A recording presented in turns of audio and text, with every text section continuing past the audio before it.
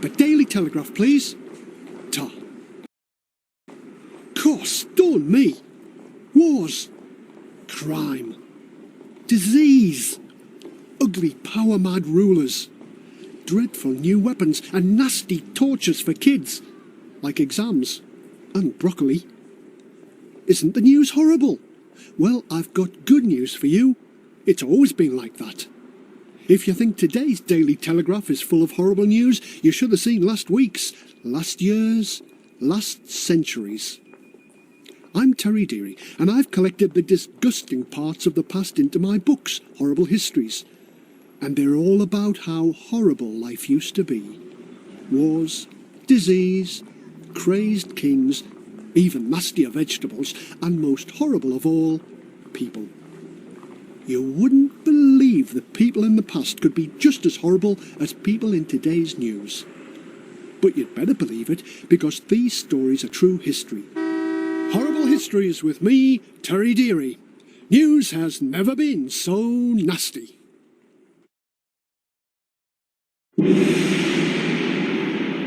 Awful Egyptians. The people of ancient Egypt could be pretty horrible. They just did not like the idea of dying and vanishing. They wanted to think there's a life after death. And to make sure they got it, they had to stop their bodies going rotten. Because, as any mummy will tell you, I can't enjoy me dinner if me hands drop off and me teeth drop out. Can I? So, rich Egyptians could afford to have their bodies cleaned up and wrapped up to stop them going off. A bit like when we put baked beans in a tin. The dead rich were turned into mummies. Of course, if you're going to take your body with you in the afterlife, then you'll need all the things you had in this world. Food, clothes, treasure, and furniture. But the horrible bit was that some of the old kings wanted to take servants and pets with them. You can't expect a king to cook and clean, can you? So where would you find a pile of dead servants to take with you? You wouldn't. There were no scrapyards for the dead second-hand servants, so they took live servants and murdered them. Then they dropped them into the tomb with their dead king. That may sound pretty awful, but there's worse. They even did the same to the poor palace pussycats. And they didn't pause to think about it. This is the sort of foul fact that will give you nightmares. The terrifying tales will haunt you like the curse of a mummy. You do not want to hear what the Egyptians were really like. Oh, no, you don't. You do? Oh, very well. Here is the horrible history of those awesome ancients. Listen and see how lucky you are to be alive today, and not in ancient, evil Egypt.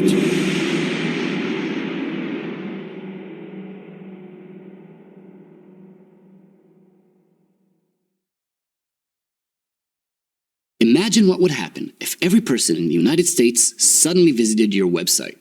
Would it crash? Awful Egyptian timeline. The Egyptians were so very ancient, we don't really know where they came from. You could go on looking for answers till you're as old as a mummy, or as old as your mummy.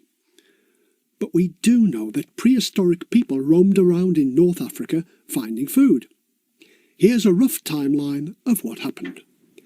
5500 BC, awesome Egyptian people begin to settle beside the Nile River. But they haven't invented the wheel yet. Which is a bit of a drag. 3000 BC, North and South Egypt come together under one king or pharaoh, and this first pharaoh is known simply as Scorpion. Did he have a poison tale to tell? And Sumerian people invent writing about the same time as the Egyptians do. Not only can we record history, we can have schools and history tests. 2650 BC, the first pyramids are built in Egypt. You can see the point. It's there on the top. These pharaohs are now gods who will look after Egypt and its people. 1650 BC, the Hyksos from Asia invade Egypt and take over the north. Where are those pharaoh gods when you need them? 1540 BC, the grave robbers were robbing those pyramids too easily. So Egyptians switched to burying their kings in tombs cut into the rock. 663 BC, Assyrians invade Egypt. You can't blame them. Egypt has been attacking Assyria for centuries. Assyrian king Ashurbanipal is a great but cruel ruler. This Ashurbanipal once described what he did to his enemies. Their bodies had the arms and legs cut off, and I fed them to the dogs, pigs, wolves, and eagles. I fed them to the birds in the heavens and the fish in the oceans. What was left I had taken and thrown into heaps. Ashurbanipal didn't even let the dead escape his revenge. The Egyptians were sure the dead had to rest in peace, so Ashurbanipal said, I broke into the tombs of the old kings and let in the sun. I carried their bones back to Assyria. I stopped the priests giving them sacrifices so their ghosts would be tormented.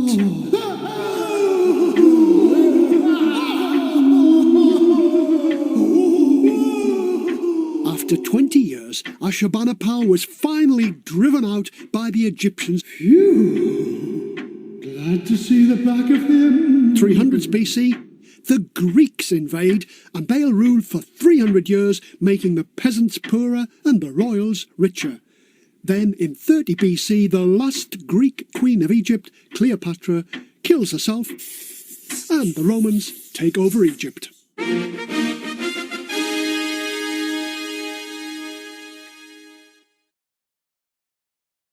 One simple but brilliant trick to heat your home in 90 seconds and save thousands of pounds on your heating bill this winter. This genius way to heat any room for almost zero cost is taking over the market like crazy in the UK. An ingenious college... My eardrums. You couldn't get a smaller gong? No, okay, yeah. Funny pharaohs. Around 5500 BC, the awesome Egyptians moved into the land by the River Nile. Every year the river flooded and left lovely squidgy mud covering the fields for a few miles on either side. Lovely squidgy mud that was good for growing crops.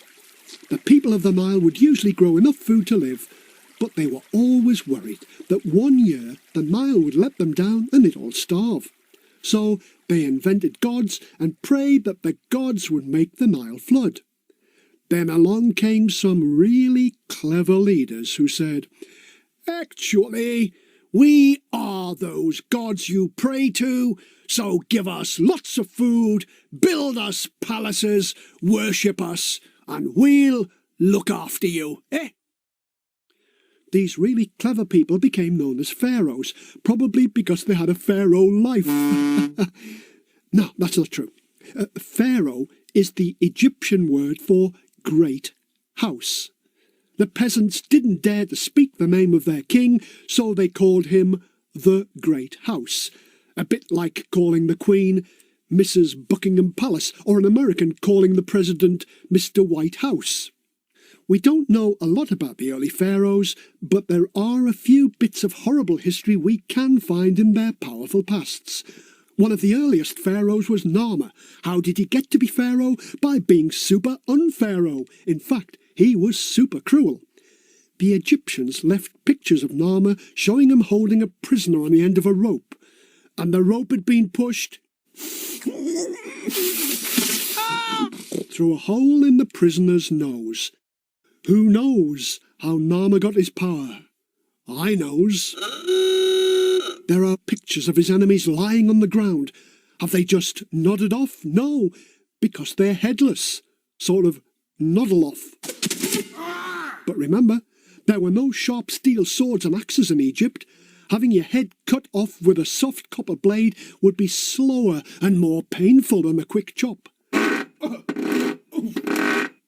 The Then along came Djoser. He's important because he built the first of the great pyramids. He died and was made into a mummy. But Djoser was king of both Upper and Lower Egypt. To keep both parts happy, he had to be buried in a north tomb and a south tomb. His body was buried in one tomb, but his liver, stomach, guts and lungs were buried in a separate tomb. He was buried with food for the afterlife. But imagine what happened when his spirit got hungry. It sits up in the afterlife and says, "Oh, where's me dinner?" And there, on the table, he finds a dead cow. He says, "Yummy cow burger." Then he looks down and says, "Hang on, where's me stomach?" He'd have to go for a spooky stroll to the South Temple, pick up his stomach, slap it back in, then go back to the North Temple for his grub. When he'd finished, he'd have to drop his stomach off at the South Temple and... Oh, you get the idea. Imagine sitting down to a school dinner and then having to cross the school playing fields and back to get your stomach. You'd be gutted. Oh, and the next pharaoh I want to tell you about is Khufu. Khufu has the biggest pyramid, the biggest ships in Egypt, and the biggest statue. Not exactly a statue of Khufu, but Khufu's face is on the face of the monster Sphinx statue near his pyramid. You may not like to have your face stuck on a monster, but hey, maybe it already is. Well, when Khufu was dead, his son had 2 ships buried beside his pyramid. The ships were found in 30-metre pits, and the ships were over 40 metres long. "Hang on," you say. "Hang on a minute." Then you say, "If the ships are 40 metres long, then they won't fit a pit that's 30 metres long. Ha ha! Horrible history's got it wrong." Of course, there's a simple answer. The ships were taken apart before they were buried. What was found was a ship kit pit. Try saying that with a mouthful of marshmallows. The spirit of the ship would carry the spirit of Khufu to the afterlife. Of course, we don't know why they were buried a few years after Khufu, or why there were 2. There's a famous story about Pharaoh Khufu, but just because the stories from ancient Egypt were written down, it doesn't mean they were true. One day, Khufu called for his top slave. "There you are, slave." "Yes, boss." "How's my pyramid going along?" the pharaoh asked. "Is it going to be the greatest pyramid ever built?" But Neria had some bad news. "Oh, it's not coming along at all, boss. The workers won't work because you've run out of money to pay them." Khufu was furious. "Egyptian curses! What am I to do? It's only half finished. There's no point in having a pyramid without a point. I'll be dead soon."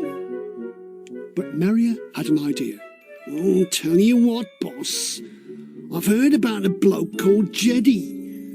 He says he's a magician who can bring people back to life. He could keep you going long enough to get your pyramid finished." "Good thinking," Khufu said. "I'm glad I thought of it. Said for Jedi." Neria warned him, "If you ask me, he's a bit of a fake.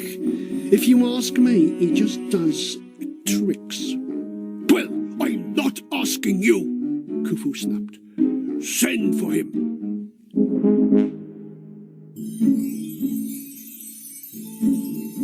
So, a bit later, Jedi the magic man arrived at the palace.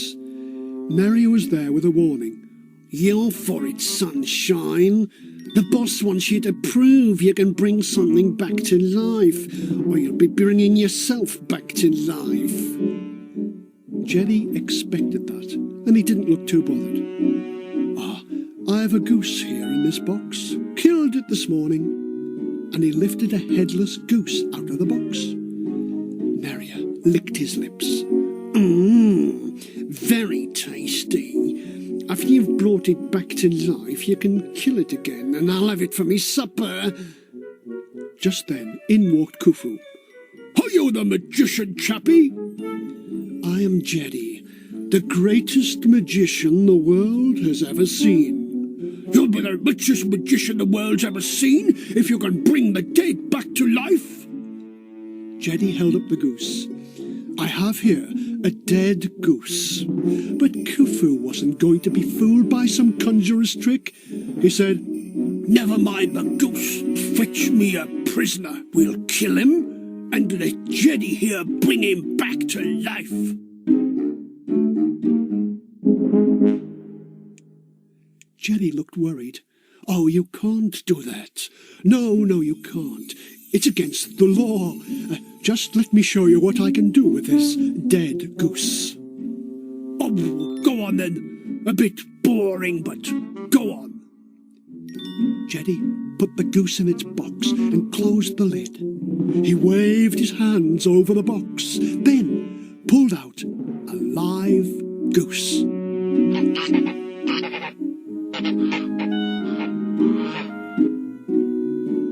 Khufu was impressed. Great stuff.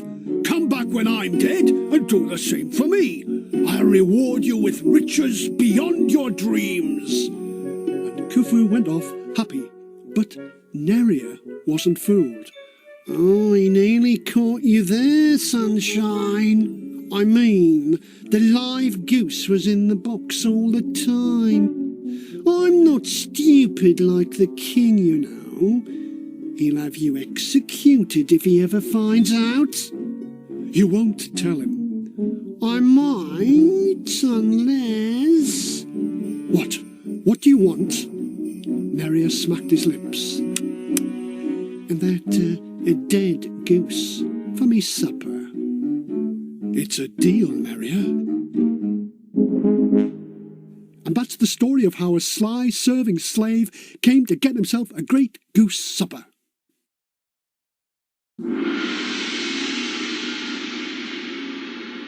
I rather wish you'd stop doing that.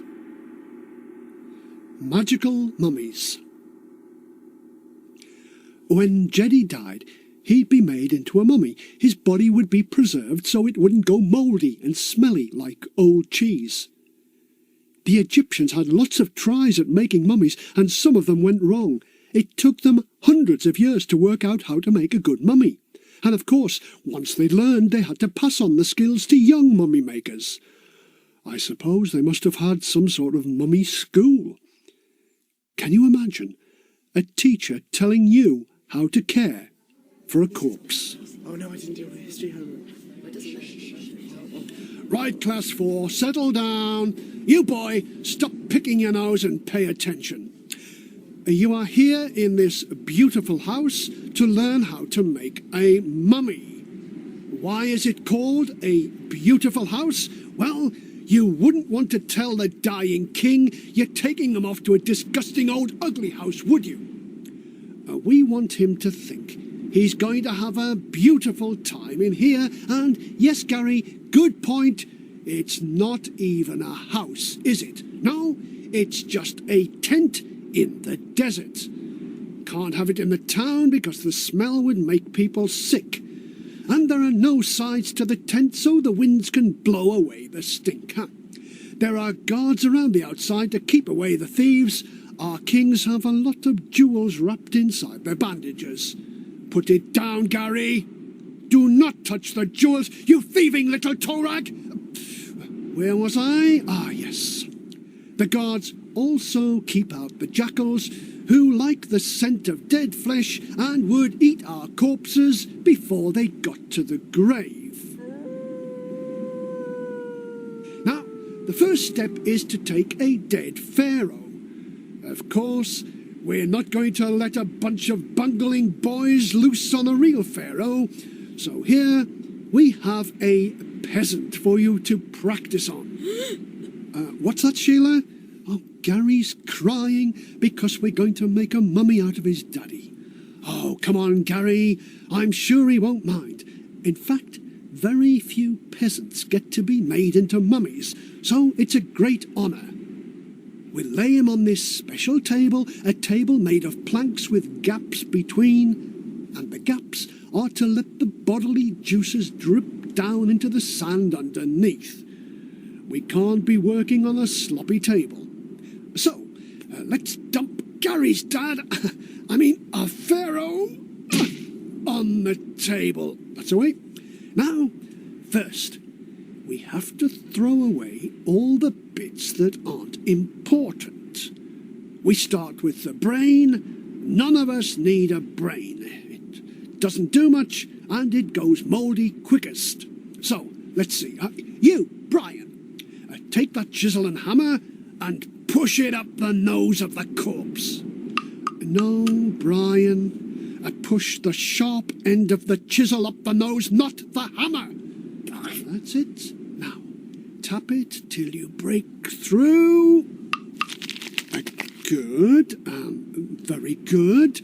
Maybe a little hard.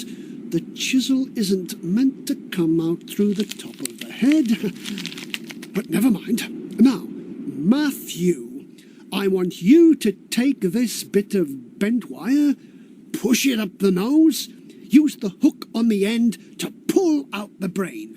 Now, if it's a problem, just swirl the hook around till his brains are as mushy as porridge, and then scoop them out with a spoon. That's good, yes.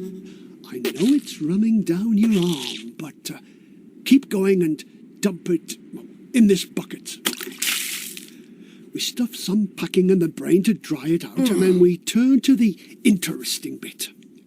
Removing the innards. Now, I want you to meet a very special person. The Ripper. No, Nicholas, he is not an ugly beggar. He is wearing a mask. Now, I take this reed pen and mark a line on the side of the corpse, like this. And now, the Ripper takes a sharp stone knife from his belt and slices along the line that I've just drawn. Watch how he stuffs his hand into the body, wriggles it around, and rips out the stomach. I take it and wrap it in a cloth. Then I pop it into one of these stone jars. They are known as canopic jars. The lids are decorated with the heads of gods. This one for the guts is Duamatef, the jackal, and for the liver, stomach, and lungs we have Imseti the man, the falcon, and the baboon.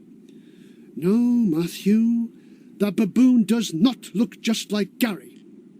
For that, you can have the job of washing out the insides of Gary's dad. The corpse. That's right. Make sure it's nice and clean.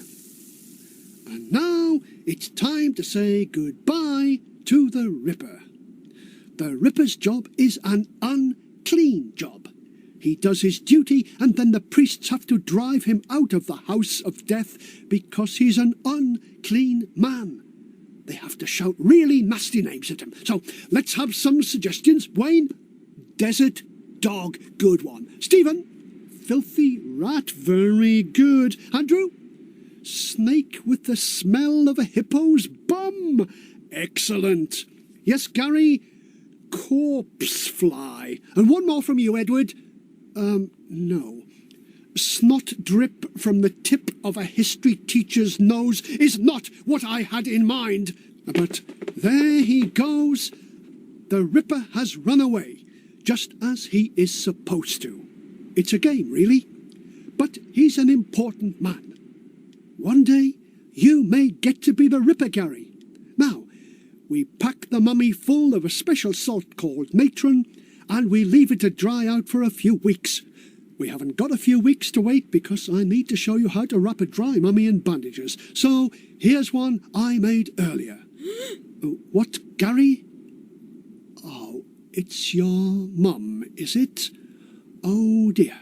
Oh, you haven't had a lot of luck lately, have you? Oh dear. Never mind. It's amazing what today's scientists can find out by just unwrapping a mummy. Pharaoh Ramesses II had a lot of black-head spots on his face, and Ramesses III was a rather fat man. Sequenenry seems to have met a rather horrible end. There was a wound on his scalp that had pierced the skull, and the face was twisted in agony. Some scientists think he was murdered in his sleep. Others think he was killed in battle. His mummy had been made quickly to stop it going off. And that would explain the most horrible find of all. Blood clotted into his hair.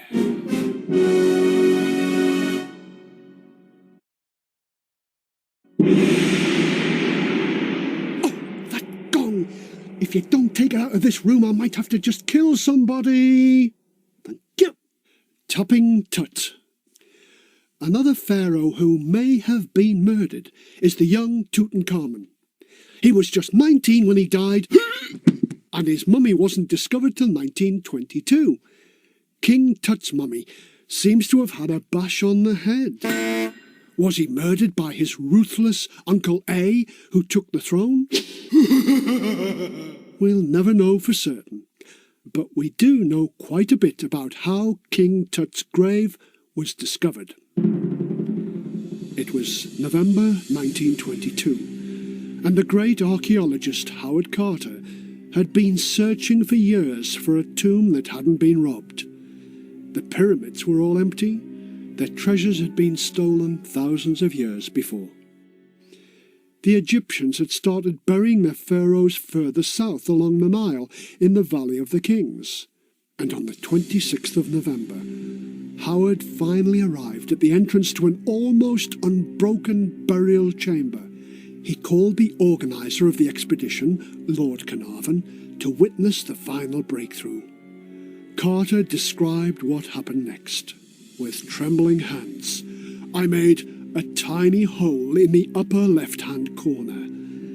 Darkness and an empty space, as far as an iron-testing rod could reach, showed that whatever lay beyond was empty. Widening the hole a little, I put in a candle and peered in. At first, I could see nothing. Hot air escaping from the tomb caused the candle to flicker a little, but as my eyes became accustomed to the light, details of the room emerged slowly from the mist. Strange animals and gods, everywhere the glint of gold. I was struck dumb with amazement. Lord Carnarvon asked anxiously, "Can you see anything?" It was all I could do to get out the words, "Yes, wonderful things." Carter spent years uncovering the most amazing and precious treasures. But had he let out more than hot air from the tomb? Had he also released a 3,000-year-old curse that the Egyptian priests had placed in the tomb to protect the king? No, actually.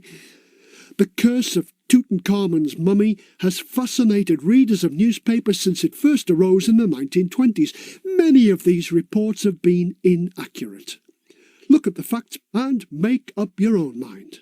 What would Howard Carter say if he came back from the dead? The number of deaths connected to the Tutankhamun mummy is high, but not so high that it proves a curse was at work. Lord Carnarvon's main archaeologist was me, Howard Carter.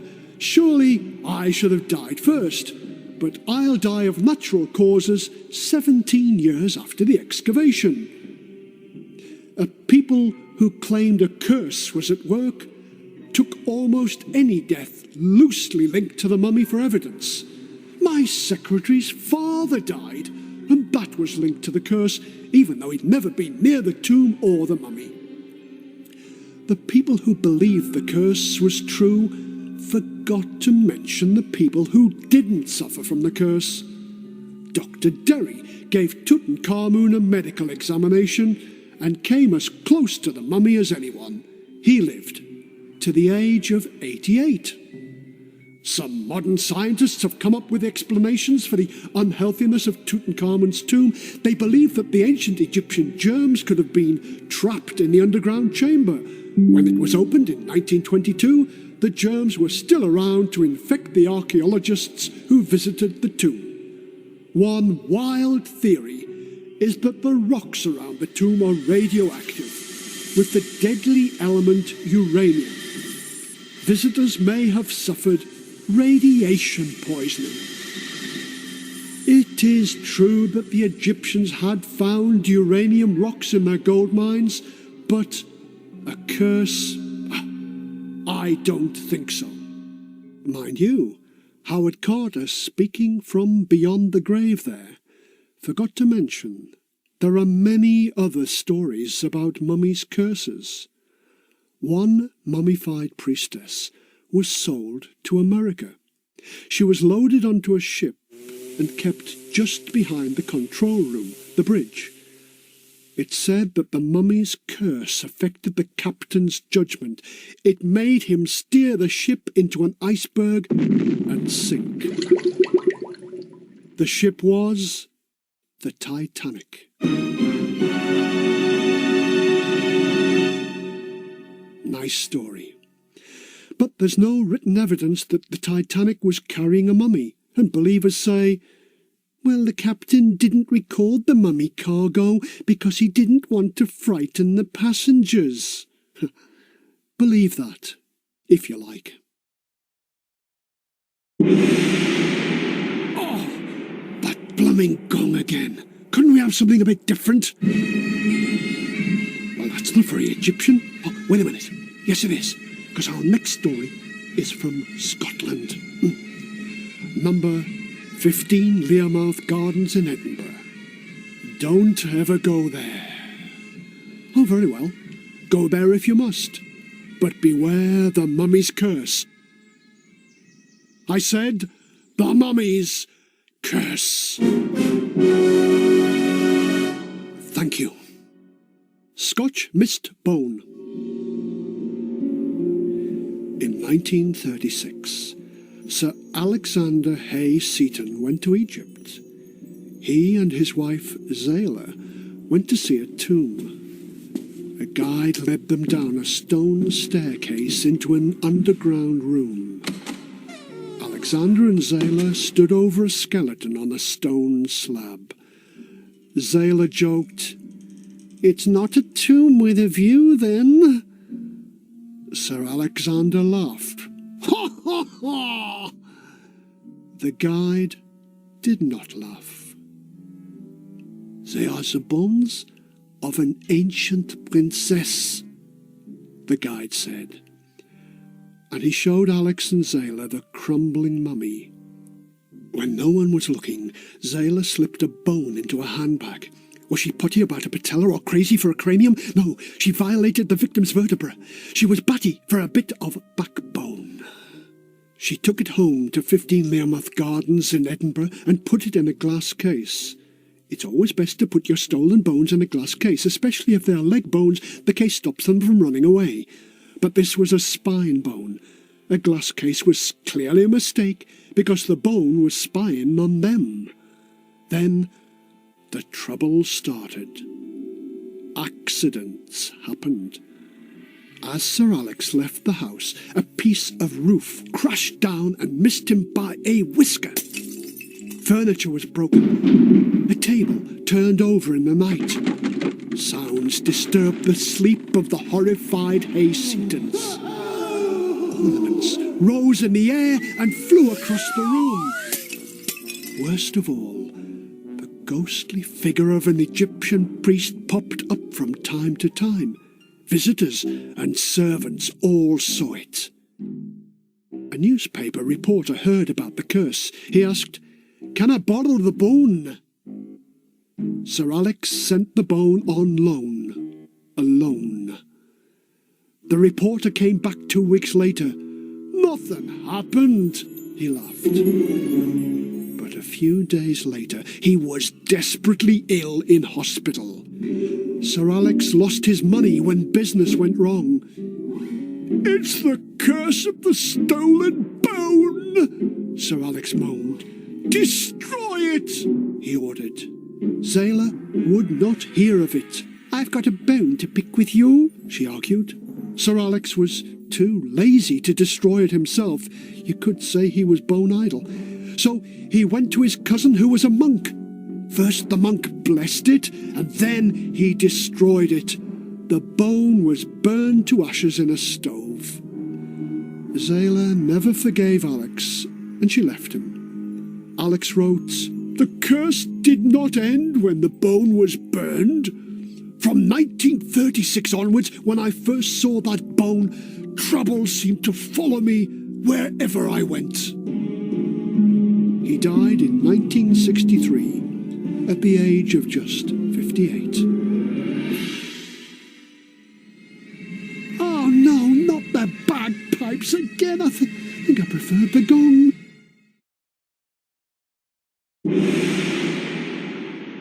Potted story of Pepi II.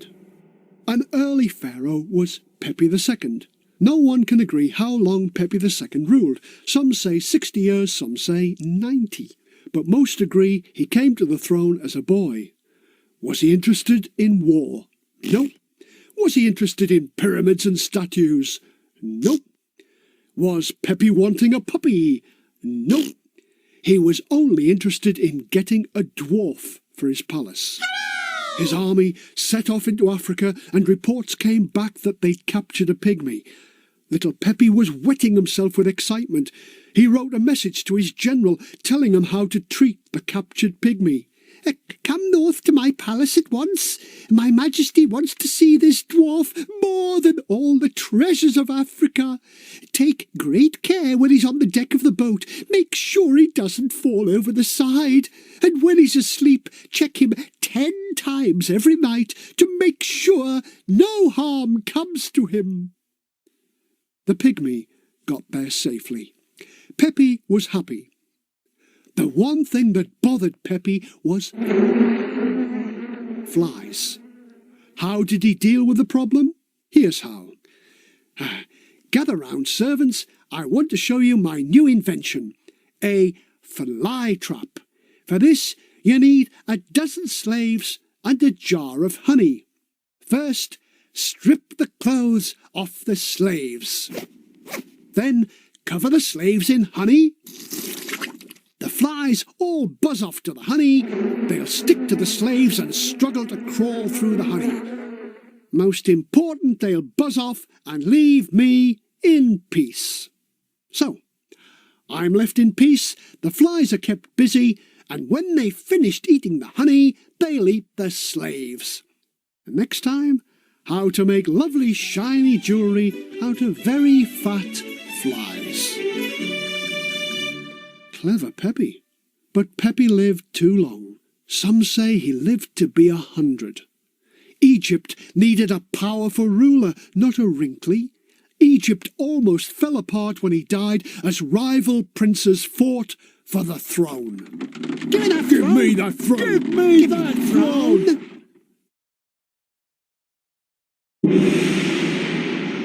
Potty pyramids. These are huge. The pyramids were built as graves for the pharaohs after they left this life. They were filled with goodies so the kings would be rich in the next life as they were in this life. People who believe the pyramids have magical secrets are called pyramidologists.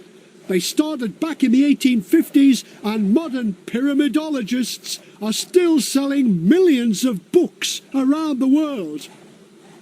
The pyramids were used only as huge tombs for the pharaohs, but that isn't a good enough story for the pyramidiots. Oh no, they've come up with other explanations. Here are some of them.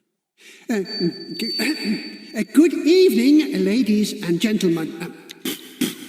Can you hear me at the back? Just raise your hand if you can't. Good. I am Professor Mindless, and I'm here tonight to tell you the secret of the pyramids. Yes, I have discovered the terrible truth about the pyramids, and I've written it in my new book, The Terrible Truth About the Pyramids, which is on sale now, price $19.99. Over the years, there have been many theories about why the pyramids were built.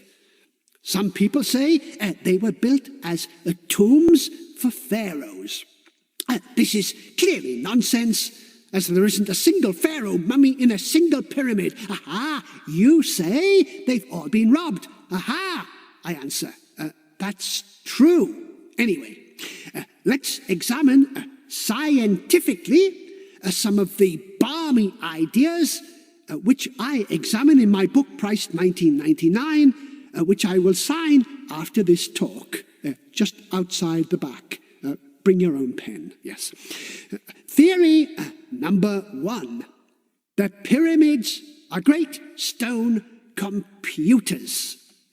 Take the length of the side and the heights and the angles, and you can calculate many things. They'll tell you how to work out the distance round the outside of a circle if you know the distance across it and all that sort of stuff. Very, very clever. But are the pyramids great stone computers? Of course they are not. The ancient Egyptians had nowhere to plug them in. Now, theory number 2 says the pyramids helped the Egyptians calculate the speed of light. The speed of light is 300,000 kilometers per second, and I don't need a pyramid to work that out. I just looked it up in the local library. See? Theory 3 says the pyramids are monster horoscopes. They tell us, for example, the world will end in 2979 AD. That's just plain daft. None of us will be around in 2979, so why would we care? And more to the pyramid point, why would the Egyptians care? Well, theory 4 is that the pyramids are observatories for studying the stars. But I can do that in my back garden without a whacking great pile of stones. The theory is piffle. Theory 5 is the pyramids were calendars to measure the length of the year accurately. Well, I don't know about you, but I have my calendar pinned to the wall of my office. Who would want to pin a pyramid to the wall, I ask you? Barbie! Theory 6 is the pyramid shape takes a lot of earthly forces and concentrates them into the center. Put blunt razors inside a pyramid and they'll become sharp. Put a piece of cheese in the middle and it will stay fresh as a fridge. I have to admit, I thought this theory was the right one for many years. In fact, I wrote a book about it which is still on sale at only $15.99. But now, I have the final theory, and it's all there in my book. I won't tell you the details. You can buy the book for that, and I will sign it. But this is the general idea. The Egyptians were simple people. They didn't have wheels or cranes, electric power or petrol engines. They could not possibly have lifted those massive stones into place. It would take a powerful helicopter to do it, and the Egyptians did not have helicopters. So someone or something helped them. Who do we know that had powerful aircraft that hovered over the earth long before we invented helicopters? That's right. Aliens! I have solved the mystery of the pyramids, and the proof is in my book, priced $19.99. The pyramids were built by aliens, probably from Mars. That concludes my talk for this evening. Please form an orderly queue, and I'll be happy to sign my new book, The Terrible Truth About the Pyramids. Thank you. Yes, all those ideas of the pyramids being calculators and calendars have all been put forward by someone at some time. And so has the idea they were built by aliens as landing sites for their spacecraft. Pyramidologists or pyramidiates? You decide.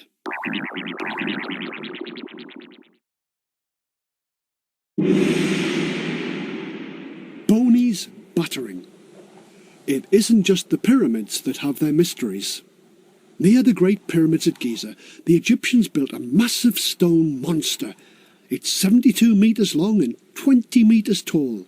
It has the body of a lion and the head of a man. Hello. The Greek name for it is the Sphinx.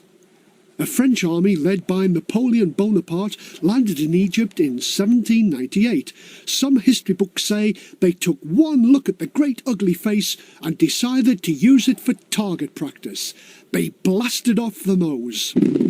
What did the old statue think of that?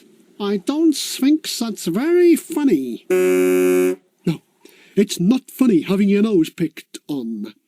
The horrible history's truth is, the French army did not destroy the Sphinx's face.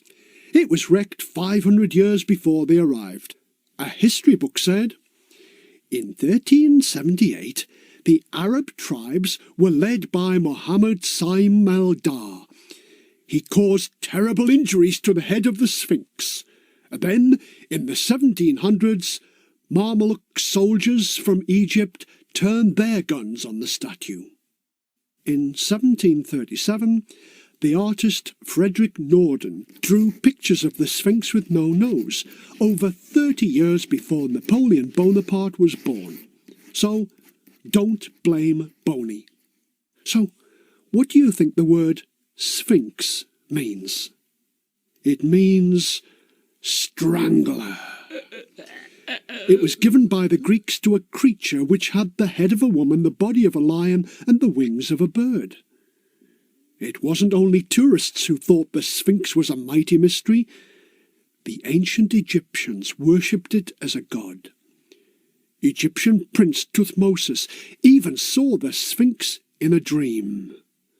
The story goes, he was having a nap between the Sphinx's paws.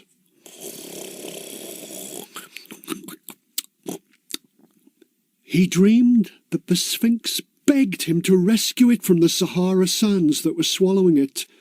Thutmose said the Sphinx spoke to him in the dream, and it said, "Look at me, gaze upon me, Thutmose, my son. I am the ghost of your father, Harmachius. I will give you my kingdom on earth. I will give you every part of the country, everything under the sun. But see, my stone body is like a sick man, for my body is totally ruined. The desert sand on which I stand is smothering me." Creepy. Oh, what? And did Thutmose dig his dad out of the sand? Of course he did. Otherwise, we wouldn't be able to see the Sphinx today. The pyramids time forgot. Egypt has about 100 pyramids, but in the country next door to Egypt, Sudan, there are 3 times as many. In ancient times, the land was known as Kush. In 1650 BC, the chieftains from Kush attacked Egypt. The king was captured, killed, and dangled from the mast of his own boat. But they were back in Egypt in 750 BC, and this time they beat Egypt in battle and ruled it for 100 years. Then they went back home to Kush and kept on building pyramids long after the kings of Egypt had stopped.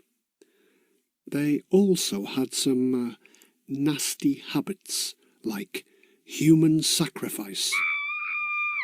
When a king in Kush died, then his ministers would set about their grisly work. Right, you men. Firstly, I want you to gather 6 wives and 6 slaves. If you can't find any cheap slaves, then prisoners of war will have to do. Got them? Good. Now, take them to the temple. It's always best to do this sort of thing in the temple. Makes it look sort of religious. Jolly good. Now, line them up. That's the way. Nice straight line. I hate those straggly rows. And now then, pick up your clubs. Very good. And smash the wives and slaves over the heads. That one's still moving, for goodness sake. If you want a job doing, then do it yourself. Give me that club. Now, pick up the corpses and lay them in neat rows in the pyramid. That's another good job done. They're going to serve their master. Weird, or what? The wives and slaves were supposed to serve the Cush pharaoh in the next life. Just so he wouldn't get lonely, they also killed dogs, camels, and horses to bury with them. There are 24 horses buried near the pyramids of Kuru. These were probably the horses that pulled the royal chariots. They had a king called Pi. Many of his people kept sheep, so he was really the first ever shepherd's pie. When King Pi died, these horses were meant to pull his chariots in the afterlife as he soared through the heavens. As they looked up, did they see their great dead king sailing through heaven? No, it was just Pi in the sky.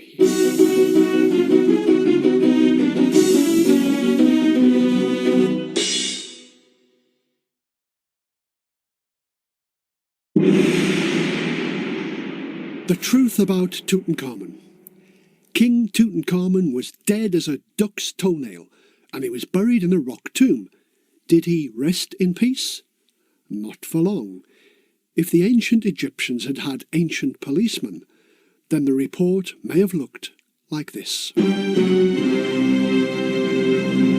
Crime, grave robbing. Address, King Tutankhamun's tomb, Valley of the Kings, Egypt. Date, 1327 BC. Report. I was called to the tomb of King T at 6 a.m. this morning. As I was asleep at the time, I was not amused, I can tell you. Another king being eaten by a croc, I groaned. No, sir, Sergeant Paneb said. King Tutankhamun's grave's been robbed. I sighed and turned over on the straw. That was yesterday, Sergeant, I said. I looked into it. I looked into the case and I looked into the grave. The robbers had stolen bronze arrowheads off the king's arrows, some fine materials and some perfume jars. But, sir, Paneb tried to interrupt. He was always doing that. They were clever, I told him. They only took things that could not be traced back to the tomb. I mean, one arrowhead is pretty much like any other arrowhead. Unless it's in your head, of course. But they can do a bit of damage, those arrowheads. But, sir, he cut in. Did I mention he's always doing that? They tried to steal some golden furniture, I went on. They thought they could melt it down. Then they found it was just wooden furniture covered in gold leaf. Ha! Threw it back into the tomb, didn't they? But, sir, Paneb cried. I shouted him down. The grave was sealed with tons of limestone chips. Grave closed, case closed, I said, and turned over to get some sleep. But, sir, Paneb went on, they've robbed it again. What? I said, and jumped off my straw bed. Why didn't you say so, you buffoon? The robbers made a tunnel through the chippings and broke in again. A tunnel? That must have taken them all night, I said, looking for my tunic and sandals. 7 hours at least, Paneb said. This time they got jewels out. No clues? I asked as I stumbled out into the morning air. Just this, sir, Paneb said. He jangled a twisted scarf in front of me. When I opened it, I found 30 gold rings. I think they were in such a hurry to get away, they dropped this part of the loot. 30 rings. Not much of a clue. By the time I got to the grave, the dead king's minister, Maya, was there. His face was like a stone statue. He glared at me. You're late, he snarled. It's never too late to catch a thief, I said brightly. It is for you, he snapped. My guards caught them running away. You have failed. He took a step towards me and poked me in the shoulder. I hate that. I will make Sergeant Peneb my new chief of police. I'm out of a job, I cried. Oh no, Maya said viciously. You have a new job. You can be the royal executioner. You can start with the grave robbers we caught. I groaned, because we all know what happens to grave robbers. Well, do we? The tomb of Tutankhamun was robbed twice shortly after his funeral, and a scarf twisted round 30 precious rings was found in the tunnel that the robbers used. We do not know if the ring robbers were caught or if they escaped, but we are pretty sure what would have happened to them if they had been caught, and it wasn't very nice. Now, if you were a pharaoh and someone was caught grave robbing, what would you have done to them, eh? A. Have them buried alive in the grave they tried to rob? B. Have them sacrificed in the temple of Barbar, the cannibal god? Or C. Have them placed on a pole with a sharp end? The answer is C. Have them placed on a pole with a sharp end. It's called impaling. But you don't stab them with a sharp pole. You lower them onto it slowly. The weight presses down on the point. The more they struggle, the further it tears it. It's a slow and painful death. You would not want it to happen to you. But you would not want to be the executioner either, would you?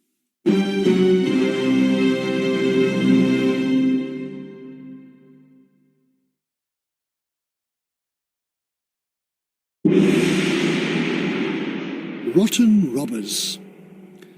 It seems as though grave robbers would stop at nothing to steal a pharaoh's treasures.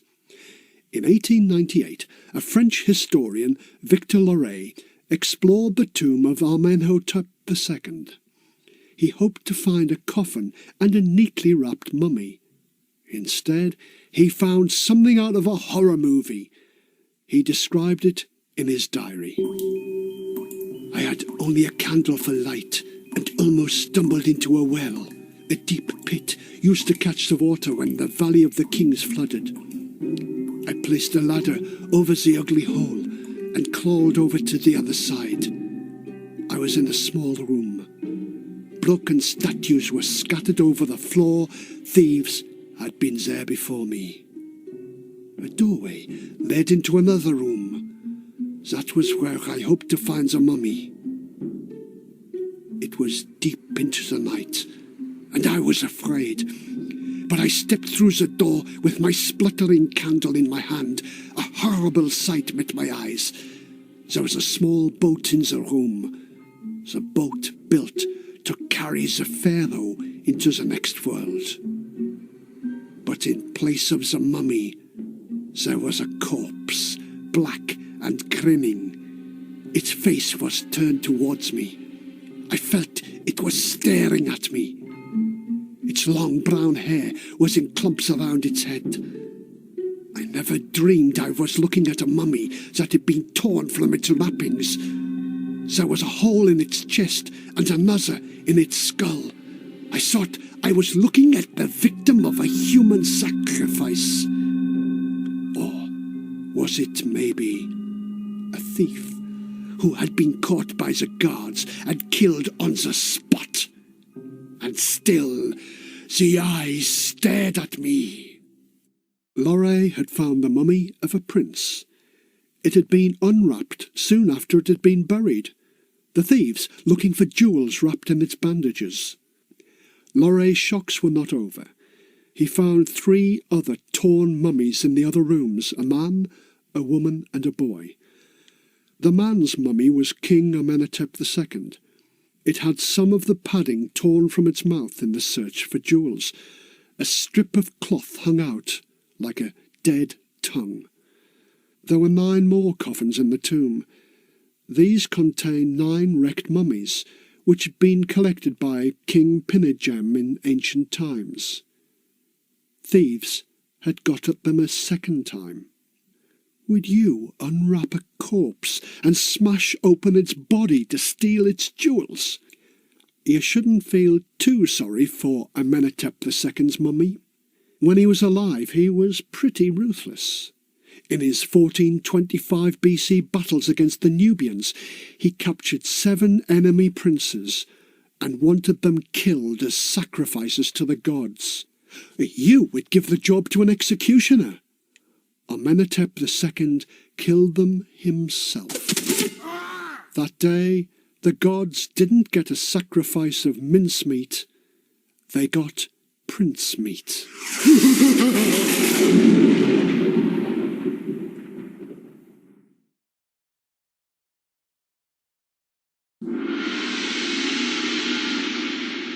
Cool Cleo. The last great queen of Egypt was Cleopatra VII. The Greeks had conquered Egypt 250 years before, and she was the end of the line, the sticky end. Cleo took the throne when she was about 17 years old in 51 BC. She then married her brother, Ptolemy XIII, who was about 12. Cleo was probably not as beautiful a woman as everyone said she was. She had a long hooked nose, a thick neck, and looked more like a man. But Cleo was clever. She spoke 9 languages, and she was the first of her family to speak Egyptian. In fact, the Egyptians treated her like a pharaoh, even though she was from a Greek family and a woman. She worshipped the gods of Egypt. Cleo married new Roman leader Mark Antony in 37 BC, but they weren't a popular couple. Mark Antony was attacked by a Roman army of Julius Caesar's nephew Octavian, and he blamed Cleo for his defeat. To escape his anger, she locked herself in a treasure house and sent a message, "Cleopatra is dead." What happened next is one of the most famous stories in history. Antony heard Cleo was dead. He went to his room, crying he'd soon be with Cleopatra. He told his servant Eros, "Kill me, Eros!" But Eros replied, "Oh, I'd rather kill myself." So Eros stabbed himself, and Antony said, "Well done, Eros. You have shown your master how to do what you didn't have the heart to do yourself." So Antony stabbed himself in the stomach. Blow me! I'm not dead! Then a messenger arrived and announced, Sir, Cleo isn't dead. It was a lie. She wants to see you." And Antony cried, "I don't believe it." Antony had himself carried to Cleo's treasure house. Cleo was afraid to open the door in case the Romans rushed in, but she and her 2 serving women let down ropes from the window and pulled him up. Cleopatra laid Antony on her bed, but it was no good. He died. Cleo was desperate. "Octavian has got me. He'll parade me through the streets of Rome like a common prisoner of war. I don't want that. I'd rather die." And Cleopatra did die. But how? Maybe not the way they tell you in the history books. The usual story, Cleo and the awful asp. Cleo ordered a feast. A man arrived with a basket of figs. Octavian's guards checked the basket and found nothing wrong with it, so they let in the delivery man. In fact, hidden among the figs was a slithering secret. A poisonous asp hidden in the basket. How did it get there? Did Cleopatra secretly sneak a snake in with a snack? But what would the queen want with a snake? Don't ask me that. She pressed the asp to her arm. Just one bite, and she was out like a light. Octavian's men found her dead on a golden bed, with her maid Iris dying at her feet. She was buried with Mark Antony, as she'd asked. We don't know what happened to the asp. You get the picture. Maybe you've heard the story. It's told in the play by William Shakespeare, Antony and Cleopatra. But is it true? Well, the horrible history truth is, no one wrote about Cleo's death at the time it happened, and the story of the asp was written 100 years after she died. So maybe Cleo didn't kill herself. It's a history mystery.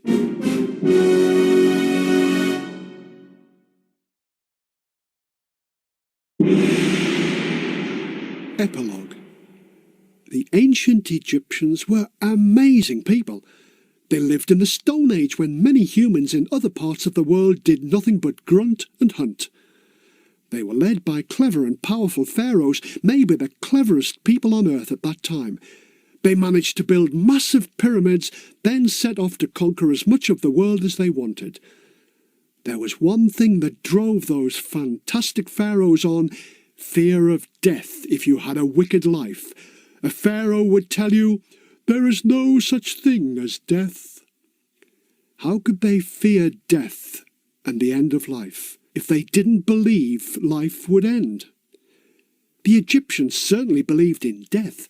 They spent a large part of their lives preparing for it. If you'd been a good person, then you went on to a better life. But if you'd been a bad person, you went on to torment and misery. But at least your spirit lived on. But worst of all was to have your body destroyed. Then your spirits would be homeless, and that would be a disaster. That's why the posh people went to so much trouble to make mummies and dig thief-proof graves. They failed. Every tomb was robbed. Many mummies were wrecked.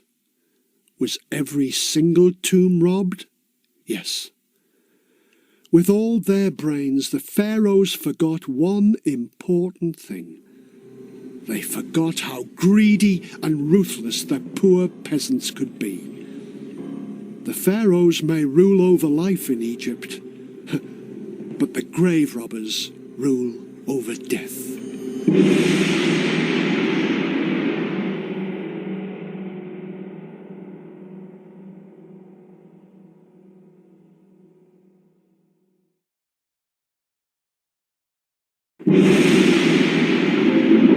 Welcome to the most horrible history lesson ever, or should that be the best ever? Bits of history that your teachers could never tell you, with all the gory bits left in. Kellogg's has teamed up with Horrible Histories, and with the writer Terry Deary, that's me, to bring you a series of disgusting tales from some of the most famous periods in history. Some of them are so foul, you may even have to hold your nose and close your eyes as you listen to them. This is one of 6 CDs in the series, available free on special packs of cornflakes, Frosties, Cocoa Pops and Rice Krispies. Each 30-minute CD is exclusive to Kellogg's, so you'll be one of the few people to know about some of the darkest secrets from the days of old. You may just want to eat your breakfast before pinning back your ears. Enjoy. Hello, I'm Terry Deary, author of the Horrible Histories books, and I'm here to tell you about a period of history that was truly horrible, the age of Queen Victoria and her vile Victorian people. Because history can be horrible. People in the past did dreadful things to one another. They still do, but in the past it was more personal. They put their greedy, grubby hands on you and grabbed what they wanted. They didn't care how much they hurt you. So the victims looked to the law to protect them, and by the 1800s, the laws had become more cruel than the crimes. I mean, if you were caught chopping down someone else's tree, you could be hanged. What sort of policeman would arrest you for chopping down a tree? Special branch, I suppose. The laws became so cruel, you could feel just as sorry for the villains as the victims. The prisons were full of poor people who pinched pennies by picking pockets. Posh people didn't have to mug and murder to make money. They owned the filthy factories and the murky mines where the poor slaved and suffered. Many mine owners didn't mind how many died in their damp and gas-filled pits as long as they made lots of money. So, in the dark days of Queen Victoria, who were the real villains? The poor pilfering people of the slums? Or the mean miserly men in their massive mansions? And how would you have got on in those terrible times? What you need is a history that tells you about those vile and villainous Victorians. Now, where will you find a history like that? As it happens, you are listening to it.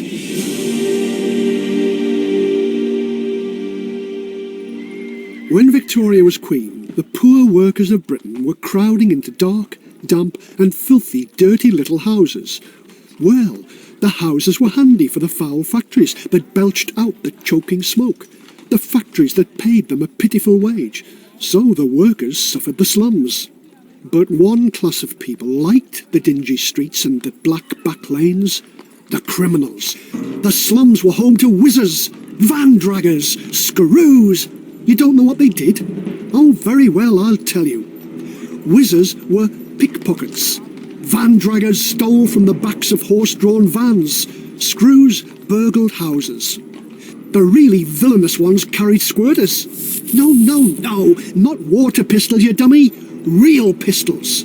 And these whizzers with squirters were not afraid of bogies neither.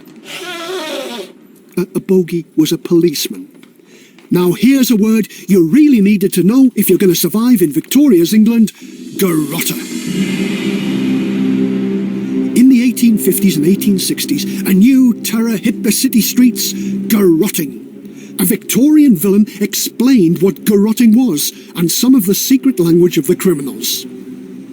I'm a Toby, you see, a Toby, a street robber. First, I pick my victim, someone with lots of drops in his pit, that is, lots of money in his wallet, and a nice kettle and tackle, of course, that is to say, watch and chain. Of course, they won't hand it over without a fight, so what do? That's when I garrots them. I grab him by the neck, and then I do a secret move known only to us well, I can't even tell you who it's known to. That's a secret too. If I told you, I'd have to garrot you. By 1863, there were 115 garrotting cases in London, and other cities were starting to copy. What did half of those men do when they weren't robbing people in the alleys? Were they teachers? No. Were they policemen? No. Were they cab drivers? No. I mean, yes, they were cab drivers. They rode in horse-drawn taxis. Sort of, first they taxis you, then they a-taxis you. Oh. A newspaper reported, "London is a battlefield of raging cabmen."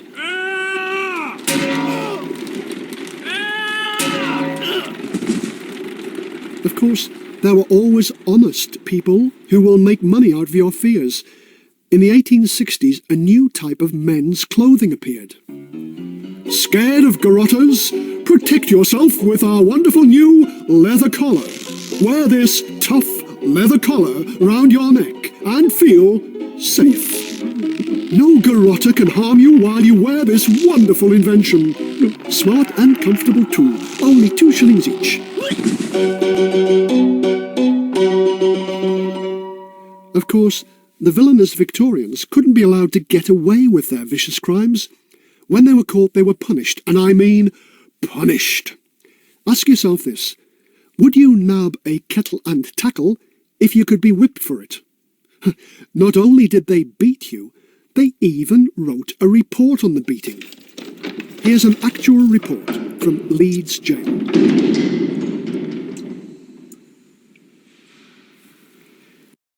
Date 3rd of January 1867. Prisoner Thomas Beaumont, aged 47.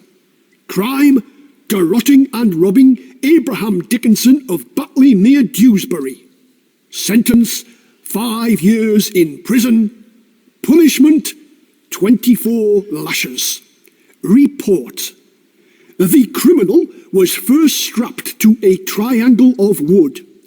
The officer used a new cat-o'-nine-tails whip, a whip with 9 strands and 3 hard knots at the end of each strand.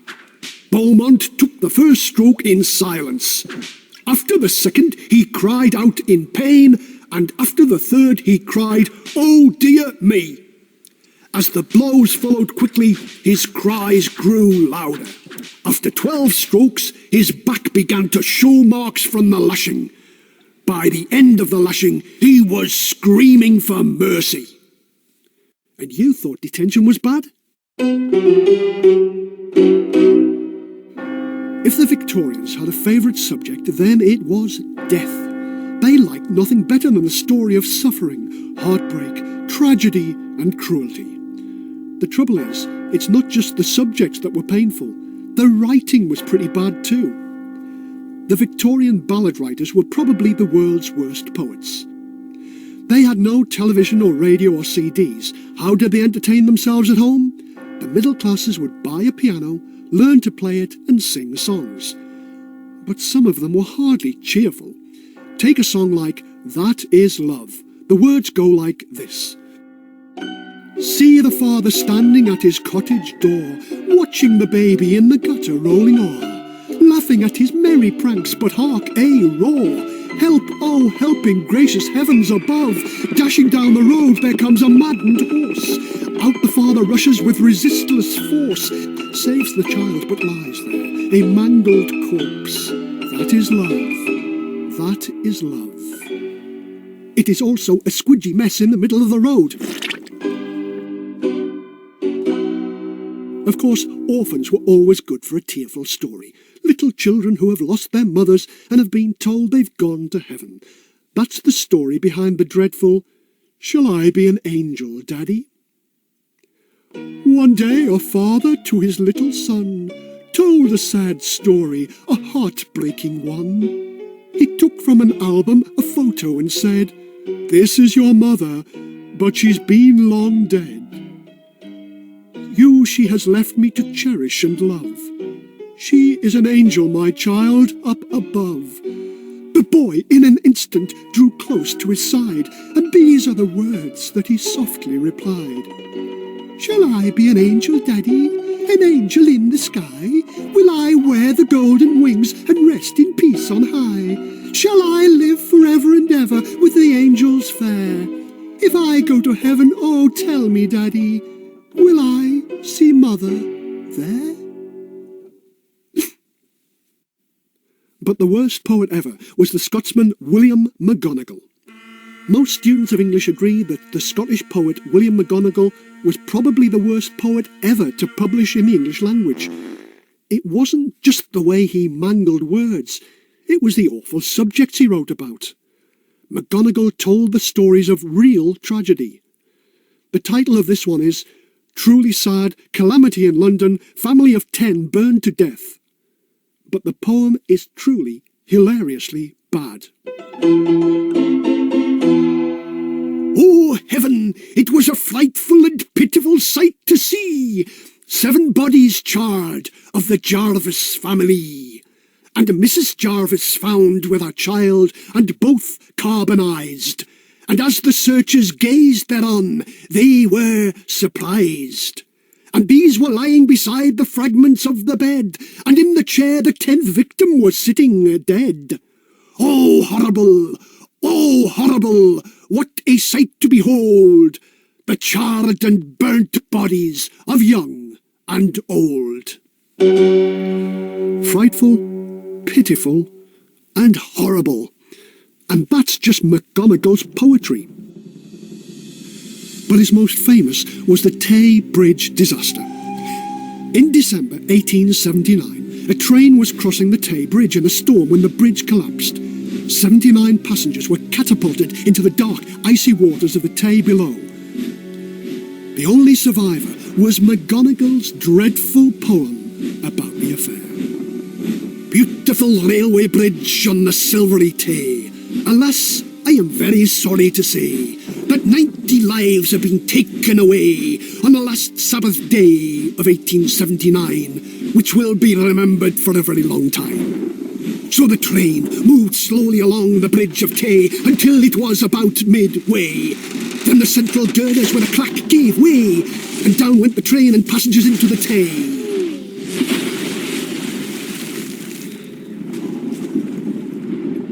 It must have been an awful sight to witness in the dusky moonlight. I must now conclude my lay by telling the world fiercely without the least dismay. For the stronger we our bridges do build, the less chance we have of being killed. On the last Sabbath day of 1879, which will be remembered for a very long time.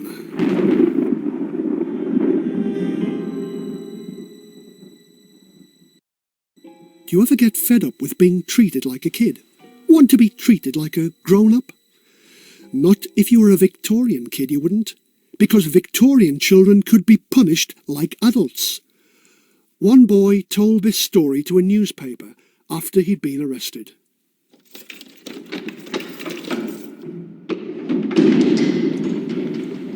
I was born near Cambridge. My mother died when I was 5, and my father married again. My stepmother hated me, so I ran away. I lived by begging and sleeping rough and made my way to London. There I'd sleep on the doorsteps or anywhere to give me a little shelter. I suffered terribly from hunger, and at times I thought I'd starve. I got crusts, but I can hardly tell how I lived.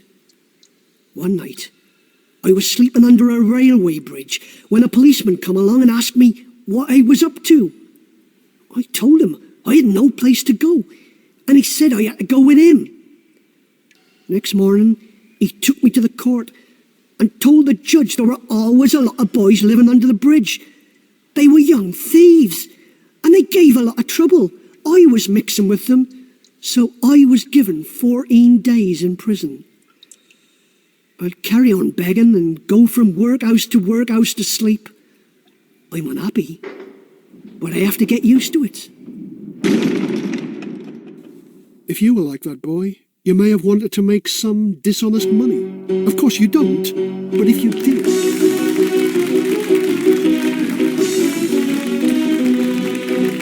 All right, ladies and gentlemen, here for your entertainment and instruction, or a few tips and tricks for you little beggars. First, let me present the shivering dodge. On a cold morning, dress in your thinnest clothes and stand on the street corner. Start shivering and pleading for money to buy a warm coat. And top tip, take a warm handkerchief and cough into it as if you're ill. The shivering dodge was a favourite of Shaking Jemmy. He went on shivering so long he couldn't stop himself, even when he was in a warm house. Thank you. And then we have the Lucifer dodge. Take a tray full of matches, called lucifers, to sell on the street. As a rich gent walks past, spill them, as if he's knocked them out of your hand. Scrabble on the ground to pick them up and howl your heart out. Top tip, if the gent doesn't give you money, then other people passing by may cough up a coin or two. Top tip number 2, get your little friends to gather up the matches and try it again. And again, and again. Next, we have the tea and sugar dodge. Here's what you do. Sit on the curb with 2 empty packets. Sob the following. Sob. My mum sent me for tea and sugar, but a nasty boy emptied them into the gutter. Have a stooge there who can help you out a bit. They could say, and that was his ma's last shilling. He daren't go home. Top tip, scatter a little tea and sugar in the gutter to make the story look good. Now, this dodge has been known to earn up to 18 shillings in one morning, when many working men don't make 10 shillings a week. And that brings us to the Scaldrum dodge. Cover your bare arms and legs with soap, rub vinegar into the soap, and the mess looks like ugly blisters. Or strap a leg up under your jacket to make it look as if you've lost one. Top tip, if the soap on your leg doesn't work, then stick soap in your mouth till you froth and foam. Oh, and top tip 2, if looking ill didn't help, then pretend to choke on a piece of dry bread. Take money to get ale to wash the dry bread from your throat.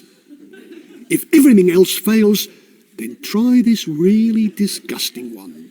The bird bread dodge.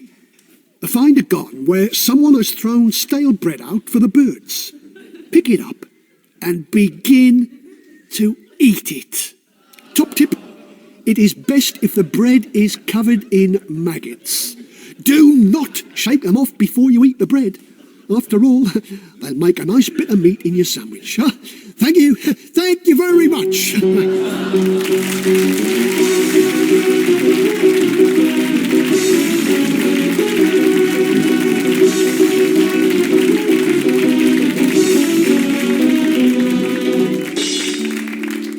Of course, begging was against the law, but it was hard to stay out of trouble because there were some pretty odd laws in Victorian times. Here's a list of crimes. Can you tell which are true and which are false? You have 2 seconds to answer true or false. If you get 7 or more, you can award yourself a Victorian stamp for your album. If you get less than 5, award yourself a Victorian stamp on the toe. Here we go. Number 1. Racing dogs along the street and betting on the winner was a crime. True or false? That's true. You would be fined £1. Number 2. Being cheeky to a teacher was a crime. True or false? That's false. Number 3. Snowballing was a crime. True or false? That's true. You could get a fine. Forgetting to do your homework was a crime. True or false? That's false. Number 5. Sliding on an icy pavement was a crime. True or false? That's true. Another fine for you. Number 6. Eating a pork pie after 9 p.m. was a crime. True or false? That's false. Number 7. A man dressing in women's clothes was a crime. True or false? That's true. James Wilson was fined 12 pence for this. Number 8. Laughing in school was a crime. True or false? That's false. Number 9. Shaking a carpet in the street after 9 in the morning was a crime. True or false? That's true. Shaking your carpet before 9 a.m. was all right, though. Number 10. Putting your tongue out at your dad was a crime. True or false? That's false. Number 11. Dumping your dead cat in the road was a crime. True or false? That's true. Dumping dead animals or rotten meat could cost you a £5 fine. Number 12. Coughing in church was a crime. True or false? That's false. Number 13. Throwing orange peel on the pavement was a crime. True or false? That's true. Dropping orange peel cost one young man a 12p fine in 1873. So, how did you score? Are you a... or are you a...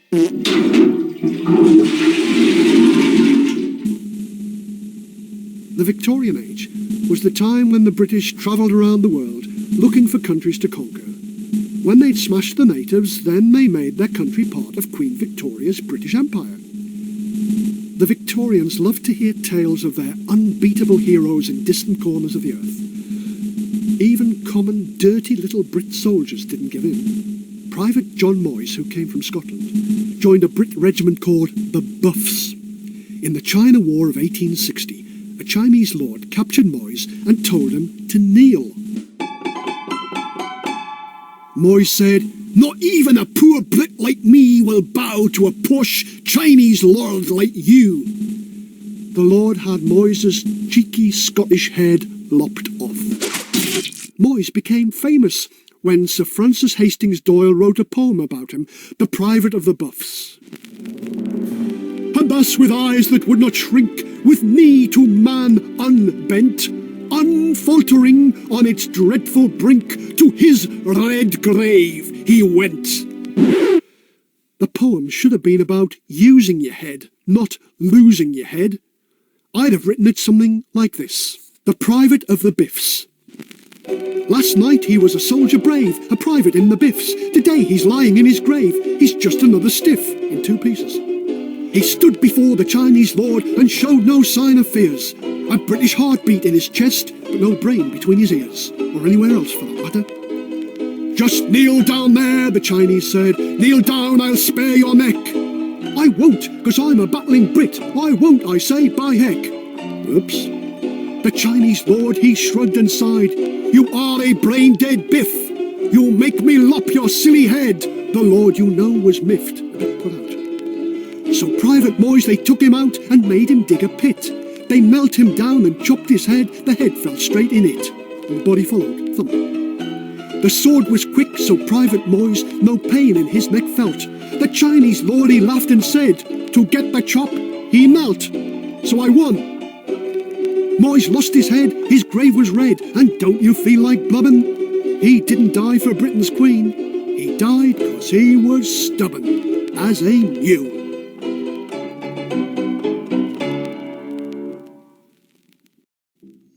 One of Victoria's empire builders in Africa was Lord Robert Baden-Powell. If you think you've heard that name before, then you may be a Boy Scout, because Lord Bob invented the Boy Scouts. That was one of his nicer hobbies. One of his horribly historical hobbies was hunting for wild boars with spears. It was known as pig sticking. He described it in one of his books. The boar is brave and tough, as fast as a horse, and he can jump where a horse cannot. He doesn't hesitate to swim a river, even when it's inhabited by crocodiles. 3 or 4 riders form a party. Beaters drive the pig out of his lair in the jungle, and the party then race after him. But for the first 3/4 of a mile, he can generally outrun them. A spear thrust, unless delivered in a vital spot, has little effect beyond making him more angry. And then follows a good deal of charging on both sides, and it is not always the boar that comes off second best. He has a wonderful power of quick and effective use of his tusks, and many a good horse has been fatally gashed by the animal he was hunting. Hang on, Lord Baking Powder. The poor horse wasn't hunting the boar, you were. Chief Scout Robert obviously had some funny ideas about sport. Look at his idea of killing a hyena. I also had a ride after a hyena with a number of Arabs. One of the most alarming games I ever took part in, for the plan was to gallop him down and surround him, and for every man then to loose off his rifle at him. A gang of men shooting at an exhausted hyena. Call that sport? That's what the posh people did. But what about the poor? What did the poor people do for fun? They killed rats instead. A Victorian writer described a visit to a rat pit. 15 rats were flung into the pit, and they gathered themselves into a mound. They were all sewer rats, and the smell that rose from them was like that from a hot drain. Then a terrier dog was dropped in, and he buried his nose in the mound till he brought one out with his mouth. In a short time, a dozen rats were lying bleeding on the floor, and the white paint of the pit was stained with blood. In a little time, the terrier had a rat hanging onto his nose, which, despite its tossing, still held on. He dashed it against the sides of the pit, leaving a patch of red, as if a strawberry had been smashed there. Time, called the owner. The dog was caught and held, and the dead ones counted to see who had won the bet. Then the lad with the rats called, "Would any gentleman like any rats?" So, which vile Victorian sport would you fancy? Pig sticking or rat hunting? Hard choice, isn't it? Of course, down here in these lovely but rather smelly tunnels, the Victorians helped encourage a new kind of rat. Get off, you rat! Only the very rich had proper toilets with water to flush away the contents into these brick sewers. The poor, even at night, had to creep to a small building at the bottom of the yard. There was a wooden bench with a hole in it. Underneath were ashes from the fire. Once a week the ashes would be collected by workers called night soil men and taken away in a cart to be dumped. The rich Victorians didn't have night soil men. No, they had flushing water toilets and those lovely new sewers, and those sewers went straight from their houses down to the river. And they didn't care what things they dug up to lay down those drains. Things like dead bodies. Yep, they dug through the poor graveyards. They moved the bodies, dug them up and moved them. And that upset the relatives. It may even have upset the ghosts. The vile Victorians even had a song about it. Ladies and gentlemen, tonight I would like to perform that tragic song, They're Moving Father's Grave to Build a Sewer.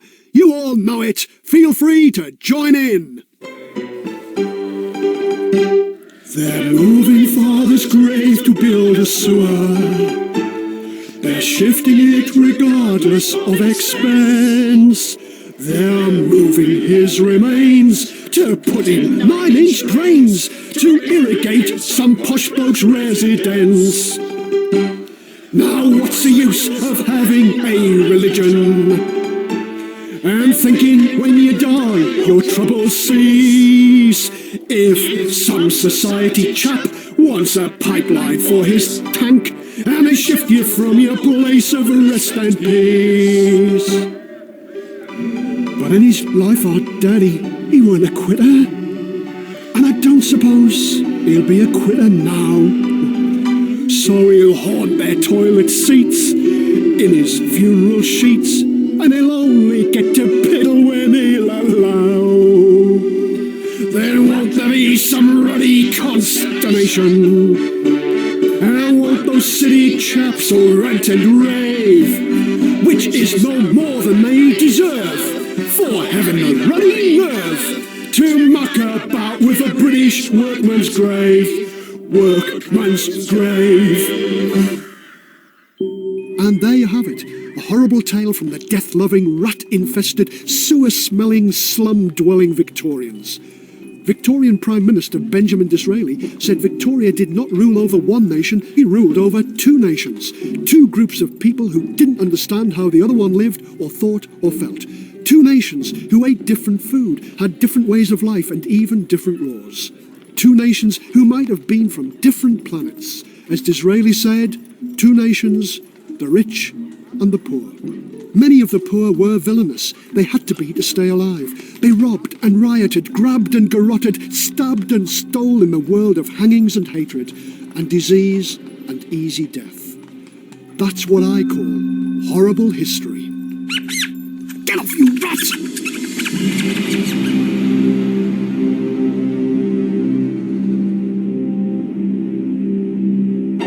We hope you enjoyed learning about the despicable goings-on of our ancestors as much as we did when we made these CDs. Don't forget to watch out for other CD audiobooks on special packs of Kellogg's cereals. You can learn about the terrible Tudors, the rotten Romans, the measly Middle Ages, incredible Ireland, and the vicious Vikings.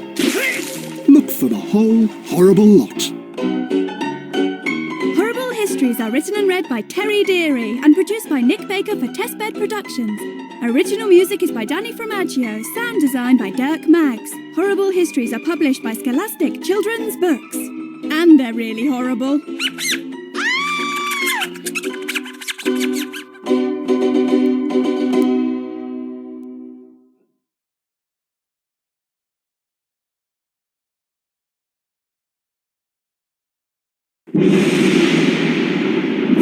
Welcome to the most horrible history lesson ever, or should that be the best ever? Bits of history that your teachers could never tell you, with all the gory bits left in.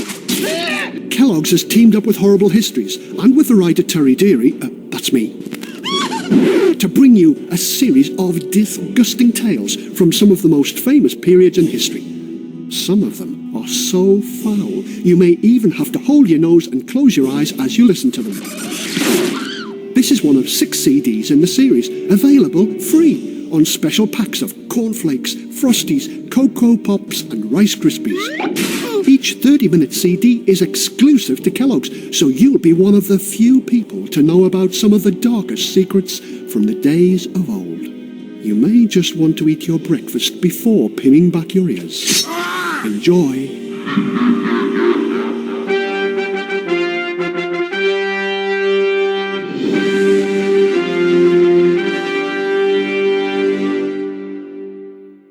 Hello, I'm Terry Deary, author of the Horrible Histories books, and I'm here to tell you about a period of history that was truly horrible, the age of the vicious Vikings.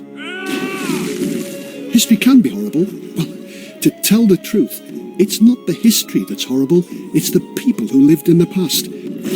You wouldn't believe some of the things that cruel and crazy, savage and silly, dangerous and dirty, foul and fierce people have done to each other through the ages. Of course, some people have been nastier than others. Some people have gone down in history as vicious. People like the nasty Norsemen who sailed from the north of Europe and went around bashing brains, mugging monks, smashing Saxons, and chopping down churchmen.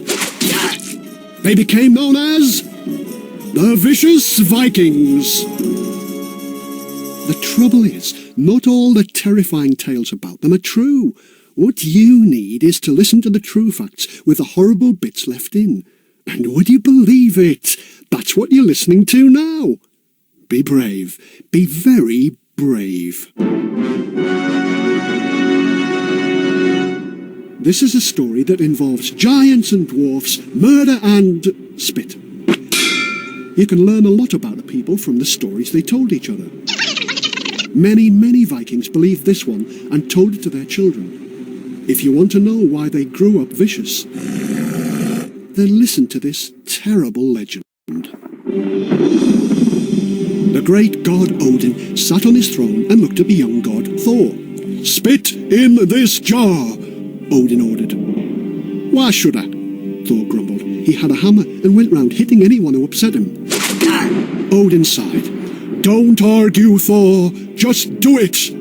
It would take too long to explain to thick Thor just what he was up to. "Look," he said, holding the jar under Thor's nose. "All the other gods have had a spit." "Gah," Thor said thoughtfully, or thoughtfully.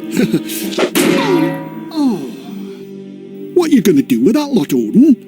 "Make a man," the chief god said. "A very special man. I need to send him down to Midgard, that's Earth, because they're in a right muddy mess down there." "Hey, so maybe Midgard needs a mudguard," Odin joked. It wasn't a very good joke, but he wasn't a very bright god. "Oh well, here goes." The hammer horror shrugged and spat into the bowl. Using his great and godly magic, Odin made a man. He called him Kvasir and sent him down to Midgard. Now, Kvasir was the wisest man on Earth. So would you be if you'd been made from the spit of the gods. He solved lots of problems for the people of Midgard. Everybody loved Kvasir. Well, nearly everybody. There were 2 brothers, Fiala and Gala, who absolutely hated him. Now, Fiala and Gala were mean, nasty, and jealous of Kvasir. Well, so would you be if you were a dwarf who lived underground with hundreds of other smelly dwarfs. And Fiala and Gala were dwarfs. "It is said that the blood of Kvasir is magical," Fiala muttered one dark day. Of course, underground all the days were dark. "Is it?" Gala asked. "It is. Whoever drinks it becomes a great poet, and we are gonna get his blood." Fiala chuckled. "We are?" "We are. Now Here is the plan. The plan? We invite Kvasir to a party here. A party? Yes, you know, a knees up with wine, and when he's good and drunk, you stab him. You stab him? No. You stab him, Fiala hissed. What'll you be doing while I stab him? Gala asked. I'll be waiting with the jars to catch the blood, right? Right. So the dastardly dwarfs carried out their plot and bled Kvasir drier than a smoked pork pie. The dreadful duo mixed the blood with honey and made it into honey wine or mead. The bloodthirsty brothers kept it to themselves, and as the years passed they grew crueler and crueler. One day they entertained Giant Gilling and his wife. He eats a lot, Fiala grumbled. A lot, the gruesome Gala agreed. Let's get rid of him. Get rid of him! I say, Gilling, Fiala said to the giant. how about some fish here? It's getting stuffy in here. How about a sail in our boat? Good idea. Giant Gilling growled. You coming, Mrs. Gilling? You go, dear. Mrs. Gilling grumbled. I'll just get seasick. Have fun. But Giant Gilling had no fun. The deadly dwarf sailed out to sea and tipped him overboard. Swim! Especially when it's stolen around my neck. I'm gonna drown. And that's the end of him, Fiala chuckled. In here? We're breaking news to Mrs. Gilling. Perhaps she'll buzz off home, The devious dwarf muttered. But Mrs. Gilling didn't go. She just sat there and cried. The tears fell on the floor and sloshed around the cave. My feet are sopping wet. Fiala fumed. My feet are wet too. So, get a large millstone and stand on the cliff above the cave entrance. When she steps through the door, just drop it on her head. Galar hurried to obey, and Fiala spoke to snivelling Widow Gilling. Would you like to step outside and see the sea? I'll show you where your darling husband met his water in. That's right, just step this way. No. After you. Now, lift a bit, right a bit back there. Right, Galar, drop it!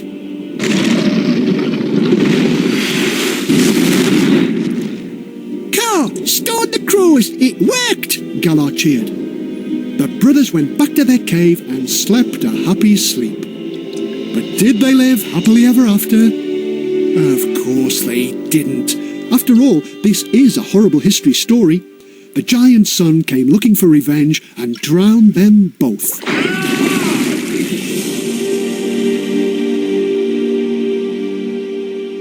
No one lived happily ever after, except the person who found the magical mead that turns you into a great poet. As it happens, I have it here. Let's see if it works.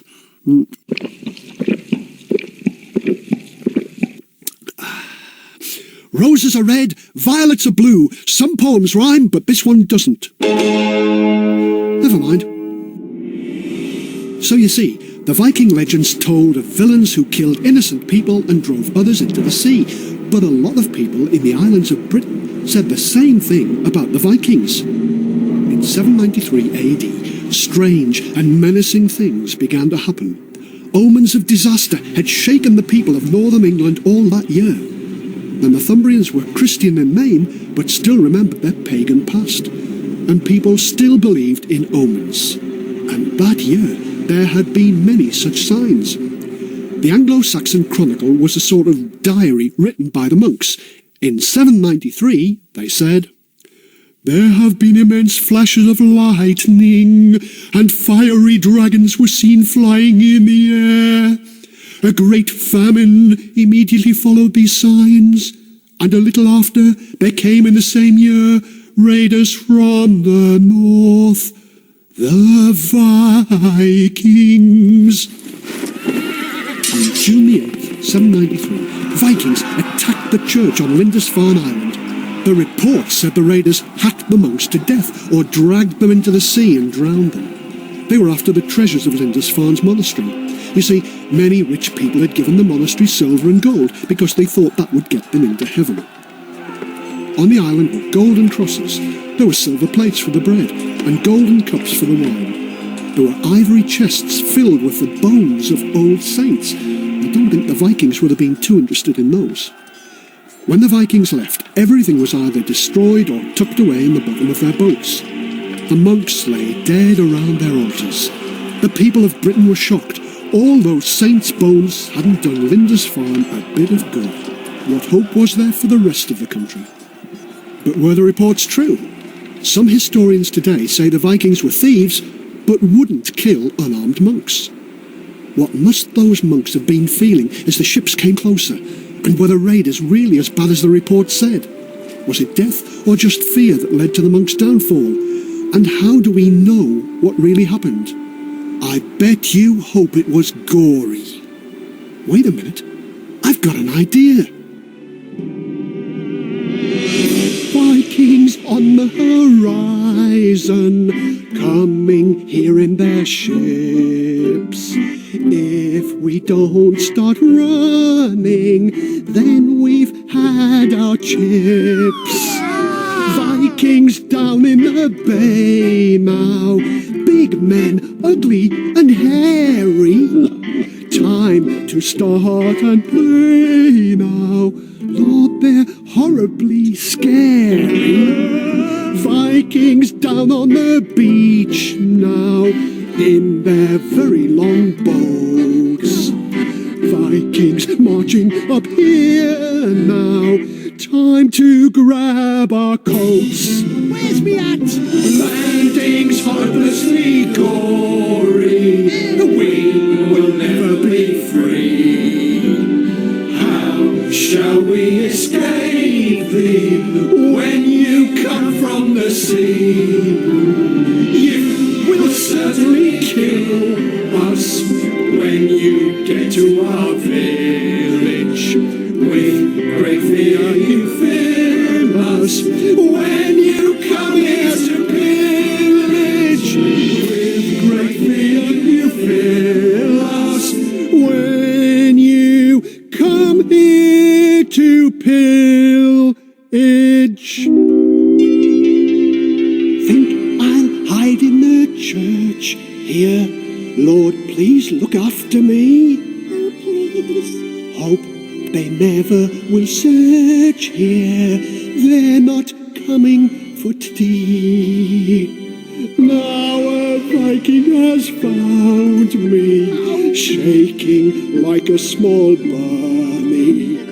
Please don't kill me, I'm harmless. Viking just thinks it's funny.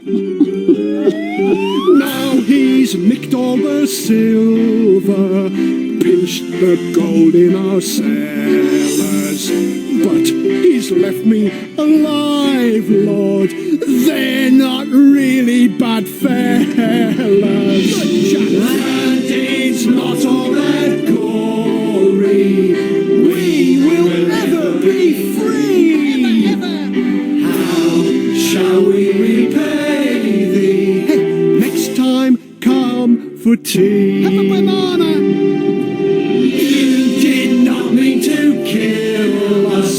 What's your pillage you get? Lord, who made thee Viking, make thee mighty yet.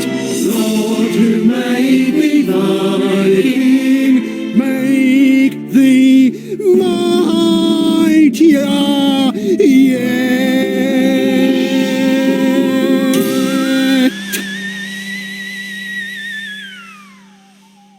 Tease up, lads. This was the first major Viking attack recorded in England. When I say recorded, I don't mean like a song. I mean it was written down. But just because it was written down doesn't mean it's true. Alcuin, the greatest monk of the day, was an Englishman, and he wrote, "They came to the church of Lindisfarne, laid everything waste with grievous plundering, trampled the holy places with polluted feet, dug up altars and seized all the treasure of the holy church. They killed some of the brothers. Some they took away with them in chains. Many they drove out, naked and loaded with insults. And some they drowned in the sea. Never before has such terror appeared in Britain as we have now suffered from this pagan race. That was how Alcuin reported the Lindisfarne raid. But wait a minute. Alcuin was in France when he wrote that. Maybe he didn't know the whole truth. Just how vicious were the Vikings? They had some odd rules and could be as cruel to each other as they were to the monks and farmers they stole from. And when they fought each other, they fought to kill. Not all fights were fights to the death, of course. The fights in the courts of Viking kings were very popular, but if a man was defeated and wanted to have his life spared, he had to go through a very odd performance. Here's what you had to do. And you join us today in time to witness Eric the Green. Here's Eric the Green trying to save his life with the help of a cow's tail. That's right, I said a cow's tail. You see, Eric has just lost a fight with Harold Finehair in this very hall, and now the crowd is gathering to see if he can escape death. If you ever get into a fight and want your life spared, here are the 8 Viking stages you'll have to go through. At this point, a cow is brought into the room. It's had all the hair shaved off its tail. It's a tame cow, but not all that tame. You'd be pretty wild if someone shaved your tail, wouldn't you? Don't volunteer to do the shaving. It's dangerous. Maybe not as dangerous as being a spectator in this hall. A few have been trampled to death this evening. If you try this at home, don't go getting yourself trampled or you'll miss all the fun. And now, the cow has its tail covered with grease. Watch it doesn't kick. And Eric the Green has stepped forward. He's putting on shoes that have, like the cow tail, been covered in grease. And Eric creeps behind the cow and is aiming to grab its greasy tail. Yes, he's done it! All he has to do is hang on while the cow charges round the room. And to make it a bit harder, the cow is being whipped. Oh, and there they go. And would you believe it? Eric is holding his own. At least when I say holding his own, of course, I mean he's holding the cow's tail. And the old cow is tiring, it's slowing down, and Eric still has not let go. The king steps forward and announces that not only does Eric get to keep his life, he gets to keep the cow. Oh, I say, the king is offering to shake hands with Eric. I don't think he should have done that. Horrible history. Of course, you really must not use this method to sort out fights in the schoolyard. It is now illegal under the 1998 Cruelty to Cows Act. The Viking life may sound exciting, but it wasn't all raiding and fighting. Most Vikings lived pretty boring lives. They farmed in the day, went home, had supper and went to bed. Usually their food wasn't that exciting. Cheese and bread, roast meat and fish soup. But there were 1 or 2 odd things that the Vikings ate that you may like to try, or you may not. Here are 10 foods, but which of these did the Vikings eat? Test yourself. Just say true or false when I name the food. Get 5 or more, and you can award yourself a deep-fried ostrich eyeball. Get 5 or less, and you can have 2 deep-fried ostrich eyeballs. And that serves you right. Ready? Here we go. Question 1. The Vikings ate seagulls. True or false? Answer, it's true. They were easy to catch in nets and they tasted very nice. 2. The Vikings ate geese. True or false? Answer is true. Nothing was wasted. The goose feathers were used to make warm quilts and feather beds. Question 3. The Vikings ate hare. The things that look like rabbits, not the stuff on top of your head. True or false? Answer, true. Don't feel too sorry for the creatures, that's life. Hare today, gone tomorrow. Question 4. The Vikings ate seals. True or false? The answer is true. They ate the flesh and used the seal skins to make clothes. What's your score so far? Question 5. The Vikings ate boar. that is wild boar like a pig. True or false? The answer is true, and no jokes here about what do you give to a sick pig? Ointment? No, we don't approve of terrible jokes like that, so I won't tell it. Where were we? Oh yes, the Vikings ate boar. True or false? And the answer is true. Question 6. The Vikings ate polar bears. True or false? The answer is true. The Vikings ate the meat and traded the white fur. Very cosy. Question 7. The Vikings ate walrus. True or false? The answer is true. They ate the flesh and then traded the ivory tusks. Question 8. The Vikings ate moose. Big deer. Oh dear. True or false? Answer, true. They shot them with their bows and arrows and used their antlers to make knife handles. Very rare these days. Very, dear. Never mind. Question 9. The Vikings ate whales. No, not the country where the Welsh live. The big grey things that spout about the sea. True or false? Answer, true. The Vikings were the first whale hunters, and it took about 15 men to kill a whale. The Vikings hated them. A whale could turn over their longboat, so they killed them and ate them. They would eat whale meat and blubber. Mind you, if I ate whale meat, I'd blubber too. Question 10. The Vikings ate horse. True or false? Answer, true or false. Give yourself a point, whatever you said. Some historians say they ate horse, some say they didn't. Me, I think they probably killed the old horses when they were useless. Maybe hit them over the head with a pony club. Oh. How did you score? Answer true to every one, and you got full marks. If you got less, never mind.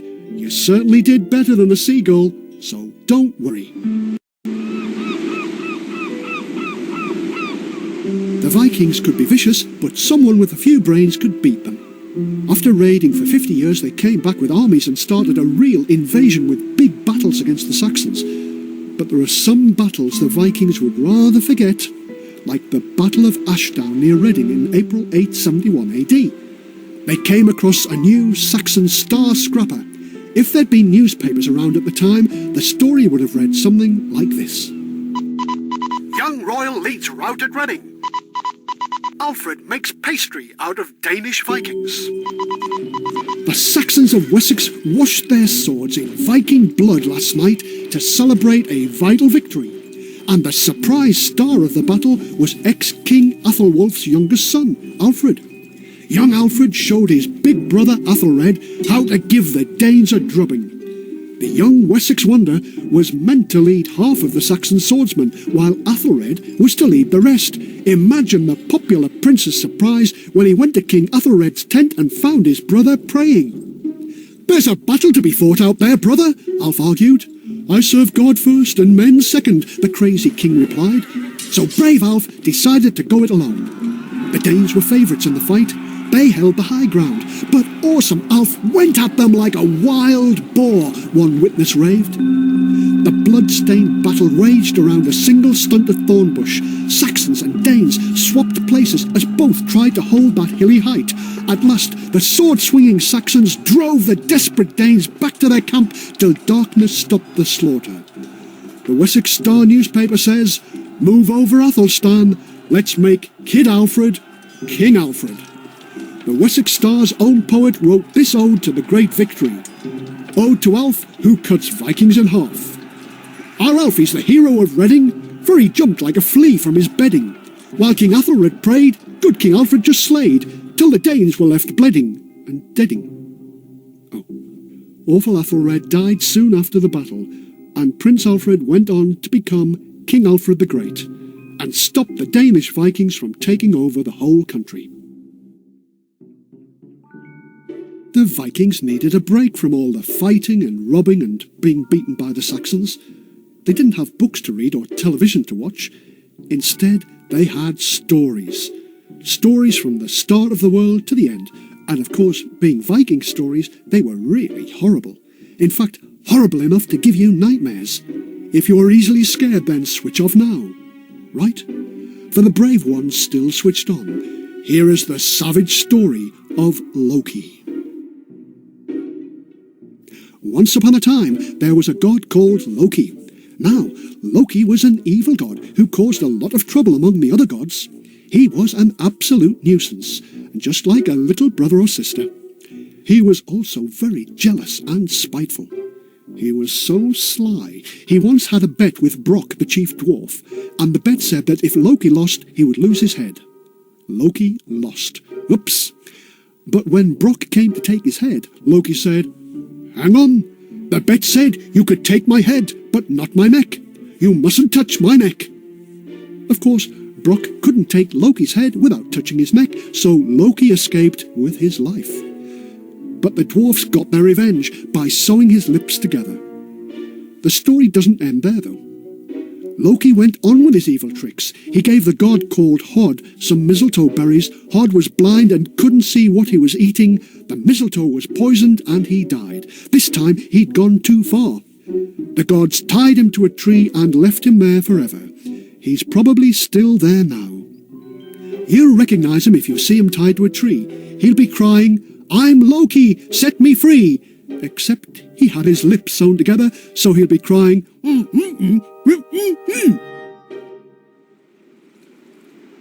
Don't think the Vikings invaded England and Scotland. Ireland and Wales then stopped. The great Viking Eric the Red sailed to America 500 years before Christopher Columbus. They went to Russia, and they sailed all the way to Italy. Italy? What was there? Well, the Viking war chief Hasstein had heard all about the riches of the city of Rome and set off to rob it with his captain Ubi. But the Vikings remembered some old Viking wisdom. The Vikings used to say, "Even the man with no hands can look after sheep." In other words, a corpse was no good to anyone. If they were going to attack Rome, then they needed a plan that would let them win, but without risking their lives. Hasstein and Ubi sailed into the Mediterranean, the first Vikings to go that far south, and they came across a city of gleaming white marble. Hasstein was amazed. "Rome," he breathed, "the greatest city in the world, but we'll never take it alive." His friend Ubi said, "And a corpse is no good to anyone." Hasstein slapped him on the back. He was delighted. "Great idea, Ubi. Get me a coffin. I have a plan." And Hasstein explained the clever plan to Ubi. The next day, the Vikings landed peacefully, and Ubi went to the gates of the city and asked to see the bishop. He told a bit of a lie. "My leader, Hasstein, is old and sick." The bishop was upset. "Poor man. Can we help?" "Yes," Ubi said. "You can christen him before he dies. He's always wanted to become a Christian, but he's never found the time or the bishop willing to christen him." The bishop was glad to help, so Hasstein was carried ashore. The bishop blessed him, then christened him by smearing the Viking leader with holy ointment and oil. Hasstein cried out how happy he was. "Now I can die a happy man. Sticky and greasy, but happy." And the next day, Ubi returned with a sad message. "Sorry, Bish, but Hastein's hopped the twig." "Hopped the twig?" "Turned up his toes, kicked the bucket, and sailed his last longboat. Shot his last elk, ate his last whelk, pillaged his last... He's dead." "I'm so sorry, my son," the bishop sighed.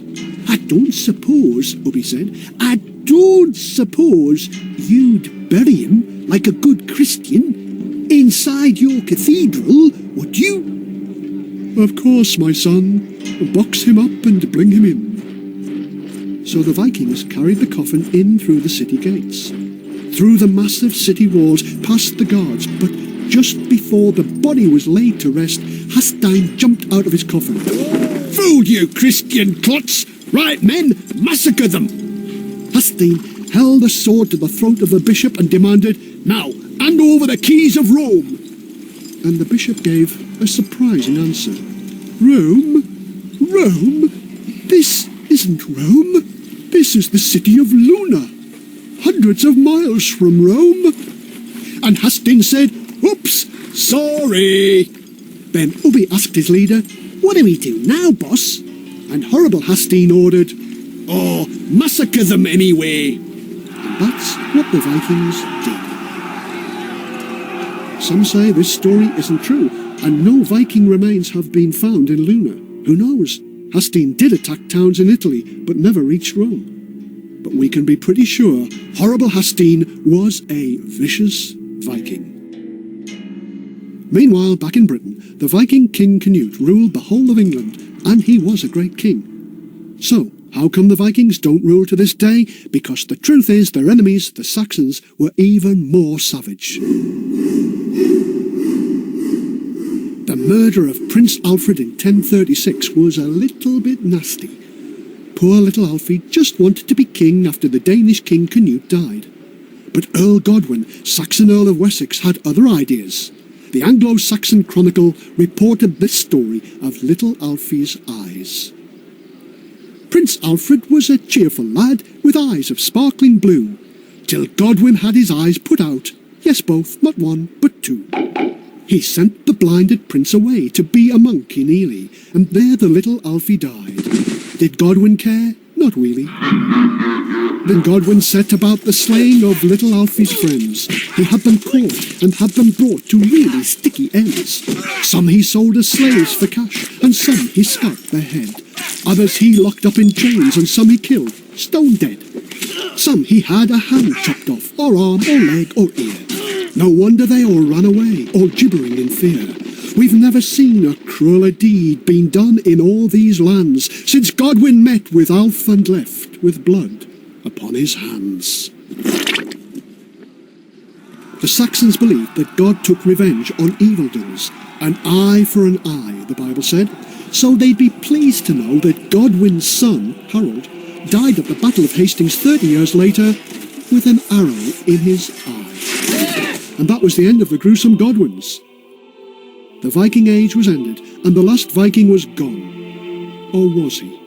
Because in a roundabout way, the vicious Vikings had won in the end. First, they conquered northern France, where they were known as Northmen or Norman. Then the Norman, William the Conqueror, invaded Britain and won. So, if the Normans were Vikings, then the Vikings conquered England. We hope you enjoyed learning about the despicable goings-on of our ancestors as much as we did when we made these CDs. Don't forget to watch out for other CD audiobooks on special packs of Kellogg's cereals. You can learn about the rotten Romans, the measly Middle Ages, the vile Victorians, incredible Ireland, and the terrible Tudors. Look for the whole horrible lot. Horrible Histories are written and read by Terry Deary and produced by Nick Baker for Testbed Productions. Original music is by Danny Fromaggio, sound design by Dirk Maggs. Horrible Histories are published by Scholastic Children's Books. And they're really horrible.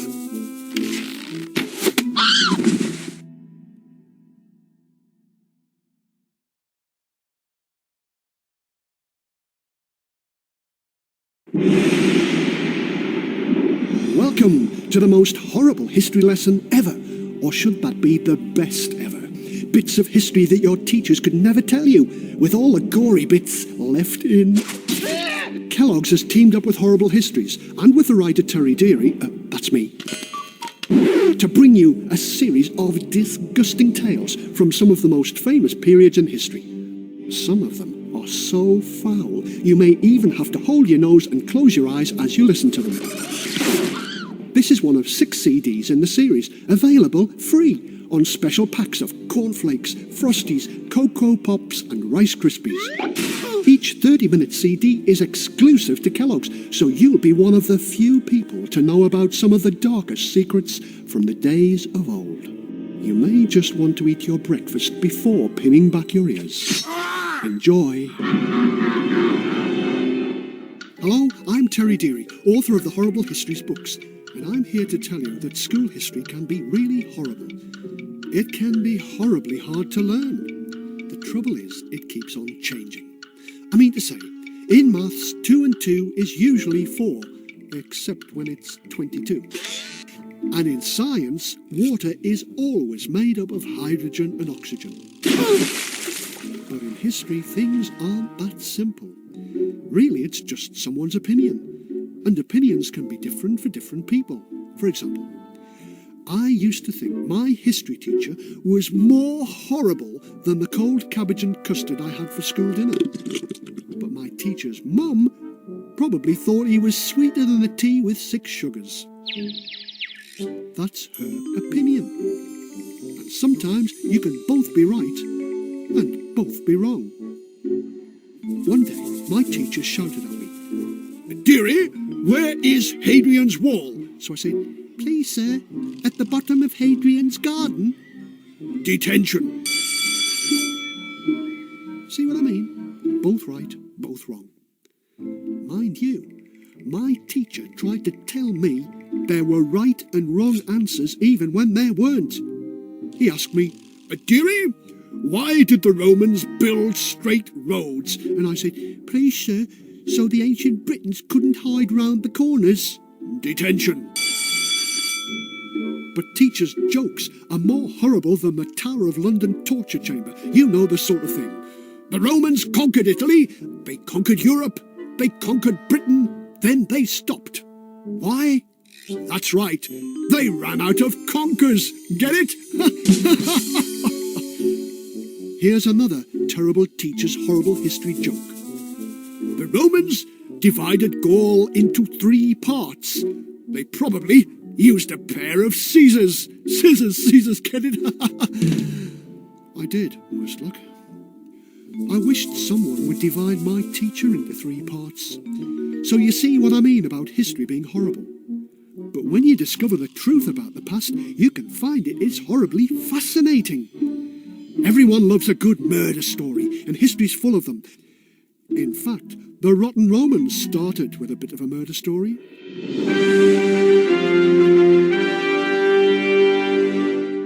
Rotten for Remus. Once upon a time, there were 2 princes born in a country called Alba Longa. Their wicked uncle decided to have them killed so he could take the throne. He put them in a trough and sent them to float down the river Tiber, where they would sink and drown and be eaten by crocodiles. Oh, all right, I made that bit up. No crocodiles in the river Tiber. Anyway, the princes didn't drown. They were washed ashore at a place we now call Rome. And as we all know, be it ever so humble, there's no place like Rome. The little boys were cared for by a wolf. A wolf! And a woodpecker.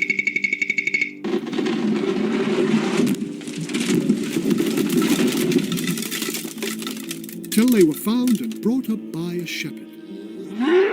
The boys grew up and formed a gang of tough young men and went back to court to sort out their wicked uncle. The uncle was shocked, but he tried not to show it. "Ah, hello, lads," he said. "Glad to see you back from that jolly little boat ride I sent you on 20 years ago." One of the brothers, Romulus, wasn't too pleased. "Boat ride? Nah, that was dangerous. We could have drowned." "But you didn't," the uncle told them. He's read all the stories. I knew you wouldn't. "I knew you wouldn't. They never do." And Romulus says, "Anyway, me and the boys have come back to kill you and give your throne back to our granddad." And that's what they did. Then the boys went back to Rome, and that's when the trouble really started. Romulus drew a line in the soil with a plough, and he said, "Right, bruv, everything on this side of the line is mine. It's my town, and I want it called Rom." Now Remus was a bit upset, as you would be. He said, "Oh yeah, what you gonna do if I cross your line then?" And Romulus said, "Kill you." Remus crossed the line and said, "I crossed it, bruv." I killed you, bruv. And then he did a little war dance. I am Romulus and this is Rome. And that's how Rome was supposed to have been founded. So what happened to Romulus? How did he build a city with his gang of lads? He didn't. They were a bit short of women for this new city, so he invited the Sabine people to a party and captured all their daughters for his men to marry. Another problem solved. In the end, Romulus disappeared in a storm, and the story said he changed into a god. The Romans had a thing about gods. They had temples where priests used to sacrifice animals to the gods, and that could be pretty gruesome. I've often wondered how you learned how to... Did they have priest schools, like we have schools? If so, I imagine it went something like this. Hello there, I'm Terence Darius, and I'm your teacher.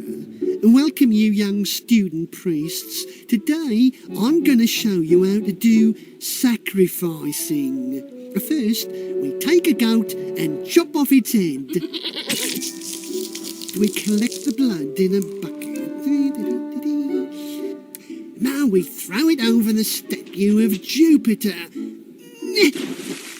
Now I'll skin the goats. Now roast the flesh. And we feed the people in the temple. Finally, I take the bloody skin and wrap it round myself. How do I look? Now I run around whipping the people in the temple.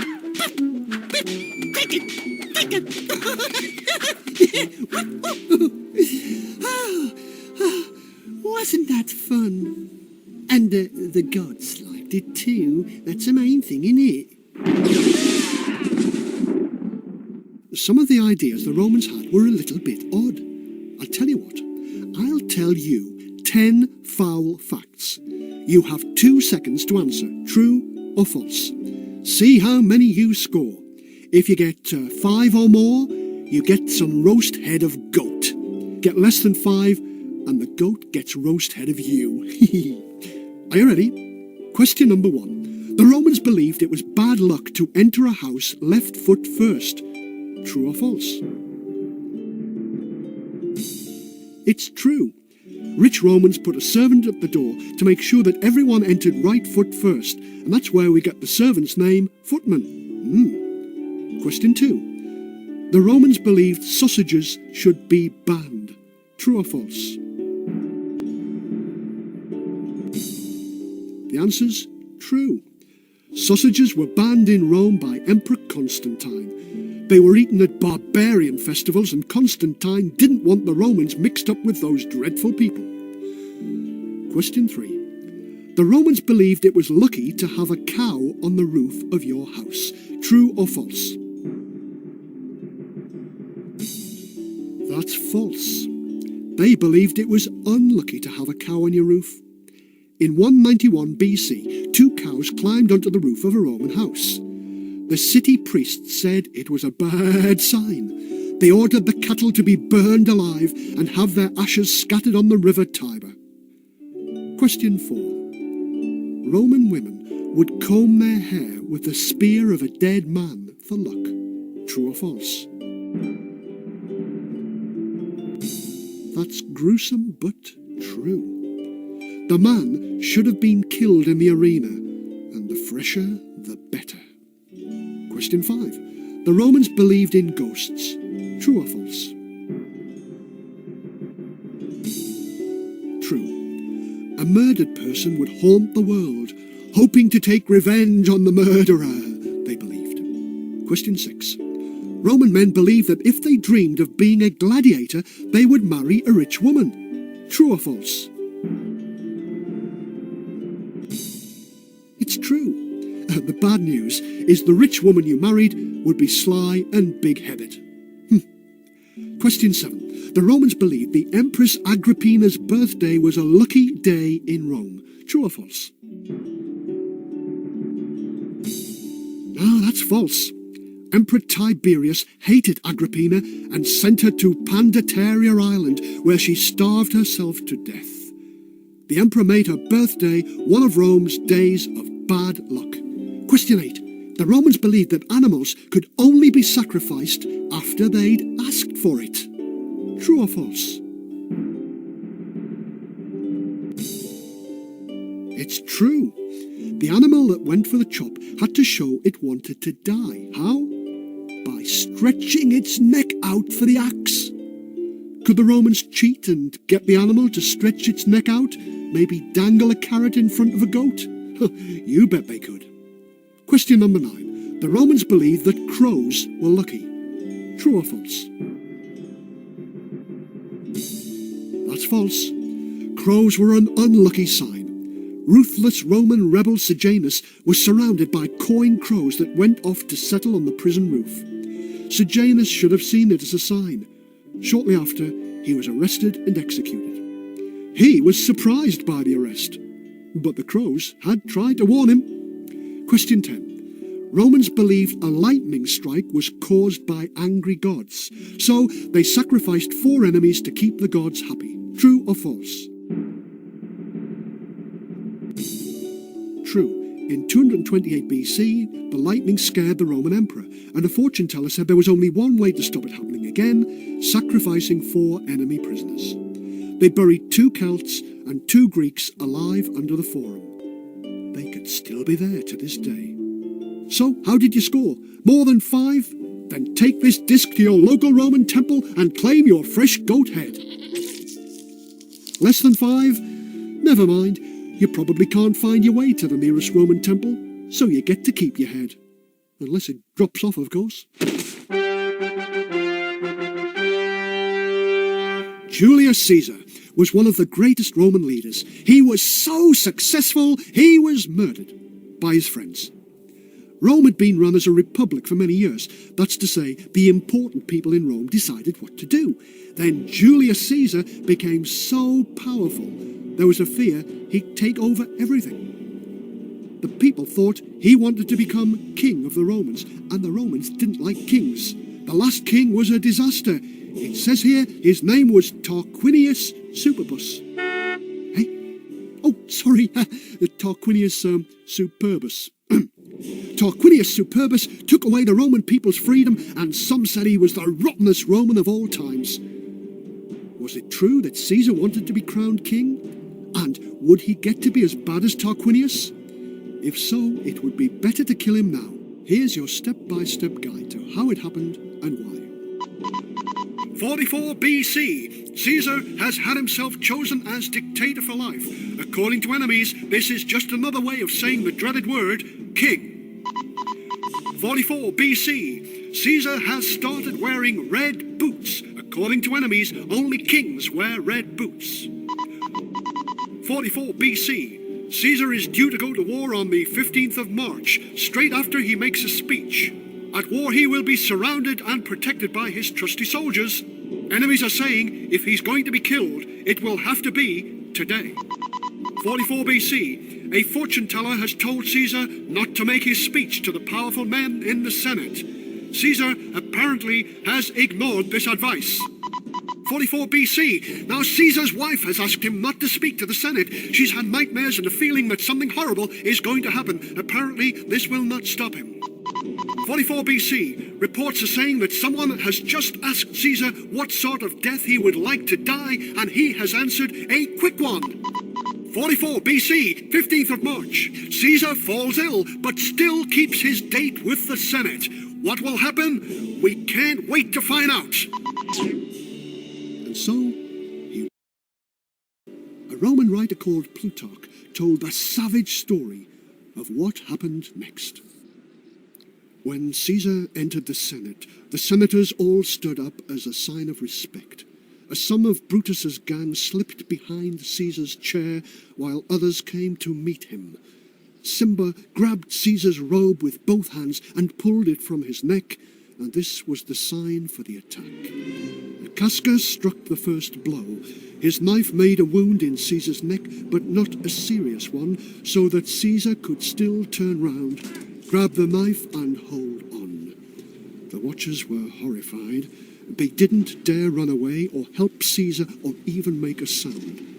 Each assassin had a dagger now. They all closed in on Caesar in a circle. They pushed him this way and that like a wild beast surrounded by hunters. Brutus stabbed Caesar in the groin. Above all others, Caesar had trusted Brutus. Some say Caesar defended himself against all the rest, but when he saw Brutus coming at him with a dagger, he pulled his robe over his head and sank down. The attackers pushed Caesar against a statue, and the statue was drenched with blood. Caesar received 23 wounds. Most of the assassins wounded each other as they fought to stick so many knives into the body. The killers made one big mistake. They didn't kill Caesar's loyal general Mark Antony at the same time. Mark Antony defeated Brutus in battle. Brutus killed himself, but that didn't stop Mark Antony avenging Caesar. He cut off Brutus's head, took it back to Rome, and flung it at the feet of Caesar's statue. So now you know how Julius Caesar got the chop. After that, the Romans decided they would quite like a single ruler after all, an emperor. Oh, emperors were some of the most horrible people in the history of the world. Mind you, the first one was Augustus Caesar, and he wasn't so bad. But he suffered one of the worst defeats in Roman history. I know most people think the Roman army was unbeatable, but they weren't. They lost one horrible battle in the north of Germany. It all started with Emperor Augustus's nephew Varus. He was such a big head. He wanted to lead an army and grab some Roman glory and make a lot of money. So Varus set off for the Rhine, where he treated the Germans like idiots. There was one idiot around, and we can imagine him writing back to his uncle Augustus. Dear Unc, Varus here. Here I am in Germany. Jolly cold it is, but those German chappies are so friendly. There's a tribe up here called the Cherusci. They absolutely adore being ruled by us Romans. Oh, yes. They've got a chief called Arminius, and he's so friendly you wouldn't believe it. Came to see me last night, offered to lead our army through this horrible gloomy forest they call the Teutoburger Forest. We'll be your guides, he said. What a kind chap. So, Uncle, we set off tomorrow. Death or glory, as they say. Not expecting death, of course. We are taking the women and children with us. We'll report back tomorrow. Nighty-night.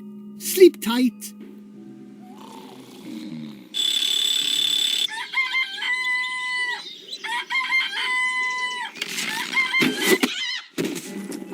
Dear Unc, not going to plan, Uncle Augustus. In fact, it's all gone jolly well belly up. We were marching along quite happily when suddenly we realised old Arminius and his men had disappeared.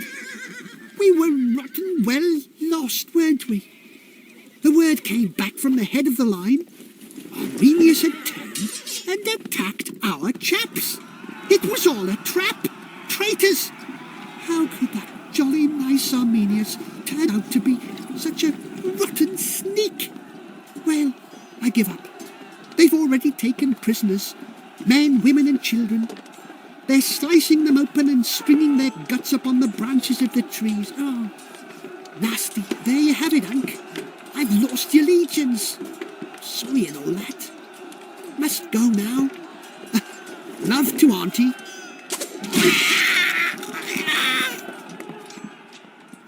News reached Emperor Augustus back in Rome, and he lost his mind with grief. He wandered round his palace for weeks. He kept banging his head against the walls and crying out, "Oh, Varus, Varus, bring me back my legions!" I liked that idea, so I turned it into a little song. Hey, I'll sing it for you if you like. It's the song Augustus must have sung when he cracked up, as he discovered his lovely legions were never...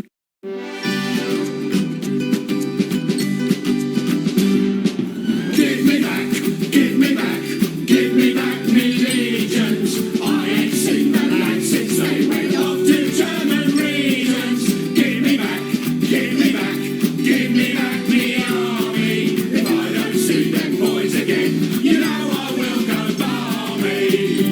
then the emperor went balmy.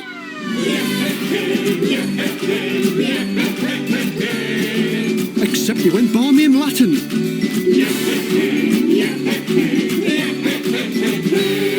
I sent my Roman boys to fight across the river Rhine, but they were ambushed in the woods by rotten German swine. The Germans beat us fair and square, there's no ifs or buts, but must they decorate their trees with my poor army's guts? Hey?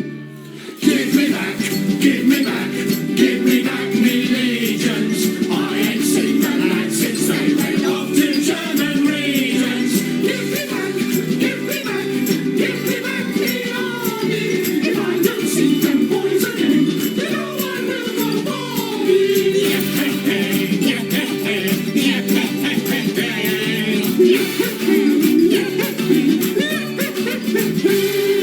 Varus said the Celtfolk like us, want us in the trees. When they got the legions there, they chopped them to their knees.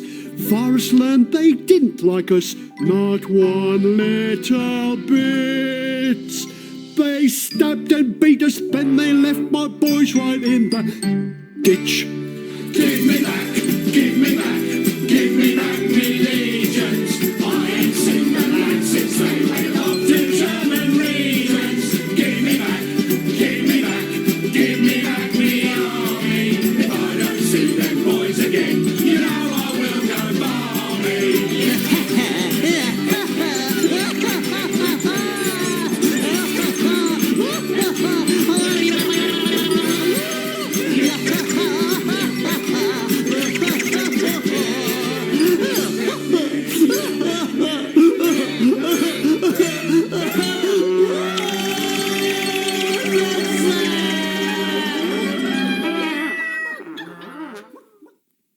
The Romans were famous for making laws. It is said that Roman law was the start of most of the law we still have today. But that doesn't mean the Roman laws were fair or free of cruelty. They weren't. One way of executing a criminal was especially nasty.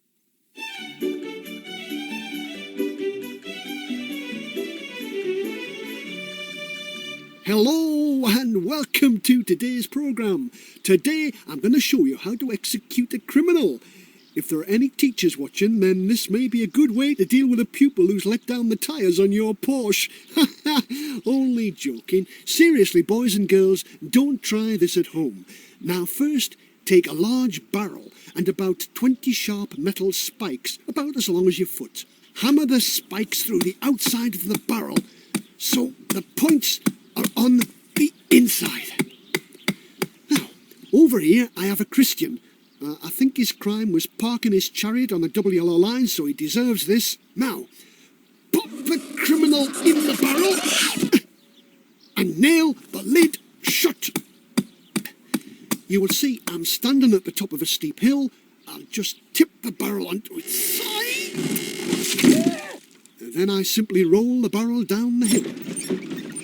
Then we'll have no more trouble with the chap. I think by now he'll understand. We don't like Christians in Rome. You could say he'll get the point. Well, that's all for this week. Tune in next week to see what we do with chicken guts.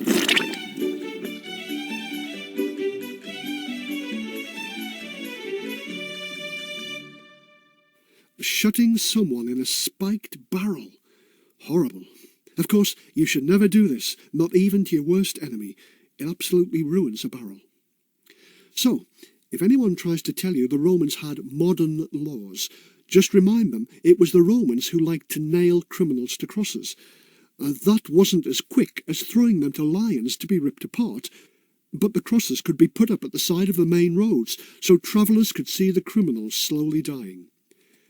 Being a Christian's often been a crime in history, but it was the Emperor Nero who really had it in for the Christians. In the year 64 AD, there was a huge fire that destroyed a large area of Rome. The Romans were angry, and looking for someone to blame, they blamed their Emperor Nero, even though he wasn't in Rome at the time.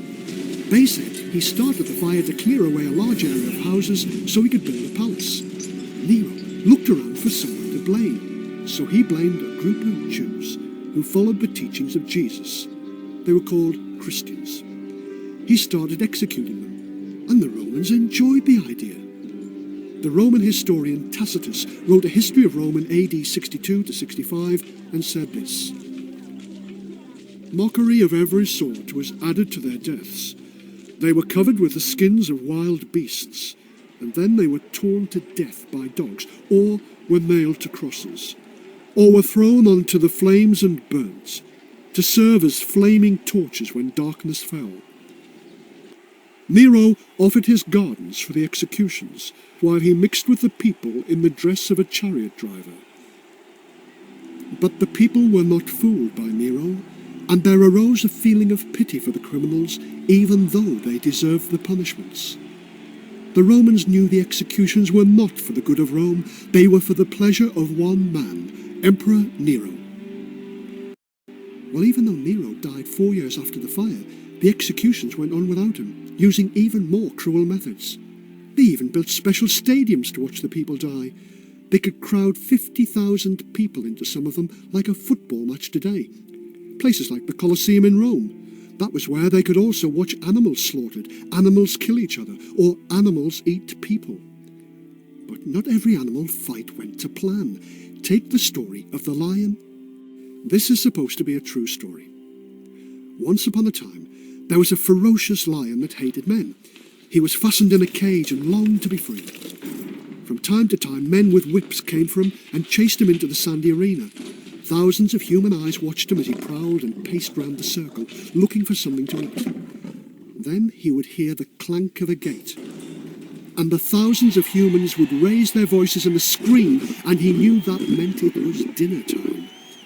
He knew that some scrawny, scraggy human had been thrown into the arena, and he would tear that victim apart. Sometimes the victim knelt and prayed. Sometimes they wept. Sometimes they screamed and tried to run, but the end was always the same. There was only one human the lion liked, his keeper. Every day the keeper brought him food and water, and talked to him and stroked him. In the stinking, gloomy, miserable cage, it was the lion's only happiness. Then one day, the keeper didn't come. The lion lay on the damp, dark floor and sulked. Men came with whips and drove him out into the scorching sun of the arena.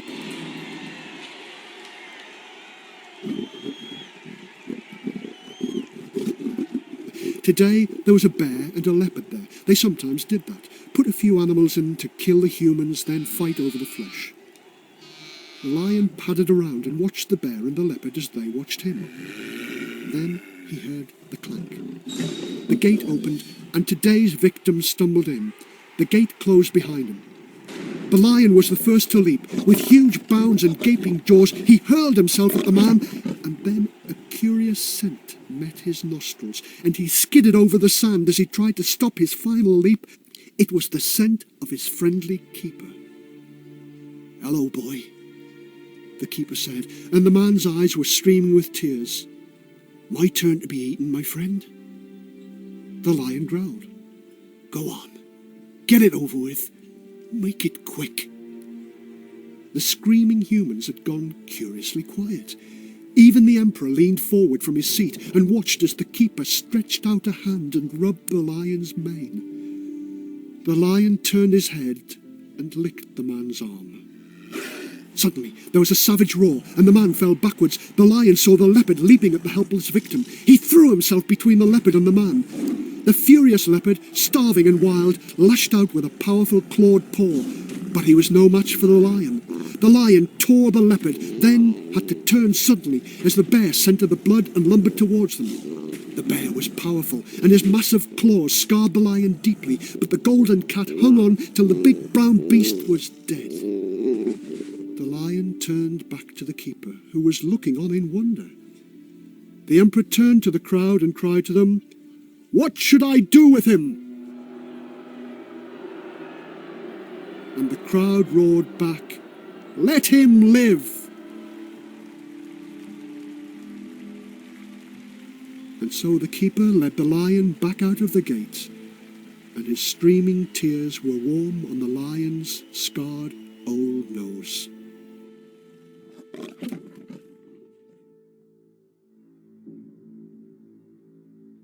So there you have it, the Romans. The Romans had a lot of fun executing Christians in places like the Colosseum. Yet in the end, the Christians won. The more the Romans killed them, the stronger the Christians became. In the end, there were so many Christians they were able to take over and stop the horrors of the Roman way of life and the Roman way of death. The Romans lived in savage times. Oh, they had better roads and laws and weapons and leaders than their enemies, but the real secret of their success was that they could be more savage than their cruelest enemies. Totally ruthless, rotten Romans. But clever. So clever we can look back at their history and still be amazed. Just don't be blinded by their cleverness. Believe me, they were really rotten Romans.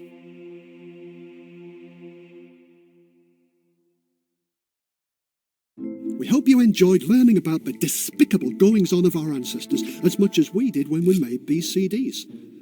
Don't forget to watch out for other CD audiobooks on special packs of Kellogg's cereals. You can learn about the terrible Tudors, the measly Middle Ages, the vile Victorians, Incredible Ireland, and the vicious Vikings. Look for the whole horrible lot.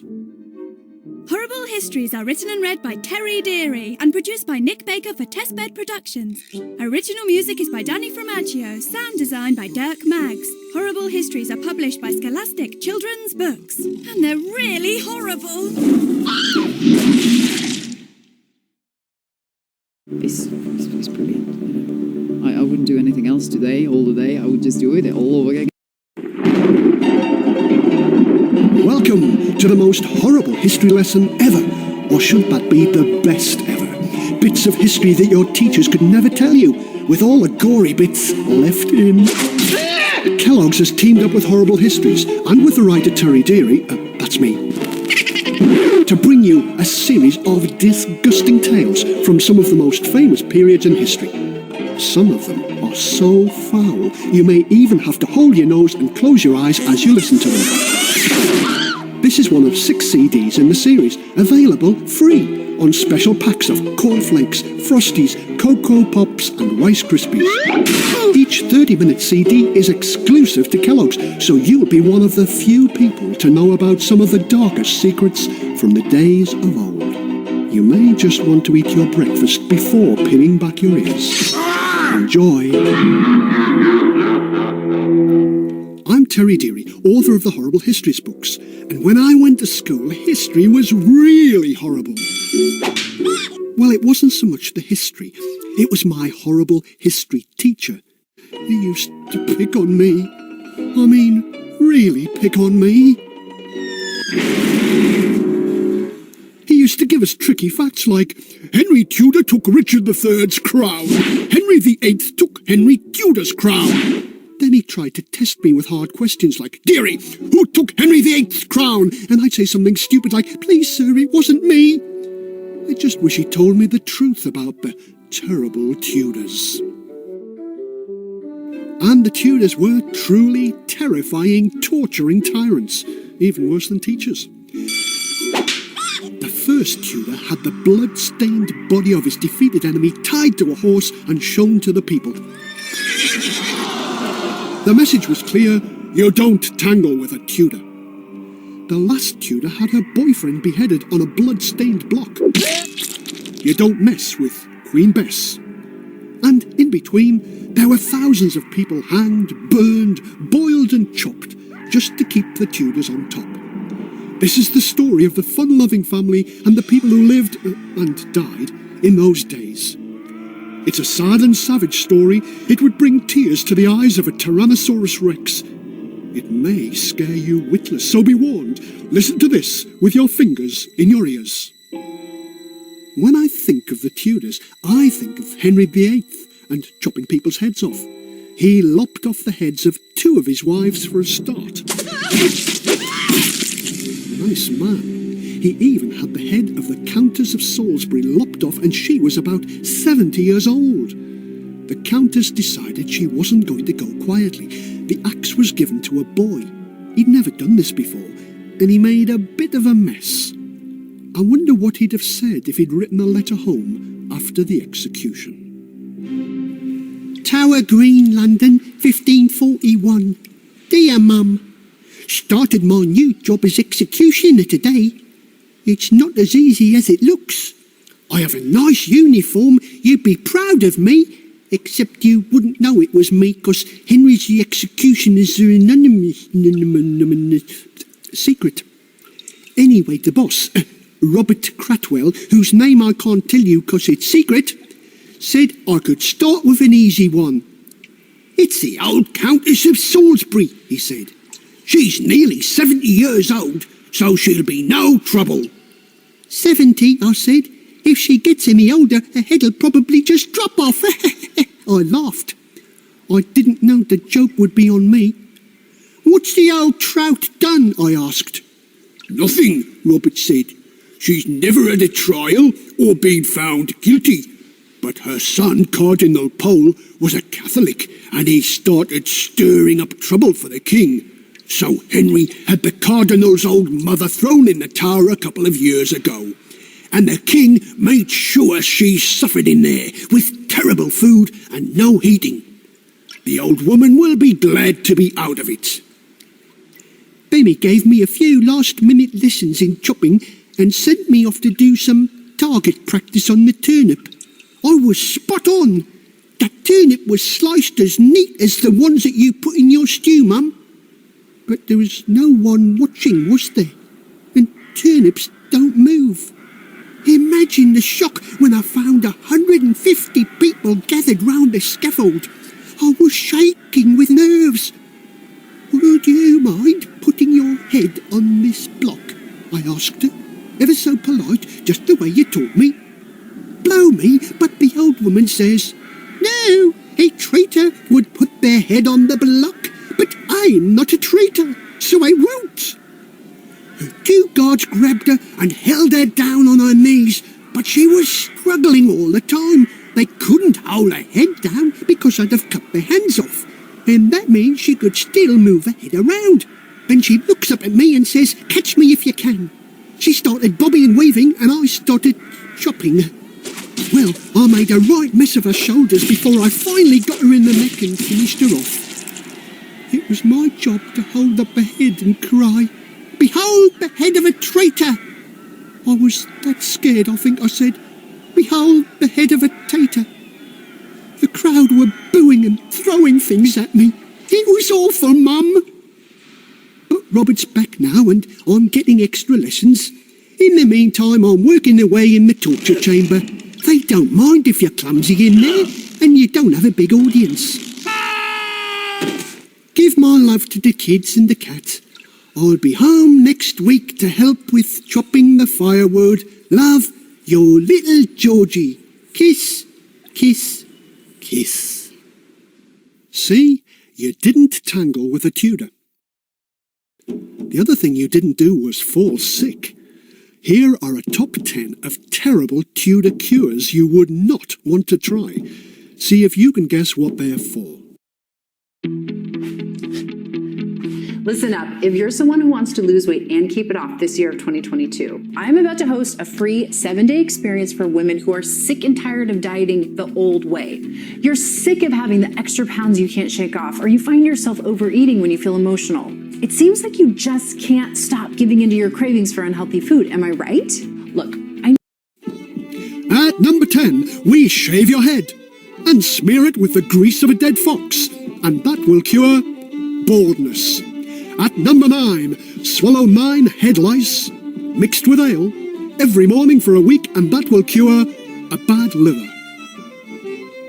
At number 8, take some young frogs and swallow them whole to cure asthma. At number 7, rub a hangman's rope against your forehead to cure a headache.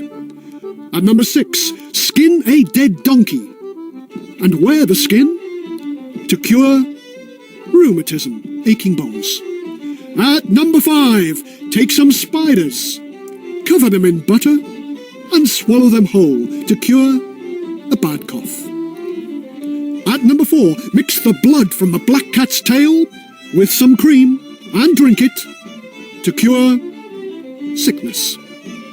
At number 3, cut a pigeon in half and slap it on your sore spot to cure plague.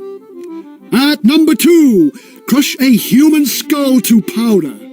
At number 1, boil a red-haired dog in oil, add worms, herbs, and marrow from pig bones, and put it on the sick area to cure gout. That's a swollen foot. Horrible Histories warning, do not try any of these at home. Wait till you get to school and try them on your teacher.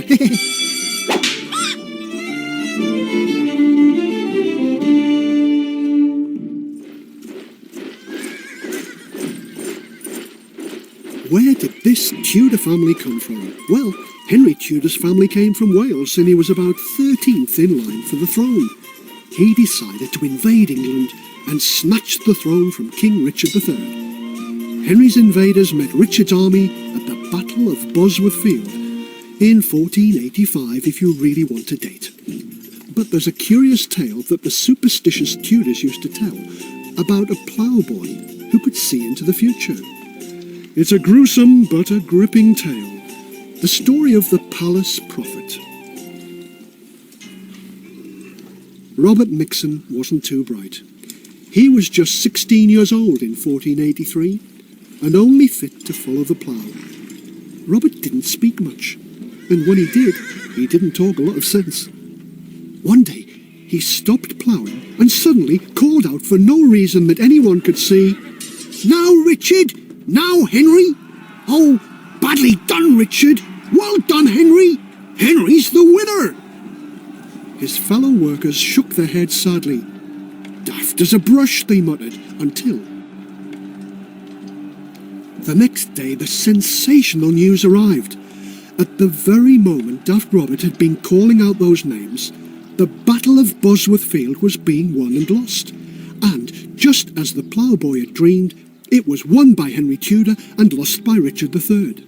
Now, Robert Nixon was no longer the village idiot. He was a great prophet.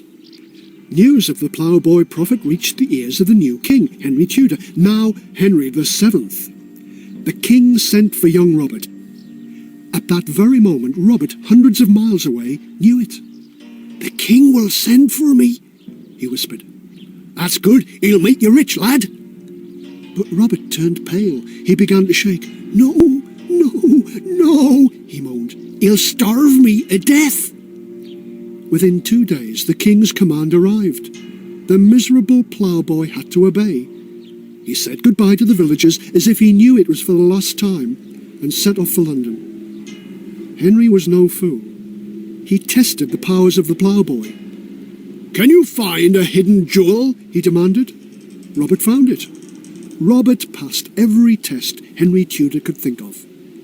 "You're a wonder boy," he said. "You will have to come and live at court. You will have comfort for the rest of your life. Are you not happy?" "You'll starve me to death," the prophet said softly. Henry gave a laugh. "That's one prophecy that won't come true. Here, Marshal, take Robert to the kitchens and see that he gets all he ever needs to eat." And Robert lived a good life with the best food, and even seemed to forget the threat of his own prophecy. One day, Henry had to leave London. He left his marshal in charge of the palace, and in charge of Robert Nixon. Then the marshal too was called away. The man worried about the boy. He worried for his safety. The other servants could be spiteful in their jealousy of Robert, so, to make quite sure the boy was protected, the marshal locked him away in a tower room. The marshal had problems once he left London. Problems that kept him away. Problems that made him forget the imprisoned prophet. The marshal held the only key to the tower room. By the time he returned to the palace, Robert Nixon was dead. He'd starved to death, just as he said he would.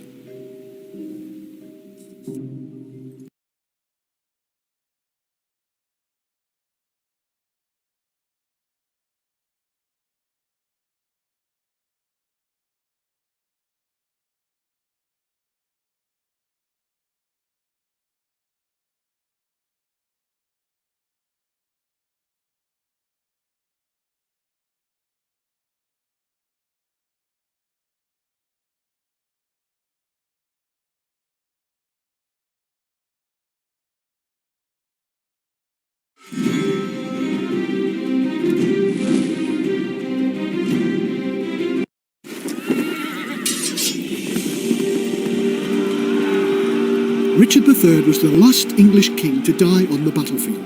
Wearing his crown, he made himself the clear target for the soldiers of his enemy, Henry Tudor. Richard charged straight for Henry and cut down the Tudor flag, not to mention the man holding the flag. But his horse was brought down, and he was chopped to bits by Henry's soldiers. The old story that the crown was found hanging on a thorn bush and handed to Henry is probably untrue. But here's a fascinating fact. Richard was buried in an unmarked grave. His stone coffin was paid for by Henry Tudor, who went on to become Henry VII. There is a story that the coffin became a horse trough for many years. Later it was broken up to make steps for a pub cellar. The message was clear from the start. Never tangle with a Tudor. And never tangle with a Tudor teacher.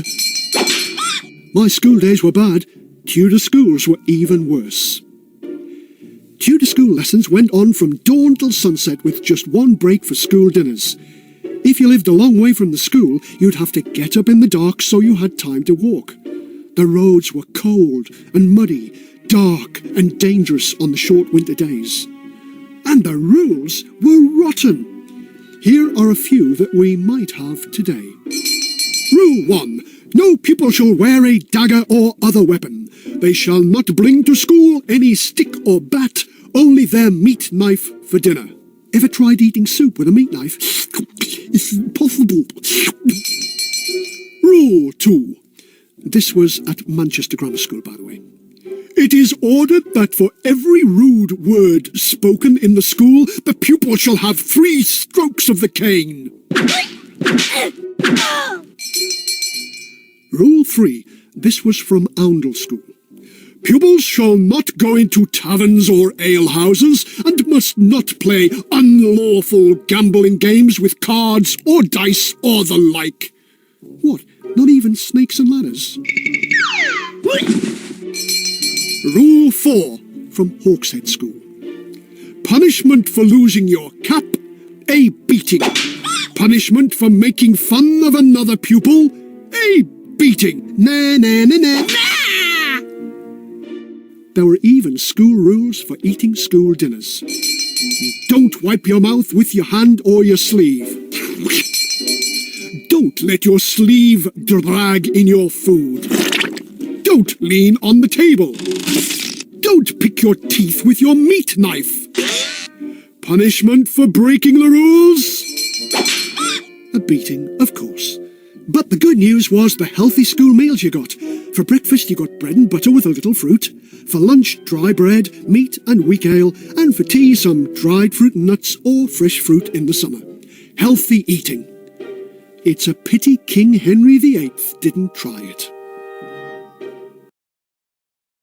Navigating past adverts on your favorite websites is a daily annoyance for millions of internet users. Websites load. Henry VIII was the most terrible Tudor of all. His problem was he was spoilt. His first wife, Catherine, didn't give him a son and heir, divorce her. His second wife, Anne, didn't give him a son and heir, behead her. No. Anne was beheaded with a sword. That's better. They say Anne's head came off so quickly her lips were still moving for a minute or so after. We don't know what she was saying, probably, "Hey, where's me body gone?" His third wife, Jane, did give him a son, Edward, but then she died. Wife 4, Anne, turned out to be too ugly, so she was divorced. Wife 5, Catherine, was a flirt, so she was beheaded. No, it was the axe this time. Wife 6, another Catherine, survived. But why was Henry so horrible? I think it's because he was spoilt rotten. If you're a king, then no one dares to say no to you. I bet you're not allowed to forage in the fridge or slurp straight from the saucepan. But what if you were a young king who could do what he liked? A young, hungry king. A young, hungry, bossy king. He got so fat he could hardly move, and he got very bad-tempered as a result. In fact, I reckon, if Henry had heard of healthy eating, he wouldn't have been such a terrible tutor. My terrible teacher would say, "You can't say that!" So I won't say it. I'll sing it. Let me explain Henry's horribleness in this sad little song. Henry VIII was a big fat man, loved to stuff his face at the frying pan.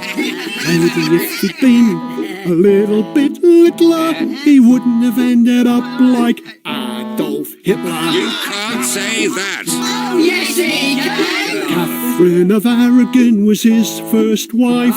He gave the poor woman a load of strife. Kath and the fat man had no boy kids, so that put their marriage on the skids. Henry, he married Anne Boleyn, but Anne was a lively lass and she did sin. She went to her death with the swish of a sword. The women in his life were never bored. Henry VIII was a big fat man. He loved to stuff his face up the frying pan. If he'd stayed away from the cakes and buns, he'd not have ended up like Attila the Hun. If he'd stayed away from the sweetie jar, he'd not have ended up like Dracula. You can't say that. Oh, yes, he can. Henry, he married Jane Seymour. She was the one he really adored. She gave him a son and she dropped down dead.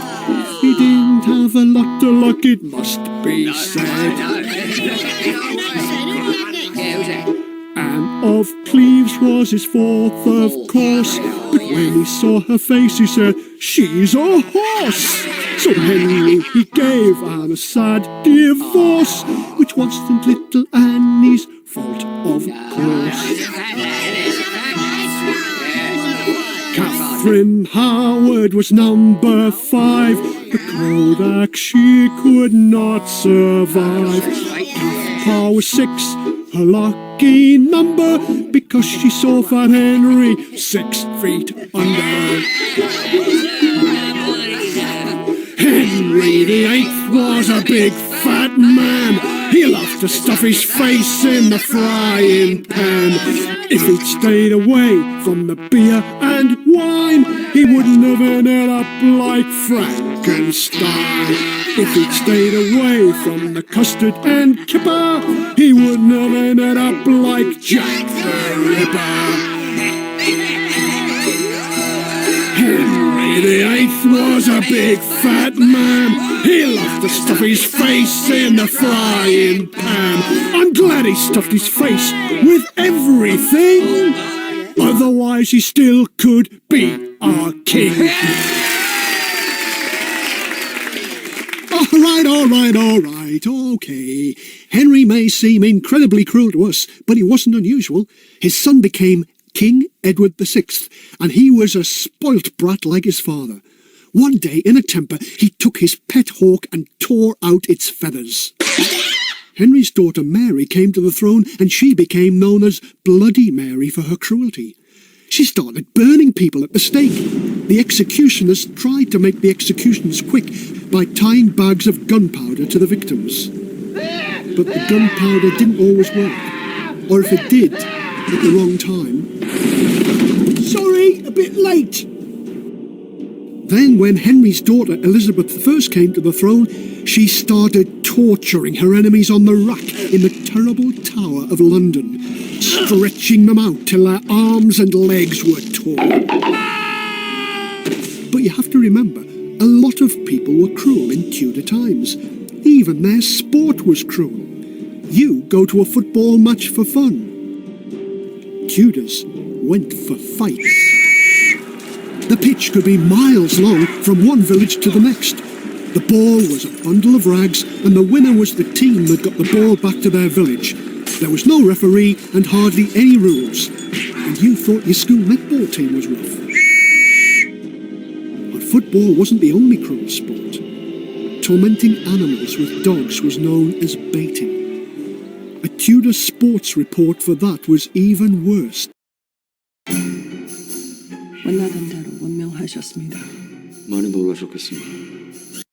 Every Sunday and Wednesday in London there are bear baitings. The bear pit is circular with stands around the top for spectators. The ground space below is empty. Here, a large bear on a rope was tied to a stake. Then a number of Great English Mastiff dogs were brought in and shown to the bear. After this, they baited the bear, one after the other. Although the dogs were struck and mauled by the bear, they did not give in. They had to be pulled off by sheer force or their mouths forced open with sticks. The bear's teeth were not sharp and they could not injure the dogs. They'd been broken short. When the bear was tired, a white bull was brought in. One dog at a time was set on him. He speared these with his horns and tossed them so they could not get the better of him. Lastly, they brought in an old blind bear, which boys hit with canes and sticks. But he knew how to untie his lead and ran back to his stall.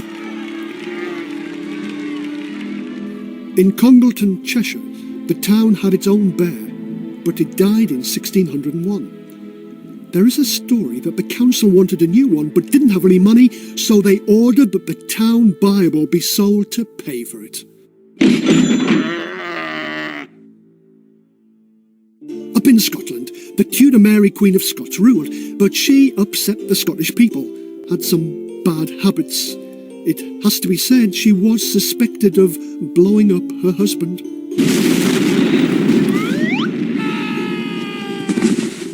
Mary ran away from her angry Scottish lords and fled to England. She thought her cousin Elizabeth I would help her. Elizabeth helped her into jail for 19 years. Mary plotted to escape and have Elizabeth murdered, so Elizabeth I had Mary, Queen of Scots, executed. Well, wouldn't you? You'd think the Scots would be upset. They weren't. It was the Spanish who were really mad. Within a year, they sent a great fleet of ships to attack England and avenge Mary. Anyway, the mighty Spanish galleons sailed against the little English ships. Queen Elizabeth herself spoke to her gallant troops.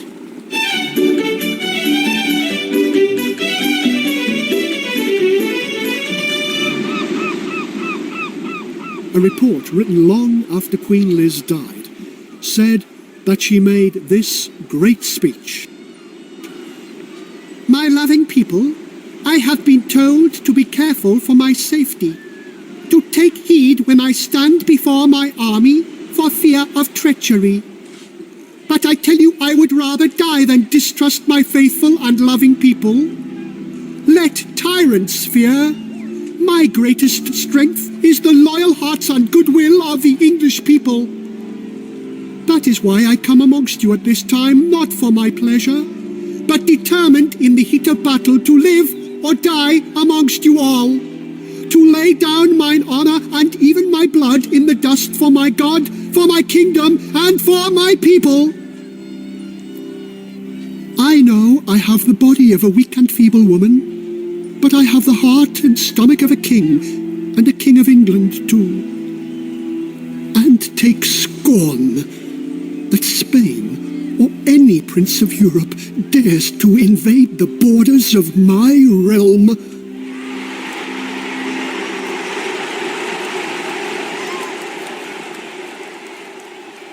"130 mighty galleons left Spain in the summer of 1588.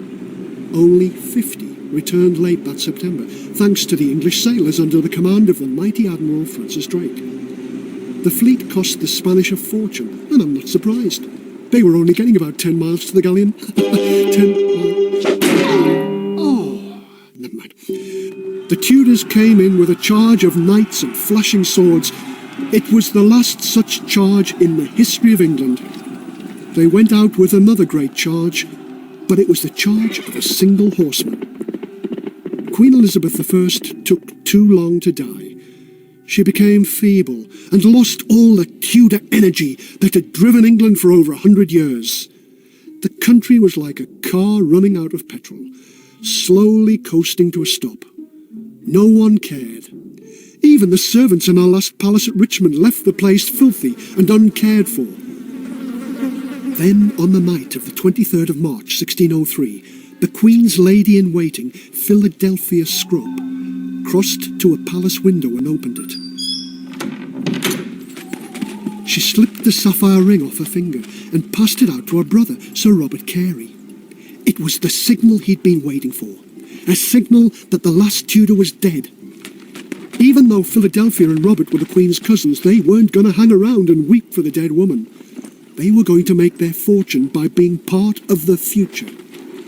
Robert jumped onto the first of a string of fast horses he had arranged along the road north. He galloped through the city, past the carts loaded with the victims of the latest plague, and out of the city. By evening he was in Doncaster. Just 60 hours after leaving London, he clattered into Edinburgh. He was covered in blood from a fall on the road through the borders, but King James VI of Scotland welcomed him and sat down to hear the news he'd been waiting for so long. Elizabeth is dead, you are named as the next king. The days of Tudor terror were finished as the slimy Stuarts took over, but that's another story for another time. History's always like that. No sooner have the old died than the new takes over. The old are remembered and preserved in history books. Some of the old are remembered fondly. Henry VIII is remembered as a strong ruler, and Elizabeth has been called the Queen of a golden age. The pain and the misery they caused are often forgotten. To see the past clearly, you don't just need history. You need horrible history.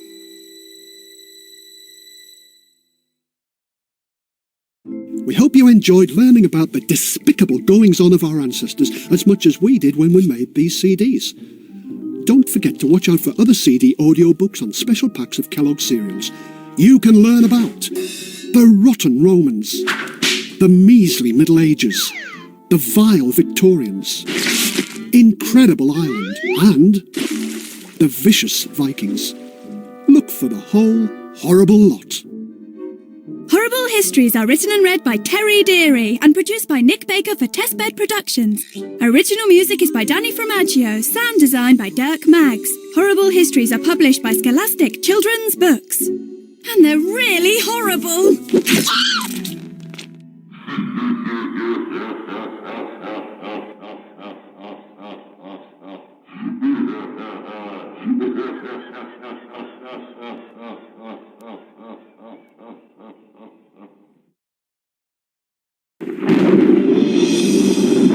Welcome to the most horrible history lesson ever, or should that be the best ever?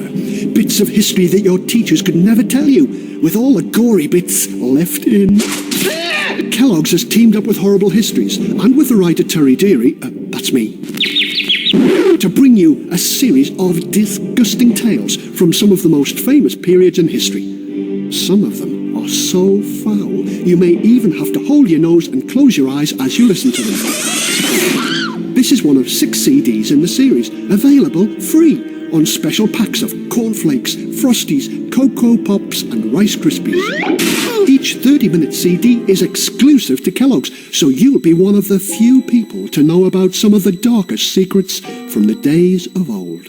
You may just want to eat your breakfast before pinning back your ears. Enjoy.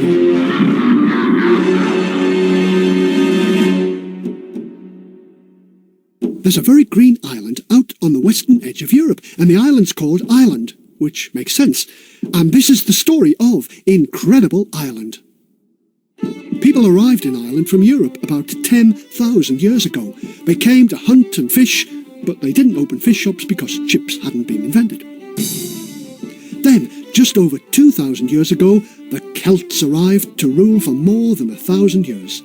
These fierce warriors were great fighters. But I have to tell you the shocking truth. They used to fight with no clothes on. Well, that would really put the enemy off, wouldn't it? Imagine if you were facing a Celt warrior with no clothes on, you wouldn't know where to look. You certainly wouldn't know where to chop. They believed their ancient gods would protect them when they ran into battle. They also thought their ancient gods would like the odd enemy head as a trophy from the battle.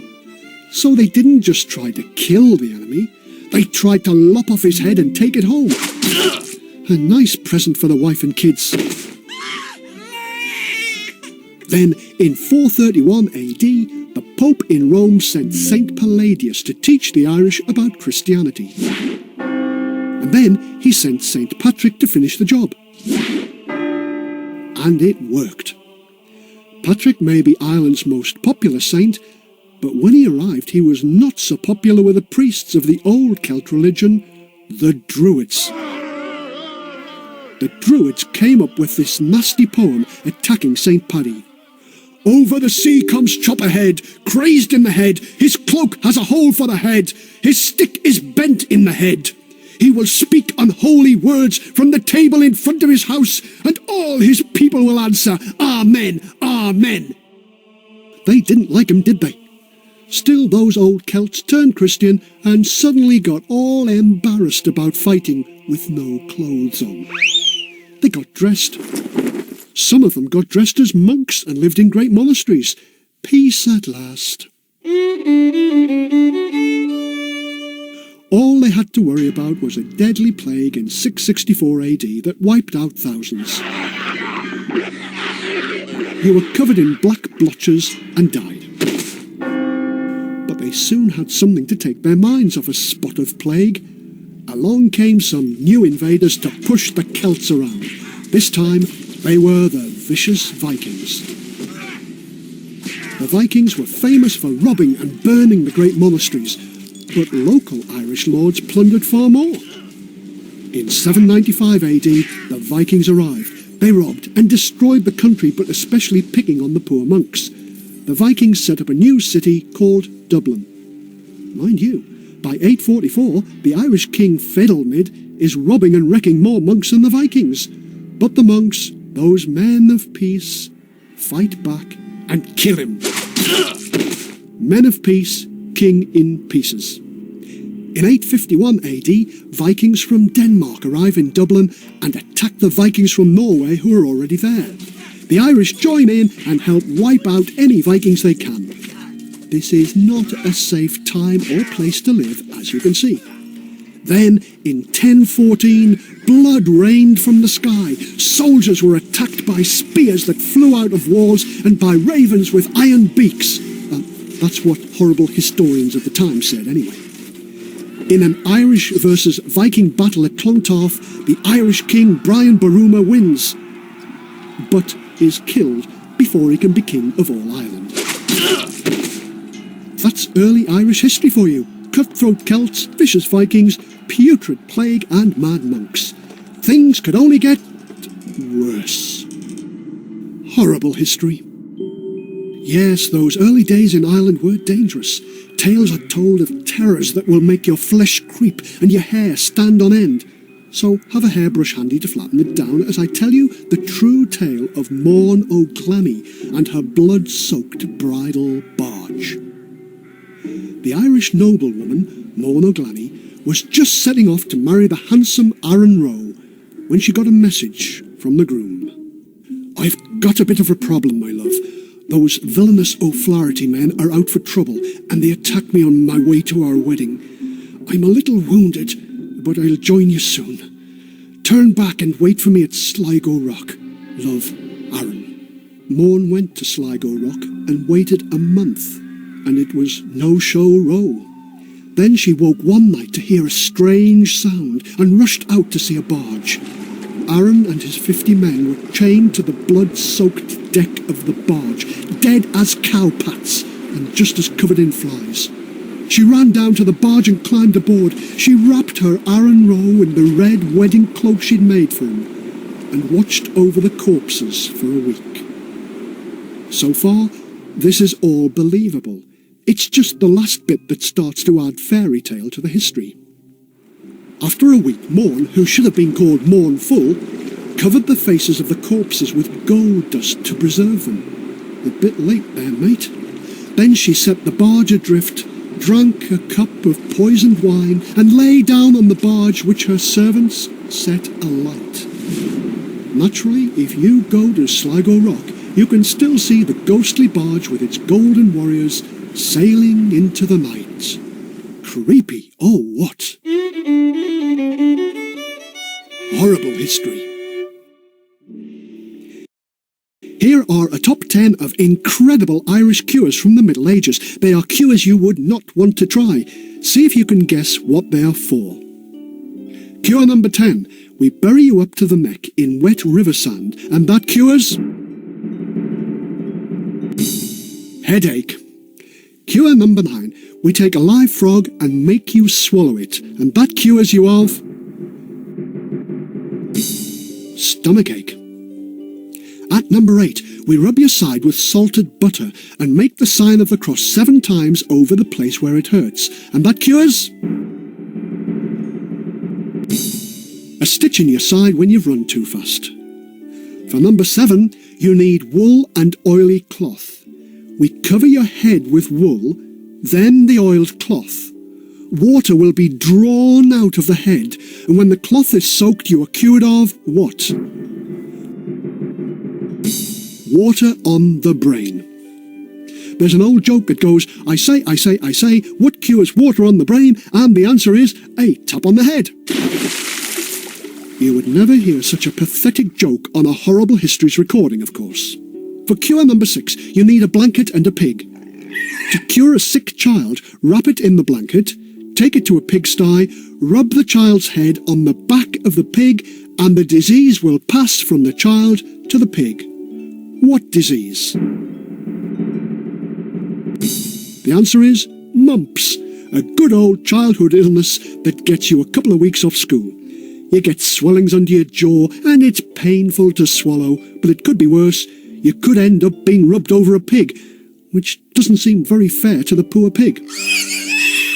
Cure number 5. Take a branch from a gooseberry bush. Who put that there?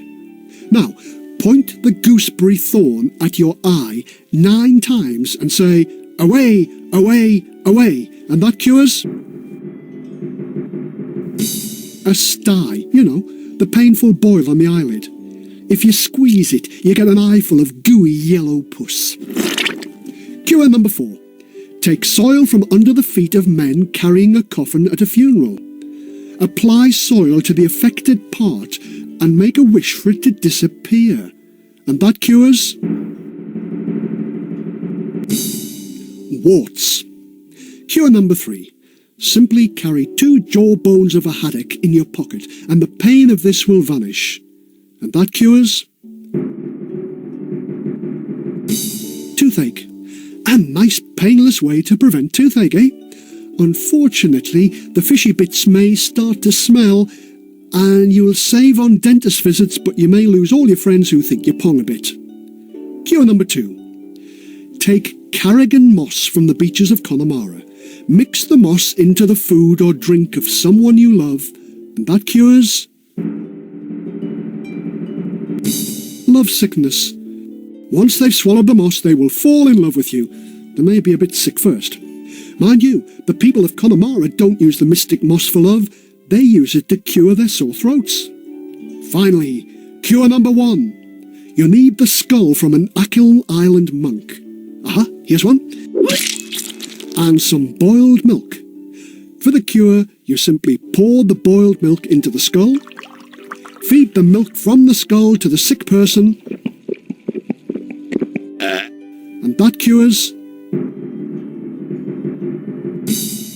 fever. On Achill Island, there is a ruined monastery with a cave full of old monk bones. If someone in the family is ill with a fever, then the mother of the family must carry out the cure. It's very important that the mother should return the skull to the cave where she found it. Otherwise, the monk will come looking for it.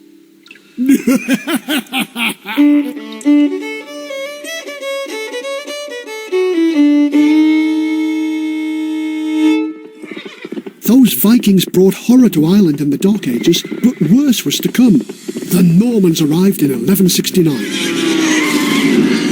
Who invited these storming Normans? Well, the Irish king Dermot. He lost his throne to another Irish king and asked the Normans from England to come and help him get it back. Bad move. Once the Normans arrived, they weren't gonna go home. Thanks, dumb Dermot. How nasty were the Normans? Well, look at the first lord to arrive. His nickname was Strongbow. In 1170, Strongbow's army landed in Waterford. They decided to terrorise the people into giving in. So they didn't simply execute 70 Waterford leaders. They took them to the Bag-in-Bun Head, chopped off their arms, legs and heads, and threw the bits into the creek. Nasty. But not as nasty as the story of Strongbow's son. Strongbow was shocked to hear his son was a coward. He said, "Better a dead son than a live chicken." So he took his sword and sliced his son in two. Yep, chopped him in half at the waist. And you thought your dad was nasty because he's mean with your pocket money. By 1290, the Irish had more to worry about than the Normans. There was a terrible famine across the land. And 25 years later, the Scots were invading the north under King Robert the Bruce. 300 years after that, King Henry VIII sent an army across to Ireland. He called the Irish savages. He could talk. When he wrote down the list of his enemies, he called it a chopping list. The Irish weren't savages, of course, but they did have some cruel people among them. Take the case of the Kilkenny Witch.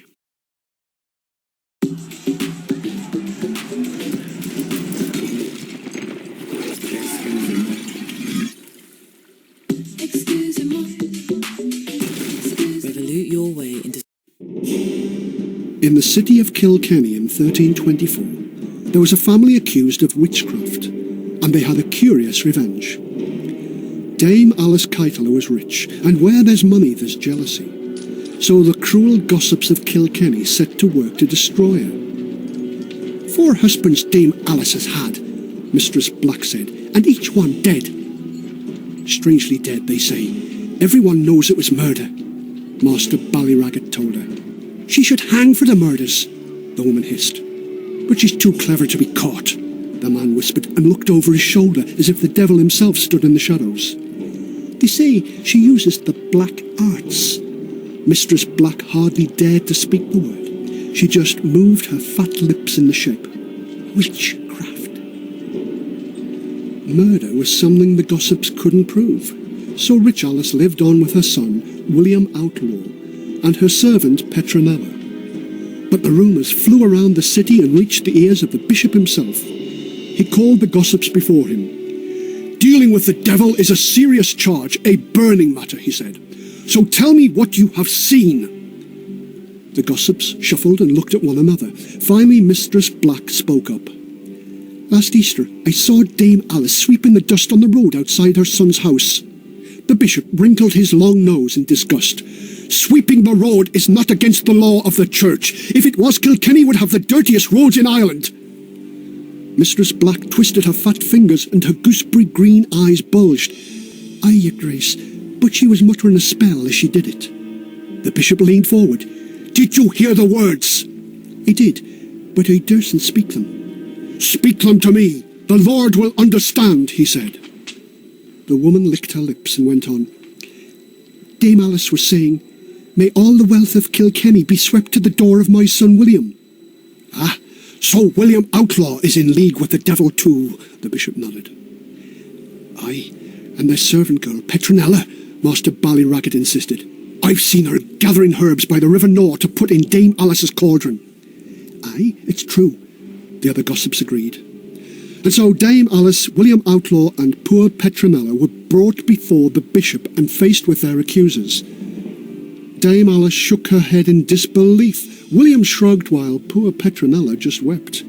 "I find you guilty," the bishop roared. "I sentence you to be taken to City Hall, where you will be tied to a stake and a fire lit under you until your godless bodies are burned to ashes."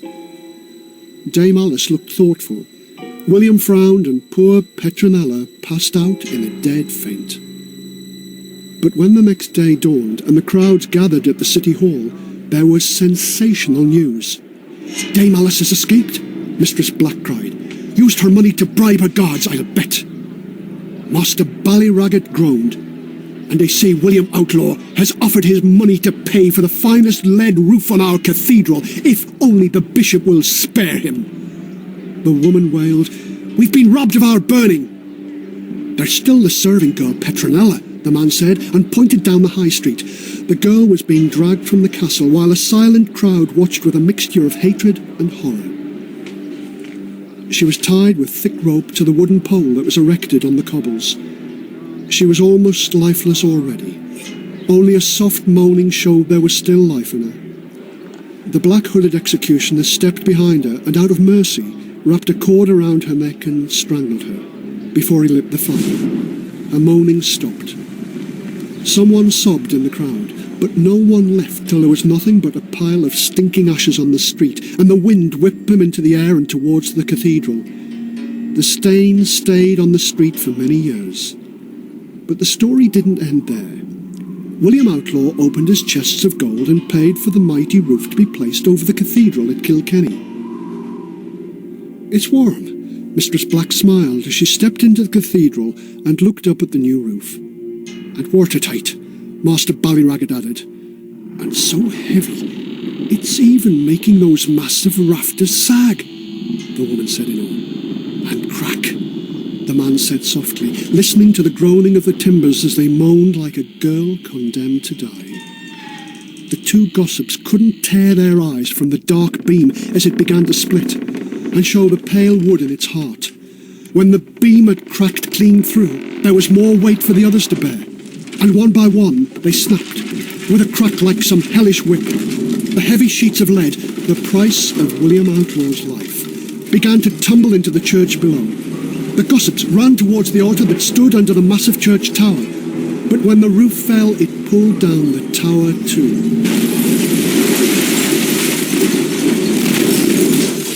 It was over a week before they cleared the rubble and pulled out the twisted corpses. Of course, it could have been just bad luck. Of course, it couldn't have been a witch's revenge. Could it?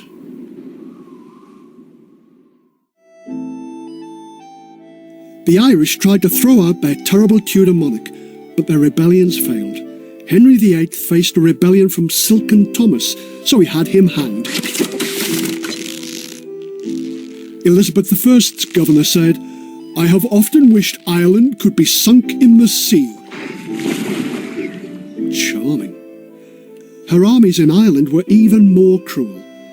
An Englishman called Sir Humphrey Gilbert described one horribly historical scene. "The order from Elizabeth's governor was that the heads of all those which were killed in the day should be cut off.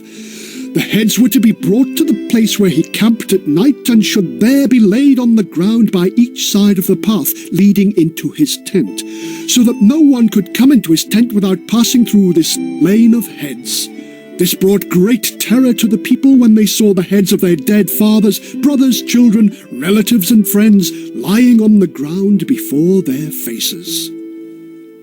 Then the English tried a new trick, starving their Irish enemies. They burned the Irish crops and stopped the next year's being planted. By 1602, bodies lay in the ditches, mouths stained green from trying to eat nettles. One of the stories to come out of the 1602 famine was of an old lady who lived near Newry in the northeast of Ireland. Are you sitting comfortably, children? Then I'll tell you her tale.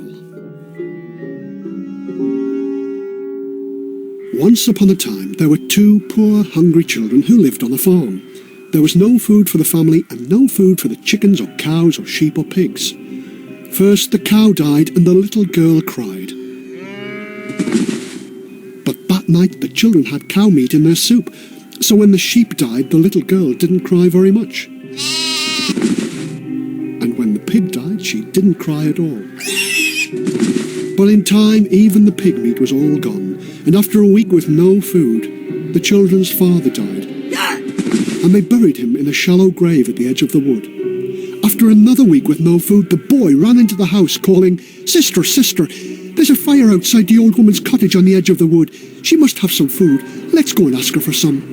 So the two children ran across the fields till they came to the little turf cottage. The woman was thin and wrinkled as a chicken's leg. "Welcome, me little friends. I'm so happy to see you." The old woman grinned, and her rotten teeth sparkled in the firelight. "Have you any dinner?" the boy said. The woman drew a gleaming knife from behind her back. I have now.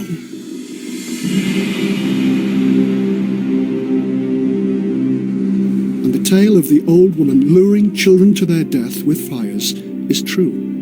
History as horrible as Hansel and Gretel. Horrible history. The Irish have always enjoyed songs like The Wild Rover. But Rover's a popular dog's name, isn't it? So I wonder if the song could have been written for a famous dog. Maybe the Irish wolfhound that went to war at its master's side. If the song wasn't written for that hound, then it should have been. Let me give you the Irish Wolfhound's Lament. In 1691, the Battle of Offram was finished and done. An Irish officer lay there dead, while his faithful wolfhound sat by his head. The hound he guarded his master well, though the body it rotted and started to smell. The undertakers were all turned back, except when the hound went off for a snack. And it's no, they never, no, they never no more will he play with Wild Rover, no, never no more. The local villagers fed the hound, yet he always returned to his guarding ground. And he would still be there to this day, but a British soldier passed that way. The soldier cried, "Do you mourn your loss? You're an Irish wolfhound like your boss, and I'm at war with you, Irish cur." And his musket shot killed it then and there. And it's no, they never, no, they never no more will he play with Wild Rover, no, never no more. The Irish dog fell down to the ground, and that was the end of the faithful hound. Which just goes to show Irish dogs should run when they see the cruel Englishman with a gun. And it's no, they never, no, they never no more will he play with Wild Rover, no, never no more.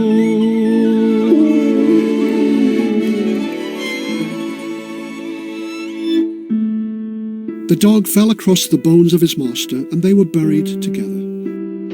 In 1649, English Governor Oliver Cromwell arrived in Ireland. He stayed just 9 months, yet his horrors would be remembered in Ireland for hundreds of years. By 1691, the Battle of Offram saw 7,000 Irish slaughtered, and their general lost his head to a cannonball.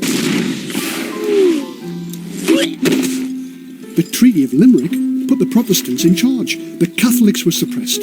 By 1704, they couldn't vote or go to school, so it wasn't all bad news. After about 100 years of this, the Irish were rebelling again. In 1798, Wolfe Tone led the United Irishmen in a rising which was crushed. Apart from getting 30,000 people killed, it only got Ireland's parliament abolished. Ireland would be ruled from London. "That'll teach you to rebel," was the message. But again, there was something worse than English rule heading the way of the Irish. The worst famine in their history. The good news for Ireland was that potatoes grew very well in their fields, but the bad news came in August 1845. A fungus attacked the potatoes and it spread quickly over the country. The potatoes looked all right, but when they pulled them up, they were black and rotten inside. Lennox Biggar of Dundalk said this: "I tried boiling the potatoes in water. The smell was so bad I wouldn't even allow it to be fed to me pigs." People went hungry and began to starve to death. People would eat anything. The countryside was emptied of its wildlife. An Irishman said, "Sure, we ate the dogs first, Then the donkeys, the horses, foxes, badgers, hedgehogs and even frogs. We stewed nettles and dandelions and collected odd nuts and berries we could find. The people on the coast could eat shellfish, but a lot of them were poisonous. Maybe it was better to have a quick death from the poisoning than a slow one from hunger. I remember the first sale I got from someone I didn't know, and I was like, oh my god, this is so crazy. Like, how did they... In August 1849, the worst year of the famine, Queen Victoria, Prince Albert and some of her children decided to visit Ireland for 10 days on a trip to cheer up the starving people. A woman called Elizabeth Smith saw her and said this: "She has grown very fat, is much sun-tanned, and too plainly dressed to please the Irish. Yet everywhere crowds of thin, ragged people cheered the royal party." The visit cost £2,000, enough to feed thousands of starving people. The famine left bitter memories. It also left a curious, ghostly legend. If you come across a patch of white, unhealthy grass, then it is known as hungry grass. It is said to be the place where the victim of the famine was buried, and it is haunted. Don't stand on it. You will start to feel weak, cold, and hungry. If you aren't carrying a piece of bread to eat quickly, you will die. Talking of superstitions, Ireland has lots of tales of ghosts and little people, magic and marvels. Ireland is the home of leprechauns, also known as the little people, probably because they're little, 1.5 meters at the most. You'll recognise a leprechaun man because of the feather sticking out of his green cap. These shy creatures are nervous when humans are around, so you'll be lucky to see one. But if you do, then grab him. Secondly, do not take your eyes off him for a second or he'll slip away. And thirdly, promise to let him go if he hands over his pot of fairy gold. They all have a pot of fairy gold on their person, so don't believe him when he says, "I'm not a leprechaun, I'm a 6-year-old schoolboy with a feather in my school cap. Now let me go or I'll tell me ma and she's bigger than you." Leprechauns aren't the only magic you'll find in Ireland. If there'd been television 1,000 years ago, then a show may have told you how to make yourself invisible. Good afternoon and welcome, ladies and gentlemen, boys and girls. This afternoon we're going to start with a real fun idea. Make yourself invisible. Walk into class and tweak the teacher's nose. Punch the school bully in the belly the way you've always wanted to. Rob as many banks as you can until you're caught by an invisible police officer and locked in an invisible prison, of course. And here is how you do it. First, you need your ingredients. Kill a raven, split it open and rip out its heart. Or pop down to your local black magic shop and buy a bag of freeze-dried raven hearts. Take the raven's heart, split it open with a black-handled knife. Buy one in the black magic shop while you're there. Careful with the heart splitting. Get your mum or dad to help you with this and try not to get blood over your mum's best tablecloth. Oh, and don't forget to wash your hands. Now, make 3 cuts in the heart and place a black bean in each cut. That's a black bean, kids, not a baked bean. Oh. Now, plant the heart in the ground and wait till the beans sprout. Takes a month or 2, so if you don't mind waiting... Oh, all right. Here's one I made earlier.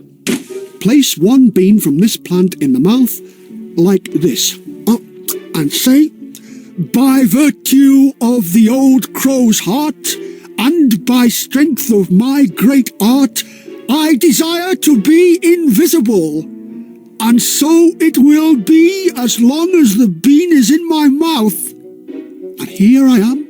Gone! Yes, I am invisible. You can't see me. No, you can't. I'm totally see-through. See? You can't see me. If I look at myself in the mirror, I can't see... Where have I gone? Where have I gone? Hang on. Hey, how long does it last? Where's that spell? You have made a deal with the devil, and he'll take you off to his home. Oh, hell.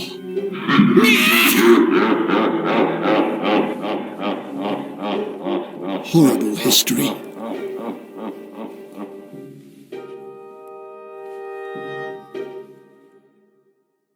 That's Ireland for you. In spite of some of the misery of the past, it has a lot of magic. Incredible island, in fact. We hope you enjoyed learning about the despicable goings-on of our ancestors as much as we did when we made these CDs. Don't forget to watch out for other CD audiobooks on special packs of Kellogg's cereals. You can learn about the rotten Romans, the measly Middle Ages, the vile Victorians, the terrible Tudors, and the vicious Vikings. Look for the whole horrible lot. Horrible Histories are written and read by Terry Deary and produced by Nick Baker for Testbed Productions. Original music is by Danny Fromaggio, sound design by Dirk Maggs. Horrible Histories are published by Scholastic Children's Books. And they're really horrible.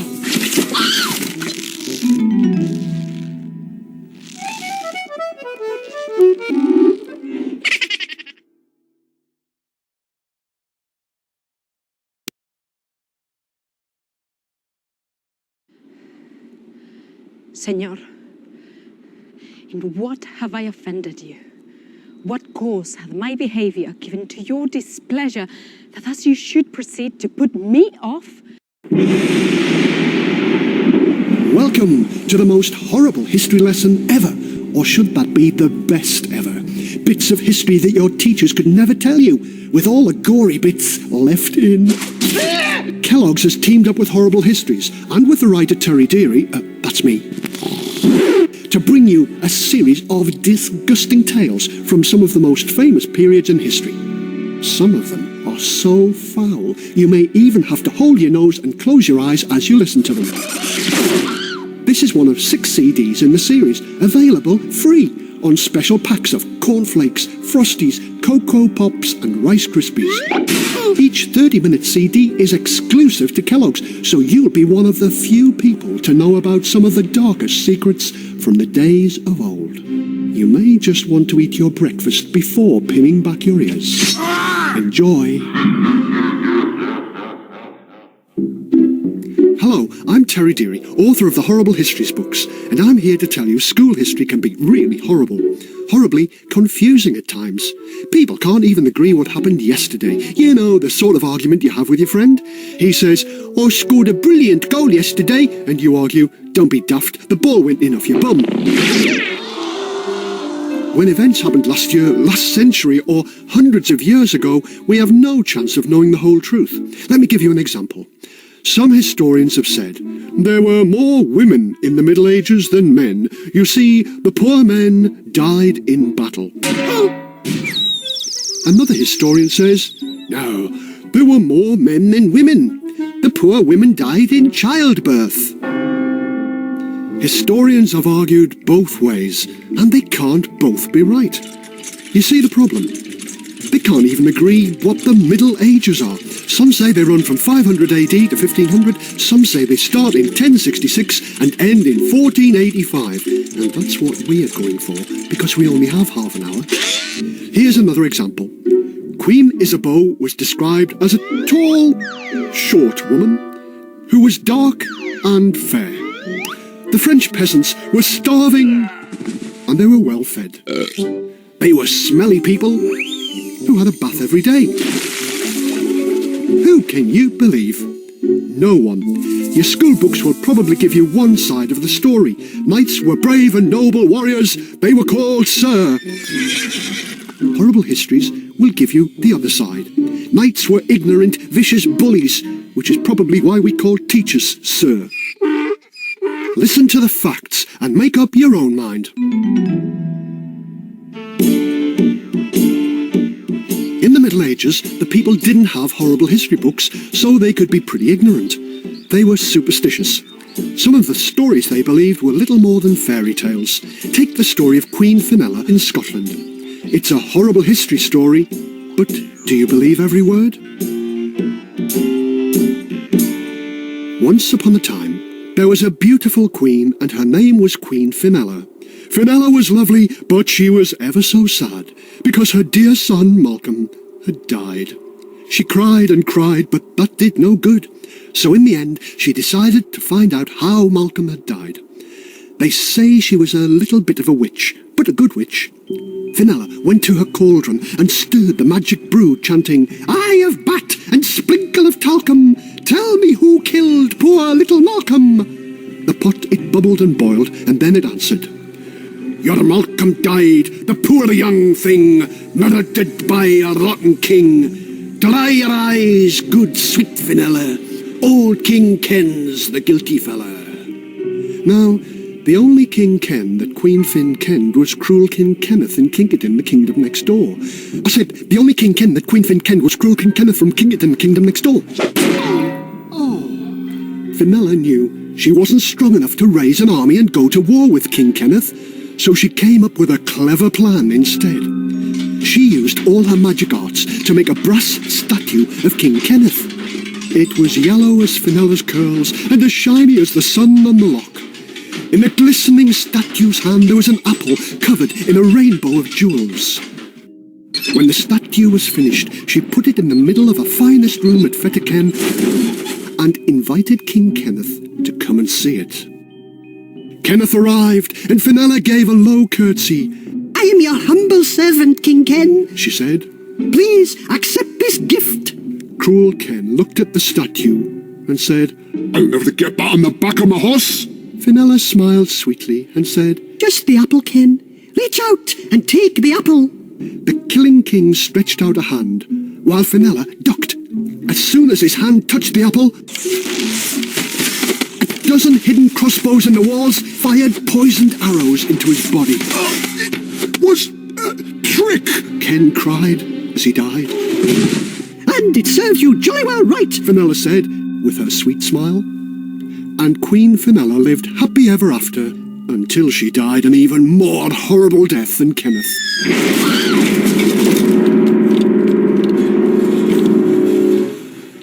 The end.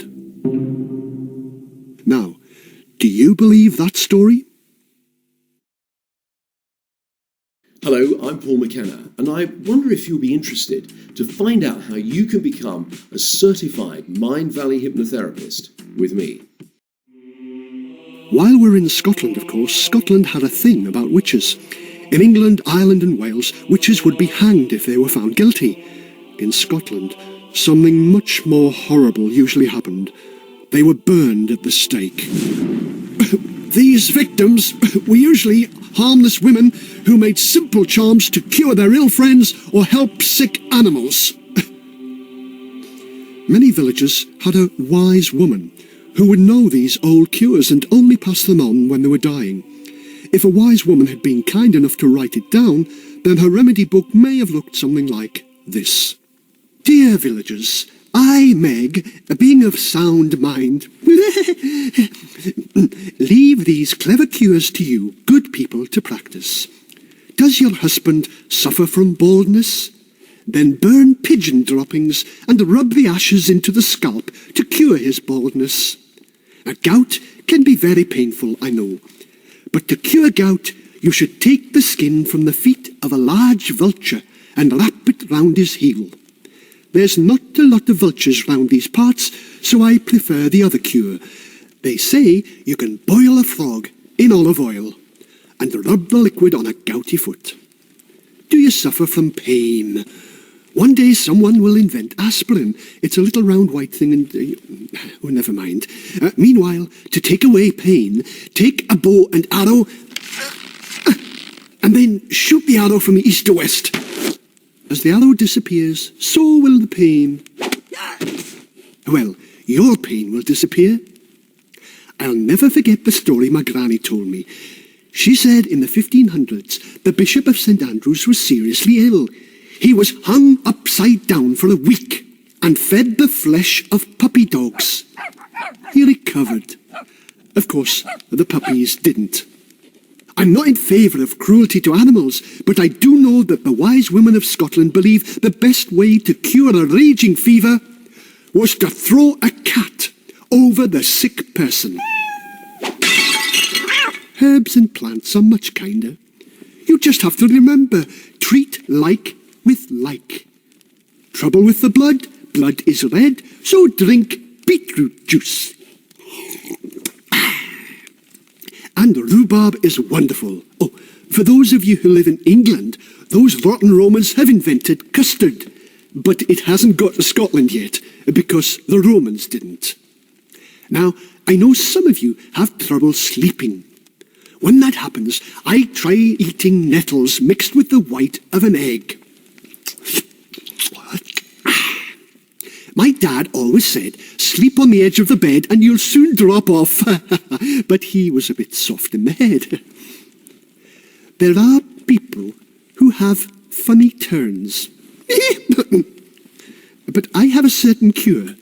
Mark the spot where the first funny turn happened and bury a black cockerel there, alive. Of course, it'll soon be dead. Some of you might like to dig it up and use the skull as a drinking cup. That cures all sorts of illnesses. You young girls that want to make yourself beautiful, like me, and then wash your face in goat's milk. Drinking it also cures a hangover if you've had too much wine. But fathers, beware. Don't drink the stuff your ugly daughter's just washed her face in. Then there's toothache. Just take an iron nail and drill it into the gum where it hurts, till there's blood on the end. Oh yes, there's blood on the end. Drive the nail into an oak tree, and the toothache will be cured. And finally, a warning. Everyone knows that a brew made from foxgloves can cure heart disease. I want to tell you that I tried it. It worked, so I took some more. But too much will poison you and... oh dear. Oh dear.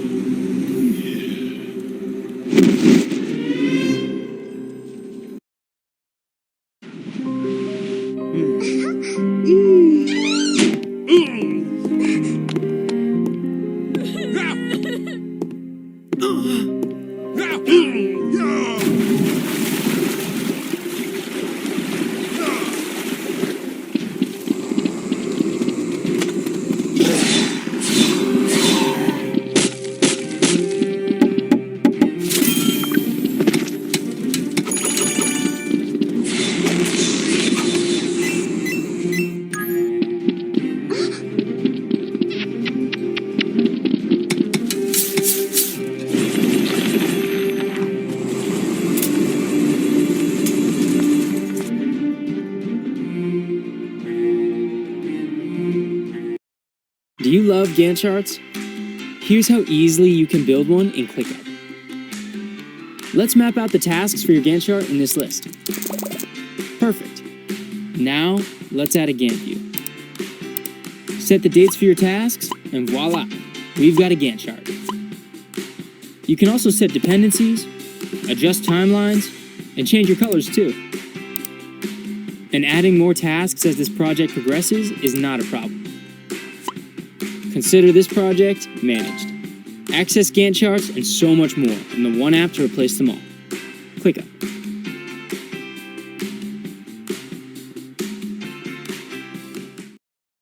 Witches in fairy tales are mad people who fly around on broomsticks. But the people of the Middle Ages took witchcraft very seriously. It cost a lot of innocent lives. The English were fighting in France and winning. But then a French girl, Joan of Arc, said she heard angels telling her to fight the English. She got some armour from the French king and set off to fight them. The odd thing was that she started winning. Well, the English were furious, beaten by a woman. Then her enemies captured her and sold her to the English. Now, it wouldn't be very sporting for the English to execute a brave enemy soldier, so they accused Joan of being a witch and then executed her. She was burned alive. It was a mean trick, and Joan deserves to be remembered as a wonderful woman, even though she sometimes had to keep the fact she was a woman secret. Because in those days they didn't take women very seriously. We should celebrate her life with a song a bit like this. 1, 2, 3. Joan of Arc, what a lark! She fought and she dressed just like a bloke, like a bloke. Joan of Arc, just a spark. lassie up in smoke, up in smoke. I was in the field, she said, the angels they were chatty. They said I had to fight the English, maybe she was batty. Completely batty. She went to see the Prince of France to get the sword and breastplate. The prince he said, a lass like you should wear a woolen vest, mate. That would be her best mate. Joan of Arc, what a lark. She fought and she dressed just like a bloke, like a bloke. Joan of Arc, just a spark, sent that lassie up in smoke, up in smoke. But Joan, she went to Orleans town and fought and feared for nothing. The nasty English all around, they got a fearful stuffing. Oh, such a stuffing! At last the English captured her, they tried her with some vicars. They said you will be sorry when that fire gets to your kneecaps. He said your kneecaps. Joan of Arc, what a lark. She fought and she dressed just like a bloke, like a bloke. Joan of Arc, just a spark, sent that lassie up in smoke, up in smoke.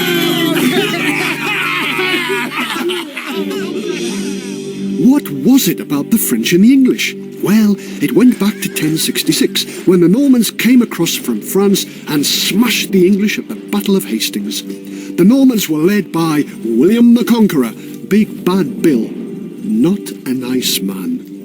The Normans didn't like the English. In fact, they didn't even like their own family.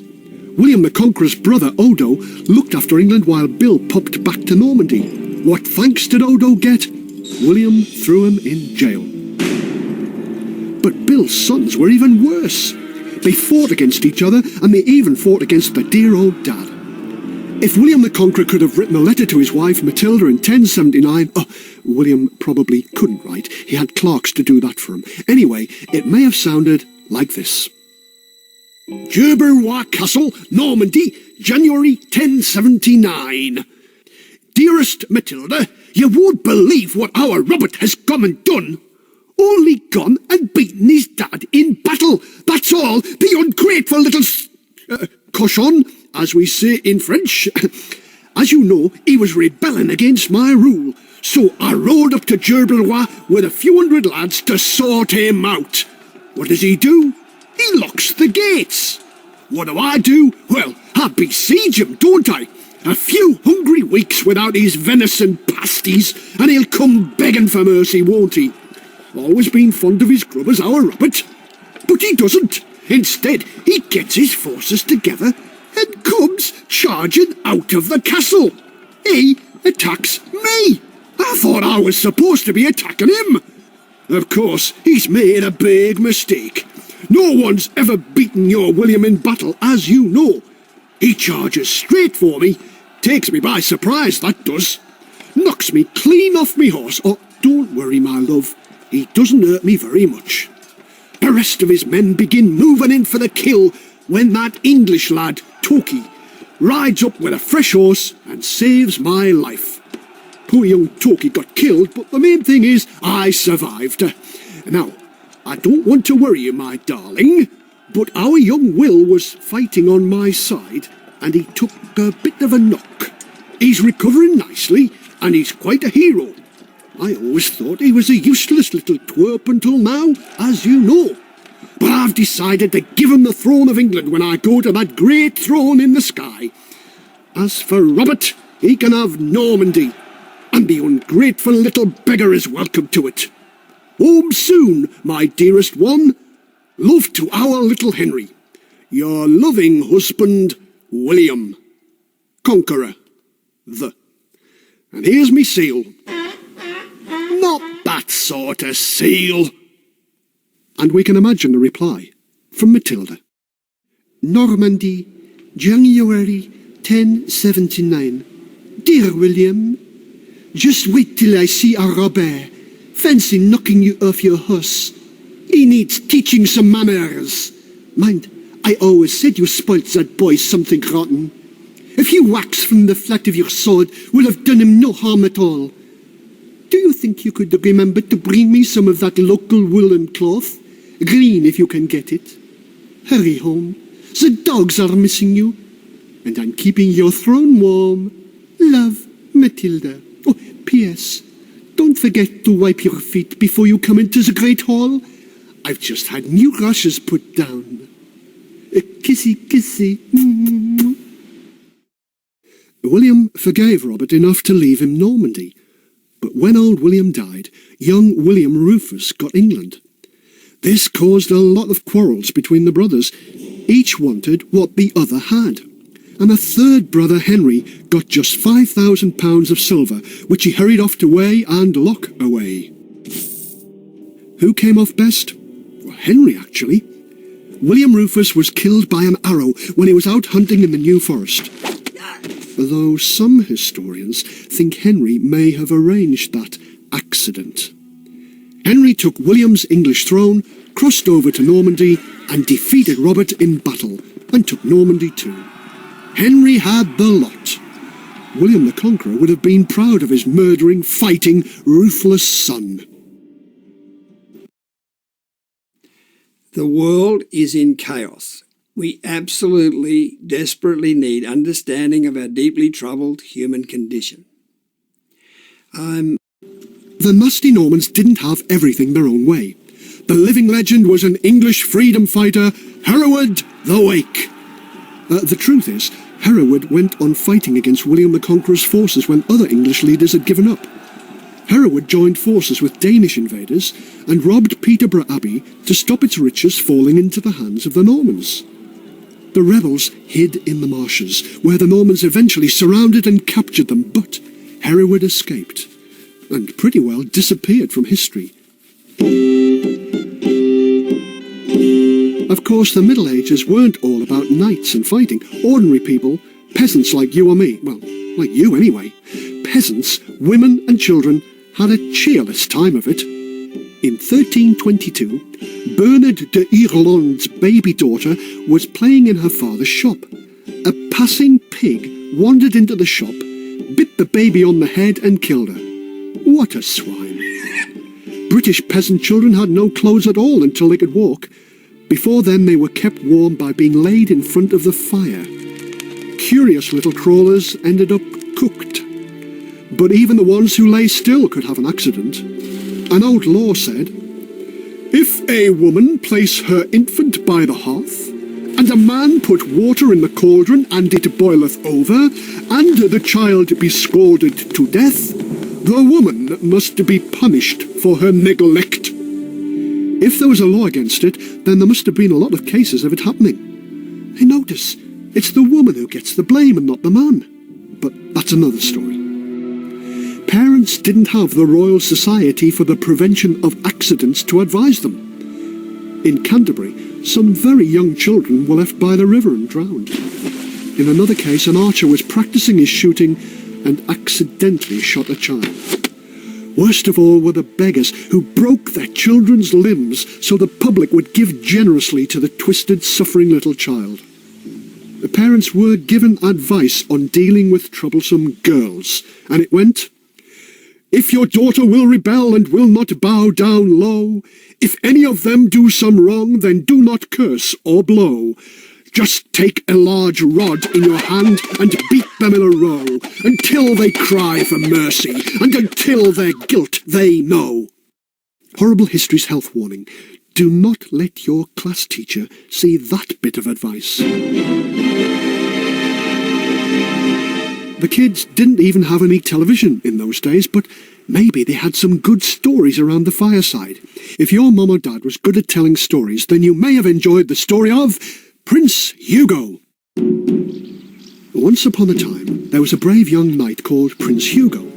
There was nothing our young Hugo liked better than doing a bit of embroidery. Hugo made all his own dresses and let his hair grow down to his waist.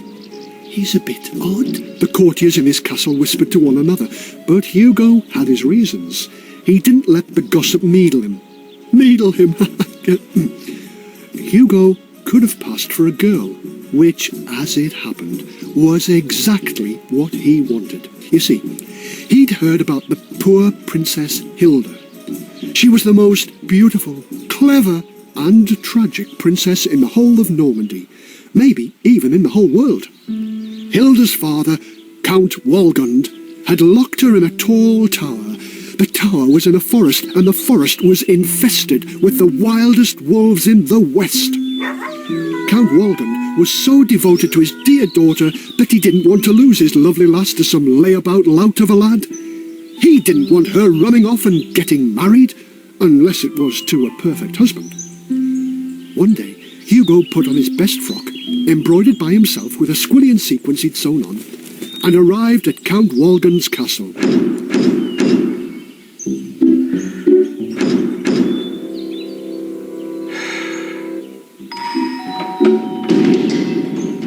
I am a lost lady whose homeland has been conquered by a cruel king. I only ask a bed for the night, good count. Before the cool count could answer, his countess cried, "Look at that dress! What a work of needlewoman's wondrous art! You simply must teach our daughter how to embroider like that, mustn't she, Count?"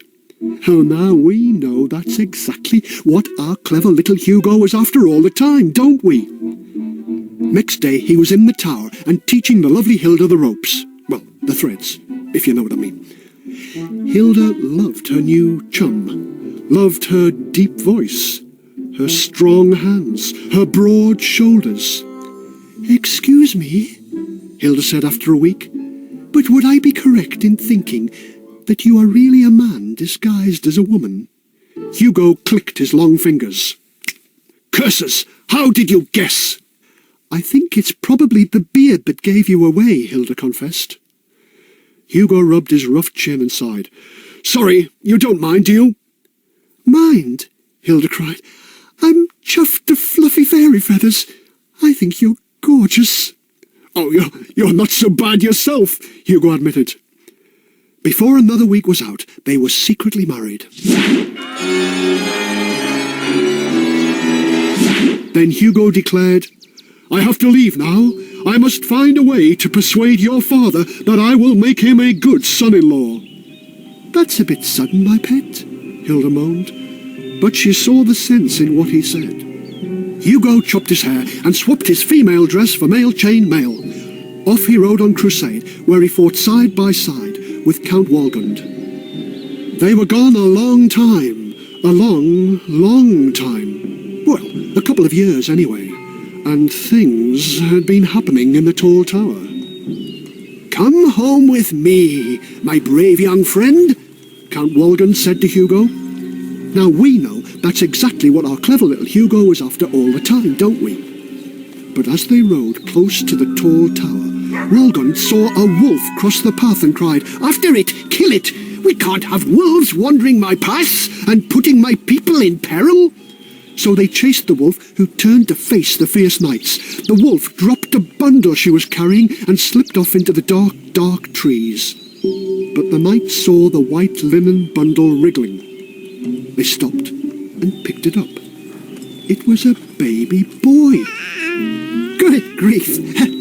Wonder who you belong to, my little man?" Walgund warbled. "What a wonderful child! Wouldn't mind one like that for my grandson. Let's visit my daughter in a nearby tower. See if she can care for it till we find the rightful mother." When they reached the tower and unlocked the door, Hilda rushed out. Was she going to fuss over her father? Was she going to hug Hugo? No. She ran across the courtyard and snatched the baby from the two men and wailed, "My baby! The washerwoman left the kitchen door open this morning and he crawled off into the forest. I was sure he'd be killed by wolves by now." "Your baby?" Count Walgund said in wonder. "Who's the father?"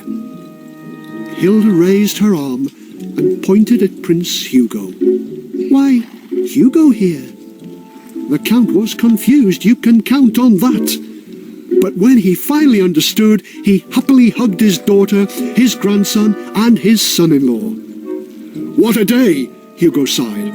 "I've gained a son I never knew I had." "What a day," Walgund cried. "I've gained a son and a grandson I never knew I had." "I've waited for your return before I named the child," Hilda said. What should we call him? Walgund looked at Hugo. Hugo looked at Walgund. The two knights looked at one another. They nodded. They said it together. Wolf, of course! Hilda and Hugo lived happy ever after.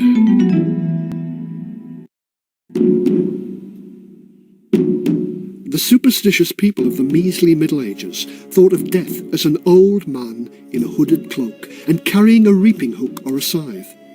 In 1347, Death strolled through Europe with his scythe, mowing down some and missing others. Swish. In 1349, he sailed across the Channel to the British Isles. The terrified people never knew who was going to be next. As an Italian diary recorded, there appeared certain swellings, and in 3 days the victims were dead. Purple-black blotches appeared on the skin, and you smelled absolutely revolting. The funeral bell would ring, and off you went. That sort of swell, spit, smell, swish, dong, you were gone. Wouldn't it be great if they taught you something useful in school, like how to spot the plague? Hey, we could just turn it into a little song. First you feel a little poorly, then you start to swell. Then you start to spit some blood, and then you really smell. Then you know it's time to ring your funeral bell. Then along comes Mr. Death and takes you off to, well... Death's scythe was the bubonic plague, and the piles of bodies grew like chopped straw into a haystack. They loaded them onto carts, dropped them into pits, or, in Avignon in France, threw them in the river. Children were Death's particular favourites when it came to the swish. Some preachers said that the children probably got what they deserved. One explained, "It may be that children suffer heaven's revenge because they miss going to church, or because they despise their fathers and mothers. God kills children with the plague, as you can see every day, because, according to the old law, children who are rebels or disobedient to their parents are punished by death." Whew.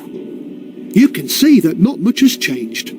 Doctors already had some wacky cures for the illness. Here's a quick quiz for you to answer. True or false? Which of these cures did the Middle Ages doctors say would help the plague? Number 1. Sit in a sewer, so the bad air of the plague is driven off by the worse air of the drains. True or false? True. Number 2. Kill all the cats and dogs in the town. True or false? That's true. Number 3. Wear a magpie's beak around your neck. True or false? False. The magpie's beak was to cure toothache. Number 4. Swallow powders of crushed emeralds if you're rich enough. True or false? True. Number 5. Let blood out of the patient if the patient's horoscope was right. True or false? True. Number 6. Cut a hole in the skull to let out the devil. True or false? False. That was a cure for madness. Number 7. Drink a medicine of 10-year-old treacle. True or false? True. Number 8. Shave a live chicken's bottom and strap it to the plague sore. True or false? Terrible, but true. Number 9. Stuff mustard and onion up your nose. True or false? False. That was a cure for a cold, and it's not very nice. Number 10. March from town to town flogging yourself with a whip. Did they think that would cure the plague? True or false? True. So, how many did you score out of 10? It doesn't really matter because none of the cures worked anyway. The real cause of the plague wasn't discovered till just 100 years ago. And people still don't understand. They think rats carried the plague. Get off, you rat! Fleas carried the plague germs. They lived on the rats and their germs killed the rats. A dead rat is not very tasty, so the fleas looked for a new home. If there were no rats about, then the fleas would hop onto a human and spread the germs to that human. When their new human friend died, they'd hop onto another human. Maybe the person who'd nursed the first victim. And so it went on.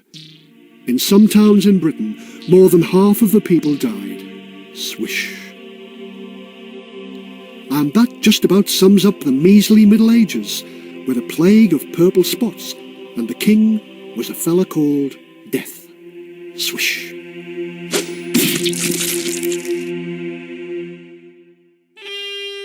We hope you enjoyed learning about the despicable goings-on of our ancestors as much as we did when we made these CDs. Don't forget to watch out for other CD audiobooks on special packs of Kellogg's cereals.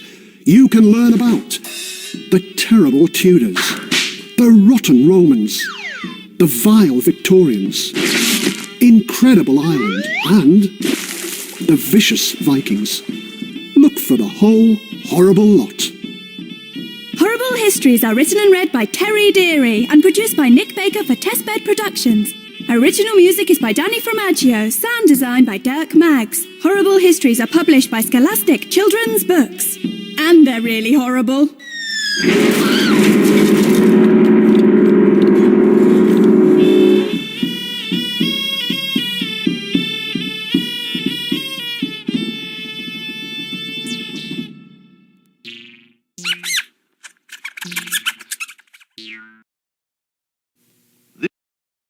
This is Audible. We're here because we're here because we're here because we're here. We're here because we're here because we're here because we're here. Horrible Histories. Horrible Histories present the foul facts about the frightful First World War. At the time, it was known as the Great War. Not so great for the people who were in it, mate. One of the most frightful wars in the horrible history of wars. The story of the frightful First World War is introduced by the author of the Horrible Histories books, Mr. Terry Deary. Please give him a great big BBC welcome. Thank you. It's all right, mate. Can't wait to see what you do with this story. Could be pretty horrible. Exactly. It was the war where people were blasted by bombs and bullets, where they were gassed till they were blinded and choked, where they were marched through mud till their feet rotted or frozen till their fingers dropped off. Oh, it wasn't all that bad, mate. You what? I mean, it was horrible, but there were some good moments. You made a lot of good mates and you had some laughs. I mean, it was the humour that got you through the horror. Humour got you through the horror. I like that. So you won't be offended if we look at some of the funny bits as well as the foul. Oh, don't mind me, mate. I could tell you some stories. Oh, yeah. Stories that make your blood run cold. You could? Oh, yeah. I joined the army when the war started in 1914. 1914, the year of the first shot. And you joined the army then? I did. And I was just 14 years old. Oh, come on. You weren't allowed to join until you were 18, were you? Didn't stop a lot of us joining up. I was a big lad for me age. It happened like this. Read all about it. Read all about it. Headlines of the 4th of August 1914. Britain has declared war on Germany. Read all about it. Here, George. What's that, Tommy? You heard the latest. You mean the war? I mean what the enemy did when they marched through Belgium. No? Well, they reckon they caught some British nurses and they carved them up. Then they burned down the hospital with the nurses still inside. Were they dead? Oh, they were after that. And as for the Belgian babies, the enemy soldiers threw them up in the air and caught them on their bayonets. What's a bayonet, Tommy? It's like a long knife they fastened to the end of their rifle. Anyway, they caught the babies on the bayonets. Oh, long knives on the ends of their rifles? Yeah, that's right. Then they roasted the babies on the campfires. What they do that for, Tommy? So they could eat them. Nah. True as I'm standing here. And another thing, if they capture one of our lads, they pull out his eyes. I suppose they're using to make ice cream. And they need loads of fat to make explosives. So, do you know what they use? No. Human corpses. They melt them down, then they use the fat to make bullets and grind the bones to feed their pigs. Oh, that's horrible. That's why we have to fight them. Of course, all the stories were lies. The enemy were just ordinary people like you and me. Ah, but the point is we believe those daft stories. So, a couple of months later, we were all keen to go and join up to fight. Even the lads like me and Tommy, who were just 15. How did you manage it? With a lot of help from the army. Here, Tommy, they're signing up new soldiers down in the church hall. They'll give you a shilling and you're in the army. In a few weeks, you'll be fighting the enemy. That's what I want to do, George. I'm going to join. For king and country. For the adventure. For a shilling. Anyway, you can't. Well, you just watch me. Come on, let's go in.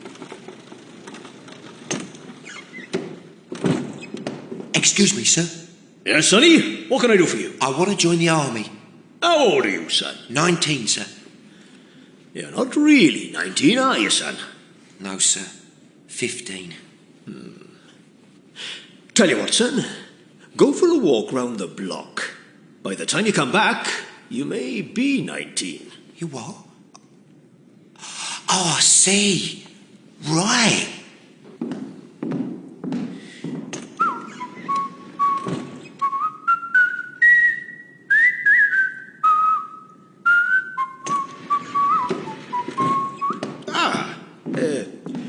Yes, sonny. What can I do for you? I want to join the army. How old are you, son? 19, sir. You're not really 19, are you, son? Yes, I am. In that case, sign here, son. Here's your shilling. Welcome to the army. And that sort of story must have been true, because there were a lot of 15-year-old soldiers who managed to talk their way in. The saddest case was Private John Condon of the Royal Irish Regiment. He died in battle on the 24th of May 1915, the youngest British soldier to die in the war. He was just 14 years old.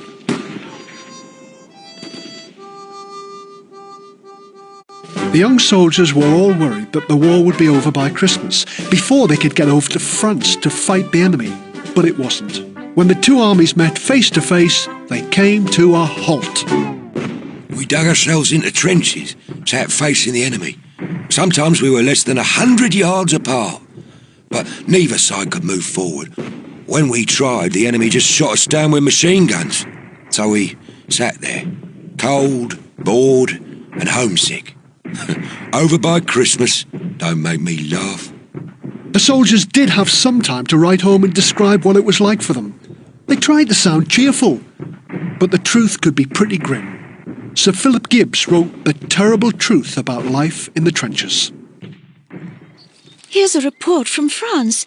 Let's see what it has to say.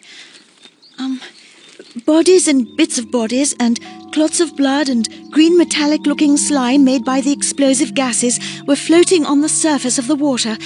Our men lived there and died there, within a few yards of the enemy.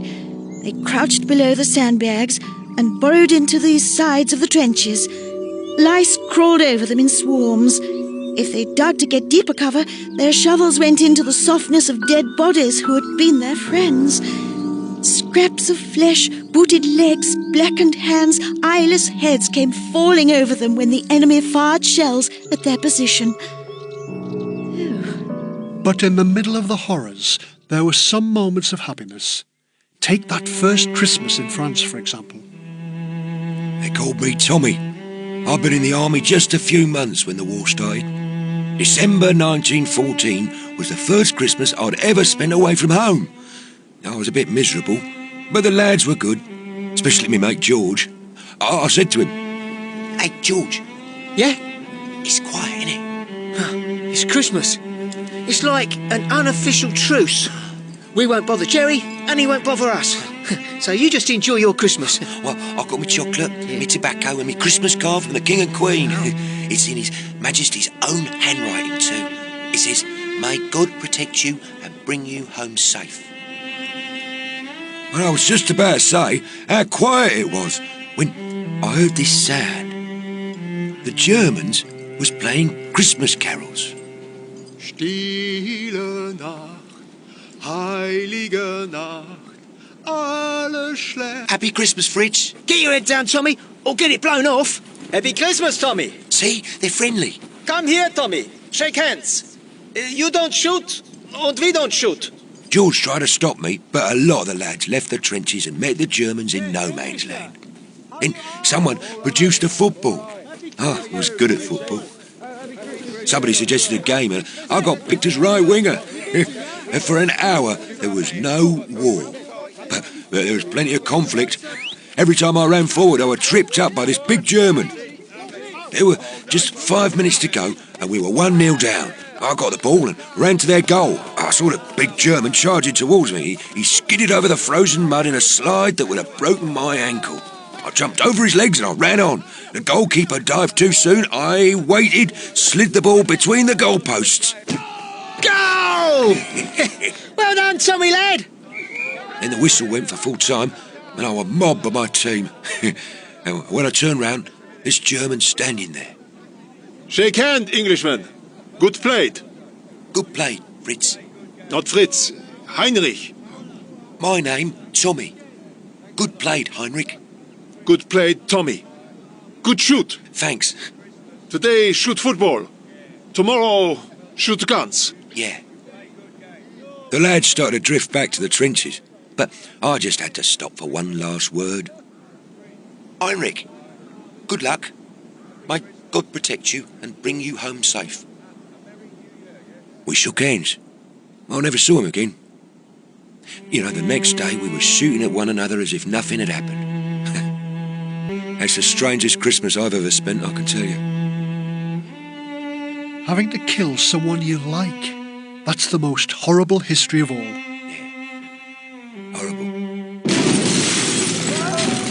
Horrible histories. The war went on into 1915, the year of total war. The German submarines surrounded Britain and tried to stop food supplies getting through. They hoped to starve the Brits to defeat. It didn't work. And 1915 was the year when women started doing men's jobs while the men went off to fight. Any more fares, please? Oxford Circus, please, mate. Halfpenny, mate. Wait a minute. What? You're a woman. Right. Well, it ain't right. It is right. Oxford Circus from here, halfpenny. No, not that. You're a woman. That's right. It's not right at all. Are you saying I'm not a woman? No. I'm saying it's not right that women should be bus conductors. So who's going to take the fares if all the men are fighting at the front? I'll tell you something else, mate. There are plenty of women in other jobs nowadays. Ambulance drivers, office workers, shop assistants, doctors even. Yeah, well, that's not right. I don't want a woman looking at my... Monument! No, it's not right. I'll tell you something else. You know all those posh women who want the vote? Well, that's not right votes for women. Well, they've stopped protesting and that for the duration. They've all joined the war effort too. I expect the men'll all get their jobs back. Well, the ones that's alive when it's all over. But for the time being, women are working for king and country. Well, it's not right. On farms, on buses, in the factories, making the shells. I'll tell you something else, mate. What? You just missed your stop.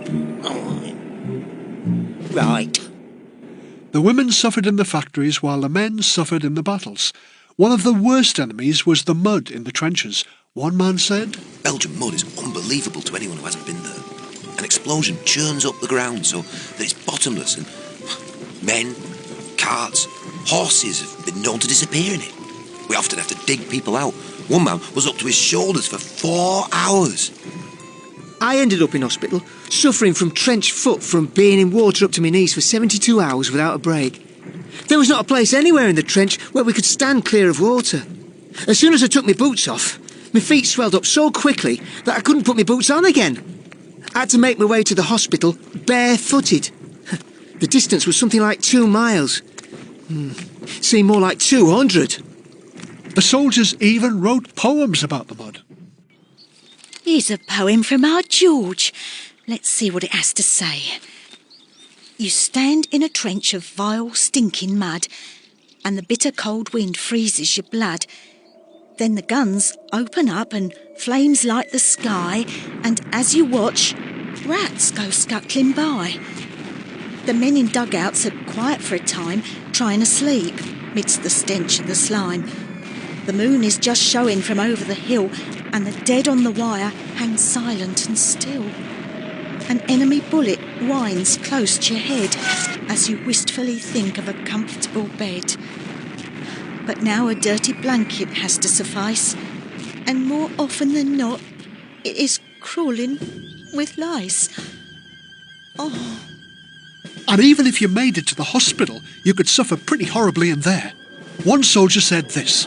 An Australian soldier, Private O'Connor, was wounded in the leg and captured. He was taken to Istanbul, where an Armenian doctor operated to cut off O'Connor's leg. The doctor sawed halfway through the bone, grew too tired, and snapped off the rest. Of course, you didn't always have time to get to hospital. Sometimes you had to help your mates when they were hurt in a battle, and there was a book to tell you how to give first aid to your friends. It was called The British Field Almanac 1915, and some of the advice was a bit odd. Please, Sergeant, George has broken his leg. Broke a leg? Yeah. Let me just look at the British Field Almanac 1915. All right. Here we are. Yeah. Gently put the broken limb straight after cutting off the clothes. Right. Then fix it in this position by means of a splint made from a rifle, a roll of newspapers, or pieces of wood. A roll of newspaper? In the middle of a battle? Where am I going to find a newspaper as tough as a piece of wood? Maybe the Daily Telegraph, Paul.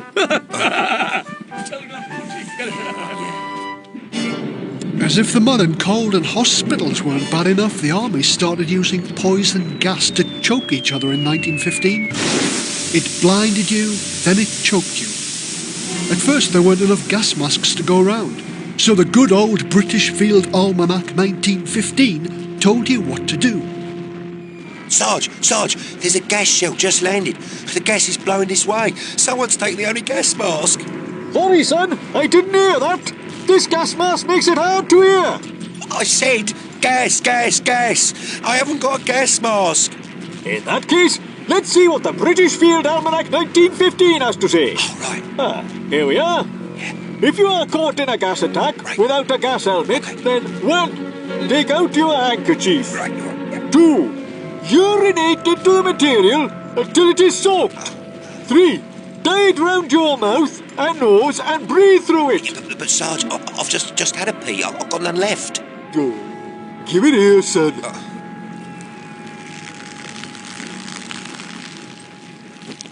There you go, son. Don't say I never do nothing for you. Thanks, Sarge. And if you survived the doctors and the gas and the enemy bullets, and you ploughed through the mud, you came to the enemy barbed wire. Phew, the barbed wire was an enemy, all right. You couldn't win. You couldn't climb over it, so you tried to go through the gaps. Well, all the enemy had to do was point his guns at the gaps and you were torn apart with bullets. Yeah. Barbed wire was an enemy. No mistake. So what was the biggest enemy? Well, in those days, we had no doubt. Like when you go to school and the biggest enemies are the teachers. Well, when you're in a war, your biggest enemies are your own officers. The ones that send you off to face the bullets while they stay behind. We even sang songs about them. If you want to find the sergeant, I know where he is. I know where he is. I know where he is. If you want to find the sergeant, I know where he is. He's drinking up the private's rum. I saw him, drinking up the private's rum. I saw him Drinking up the private's rum. If you want to find the general, I know where he is. I know where he is. I know where he is. If you want to find the general, I know where he is. He's pinning another medal on his chest. I saw him. I saw him. He's pinning another medal on his chest. I saw him He's pinning another medal on his chest. If you want to find the private, I know where he is. I know where he is. I know where he is. If you want to find the private, I know where he is. He's hanging on the old barbed wire. I saw him, hanging on the old barbed wire. I saw him Hanging on the old barbed wire. Horrible histories. The war went on. In Britain, all fit young men were told they had to join up unless they had a special job. Like a teacher, of course. 1916 was the year when the British used a new secret weapon. So secret, they started off by calling it by a code word. Right, gentlemen, settle down, pay attention. Now, as you know, you will be the first to train to use our new top-secret battlefield weapon. Heavily armoured, tough as a tractor, with these special caterpillar tracks and a 2-pound gun. Codename Little Willie. Here's a picture. Have the Germans got anything like these weapons, sir? Well, yeah, very good question. No, as far as we know, no. The Germans do not have Little Willies. As far as I know, they don't have willies at all. But, sir, Yes? once they see our willies... The Germans will try and develop willies of their own. Yes. That is why it is of great importance that we do not reveal these weapons until the time is right. Until that dastardly German fellow finds himself on the battlefield face to face with a massive... Lieutenant Smith. Sir? I've changed my mind about this code word. I was thinking, this picture, well, it looks more like a water tank to me. Jolly good. Jolly good. We'll call it a tank. Oh, thank goodness for that. Tanks. You're welcome. Jolly good. So, training starts next week. I bet you can't wait to get your hands on them. Tanks. Excellent. So the tank was born and would help Britain win in the end. But 1916 saw some of the bloodiest battles of all. It was the year of the Battle of the Somme. 20,000 British soldiers died on the first day of that battle. Mostly cut down as they marched into enemy machine guns. And if the bullets, the mud, the cold, the doctors or the gas didn't get you, then the rats and the lice probably would. Oh, here's a letter from our George. Let's see what it has to say. I swear that as I dropped my socks on the floor, I saw them start to move. They were a seething mass of lice. Here's a poem I wrote about them. The little soldiers of the night, though some hundreds you may kill, still you'll find there's hundreds still, for they hide beneath each other and are smart at taking cover. Then you have an awful bite. They've a shocking appetite. There are families in dozens, uncles, mothers, sisters, cousins. And they have their married quarters where they rear their sons and daughters. And they take a lot of catching, cause an awful lot of scratching. Oh. The German soldiers had a way of dealing with lice. They heated a tin lid over a candle till it was red hot. Then they picked the lice off their clothes and dropped them onto the lid to sizzle. Anyone fancy some sweet and sour fried lice? It was a lousy life for a louse. Or a rat. We used to be overrun with rats in the trenches, but we could usually catch them with a little bit of cheese. We stuck it on the end of our rifle, and when the rat come to nibble on the cheese, we just pulled the trigger.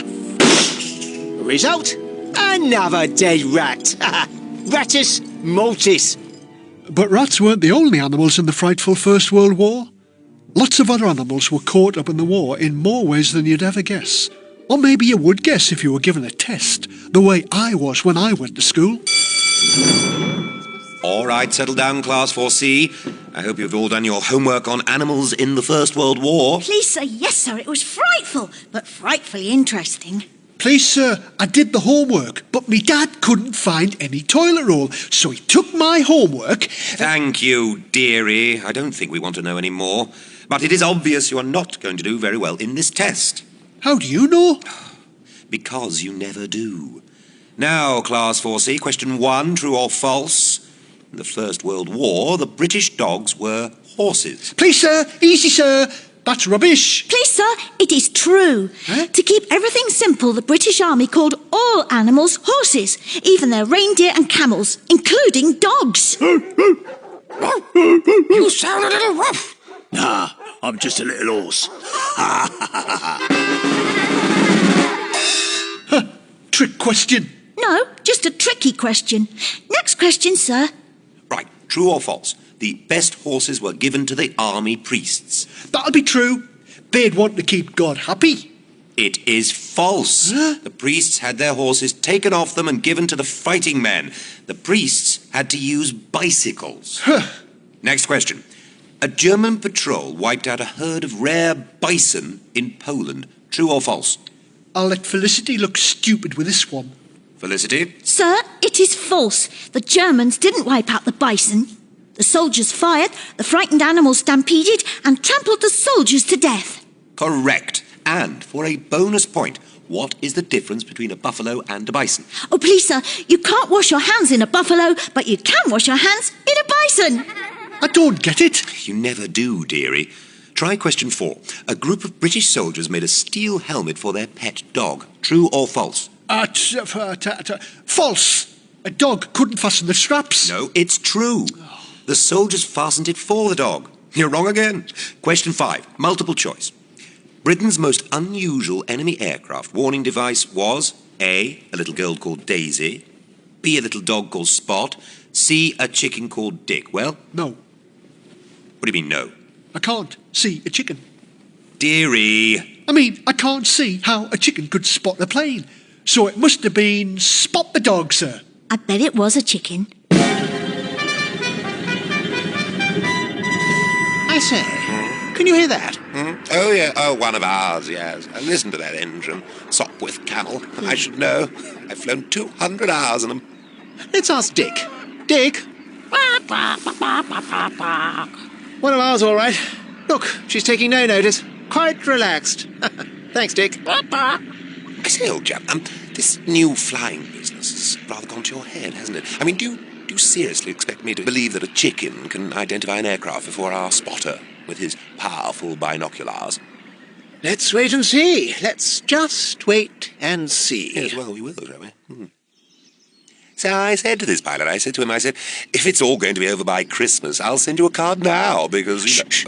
Hear that? Yes. Very far away. Quick, over to the hen coop. Watch Dick. Sounds like a Fokker D7. That aero engine. Probably the Mercedes 160 horsepower. I'm off.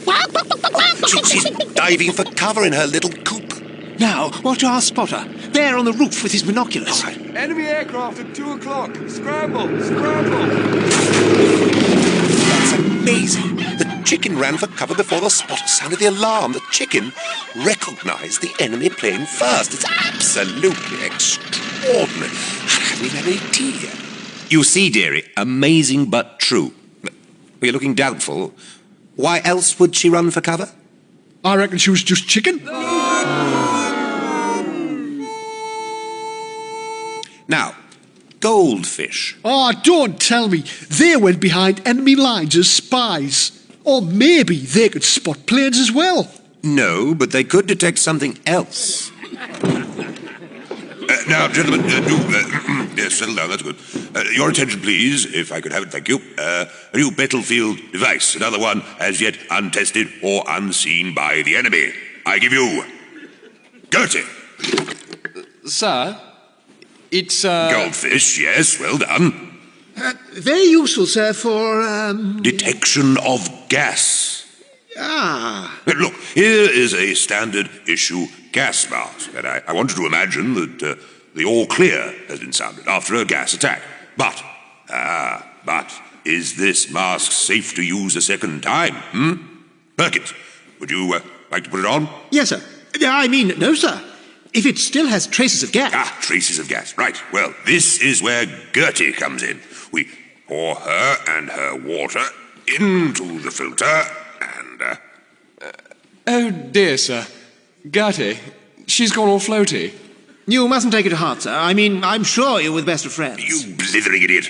Don't you see? It's the same as the canary detecting gas down the mines. Gertie gives us advanced warning.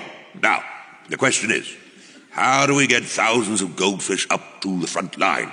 Now, I suggest we start a breeding program, or possibly we all carry one in our pockets. I don't know, that's a possibility. Any other fish would have done. You could even say it always helps to have cod on your side. That's very funny, sir. Laugh, thought I'd never start.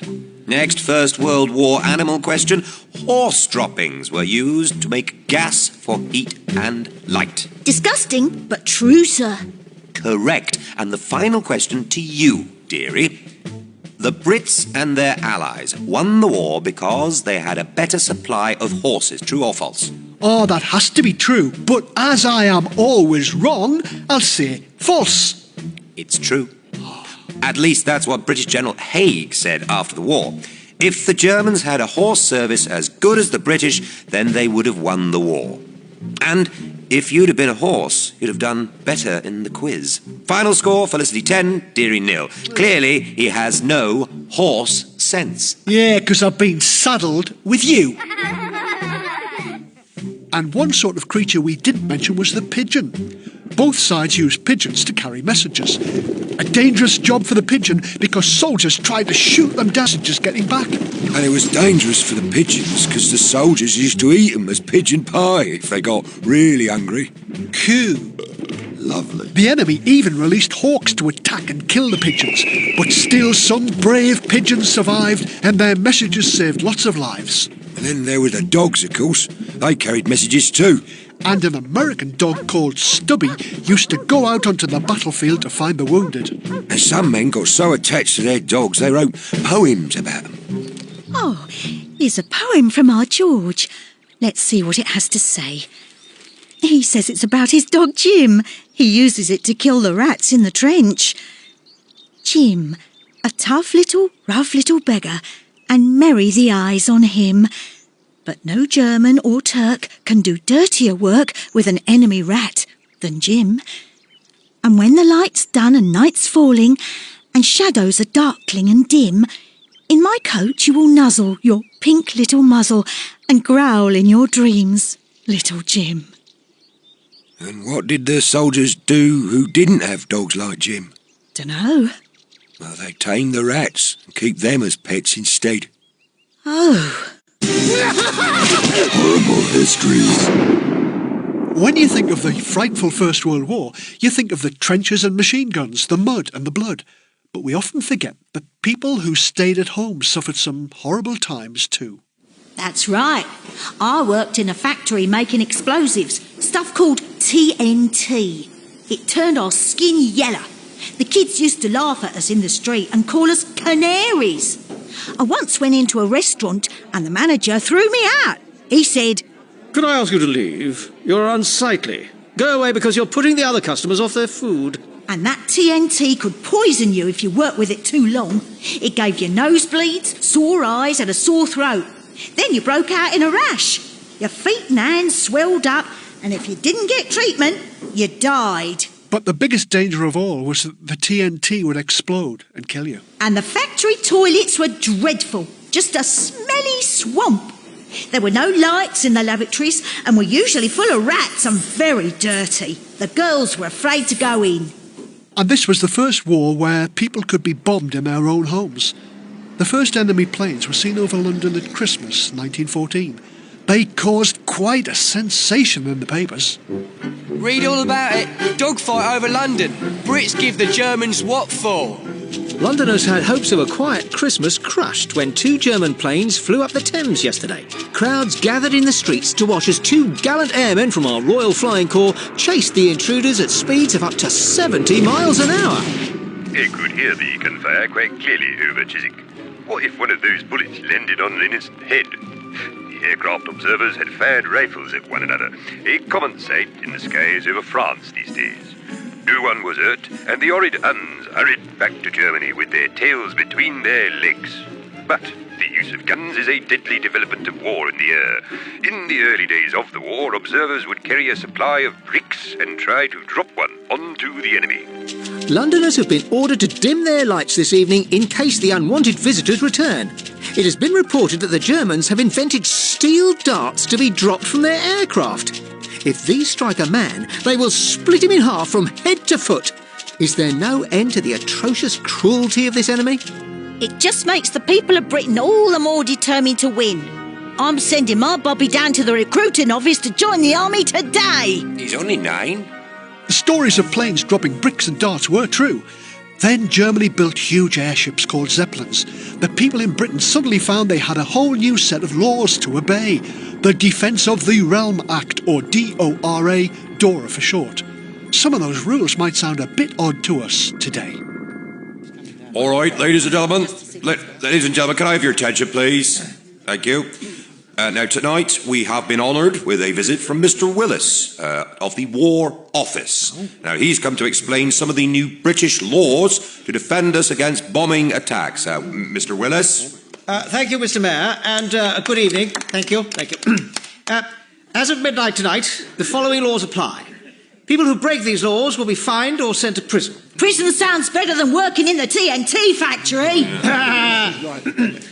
It is now against the law to loiter under a railway bridge. What would I want to hang around under a smelly railway bridge for? To blow it up, you mutton head. Oh, why would I want to do that? You would if you were an enemy spy. The next law says you must not send a letter overseas written in invisible ink. What's the point of that? They wouldn't be able to read it. And you must not fly a kite. What? Kites could be used as signals. Oh, do me a favour. Madam, I must warn you, the government takes this matter very seriously. Oh, get on with it. You must not speak in a foreign language on the telephone. I don't know any foreign language. I haven't got a telephone. It is forbidden to ring church bells after sunset. Oh, thank goodness for that. I'll get some sleep. And finally, after 10 o'clock at night, you must not whistle for a taxi in the street. Ooh. Order. Now, Mr. Willis, you can see that this is a bit of an odd law. Perhaps you could explain to us. Yes, certainly, Mr. Mayor. We turn off the lights after dark when a Zeppelin attack is possible. So, when the Zeppelins fly over our town, then how do they know where they are? They see all the red and white lights on the carts. No! They switch off their engines and they listen. Ooh. And if they hear whistles, then they will drop their bombs on that spot. That's true. Well, thank you for coming along tonight, Mr. Willis. This has been most informative. I think we'll all agree, yes? I'm sure the ladies and gentlemen would like to show their appreciation. Yes. Now, Mr. Willis, can I offer you a drink? Thank you, Mr. Mayor, but my train leaves in 10 minutes. Oh, well, in that case, I'd better call you a taxi. Oh, so I hope there's no Zeppelins around. What was that? A bomb. Landed when the mayor whistled. He'll go to prison for that. They'll have to pick up the bits and stick them back together first. Come on, let's get down the pub. I'll call that taxi. Or what? Horrible histories. Now those rules may sound a bit odd, but in York in 1916, Jim Richardson was fined 5 shillings for lighting a cigarette in the street. The police said it could be seen by a Zeppelin 600 metres up in the sky. Hey, English! Yep. Have you got the match? Yeah. Your face and the back of a bus. I don't understand. Well, you wouldn't. You're German. Here's something you'll get. Oh, you German. The Reverend Patrick Shaw was arrested for showing a light from his church, though he said it was only a dim religious light. The Zepp panicking magistrate fined him anyway. Battiest of all was the Chief Constable of Yorkshire, who said, Do not laugh in the street, stop your dogs barking, and do not bang doors, because all these noises can be heard from a Zeppelin listening for its target. Clearly a bit of a Yorkshire pudding. If you think school dinners are bad, then you should be glad you didn't live in Europe in the filthy First World War. Take tea in the trenches. Tea in the trenches? Oh, disgusting. Well, the soldiers' water had chloride of lime added to kill the germs in it.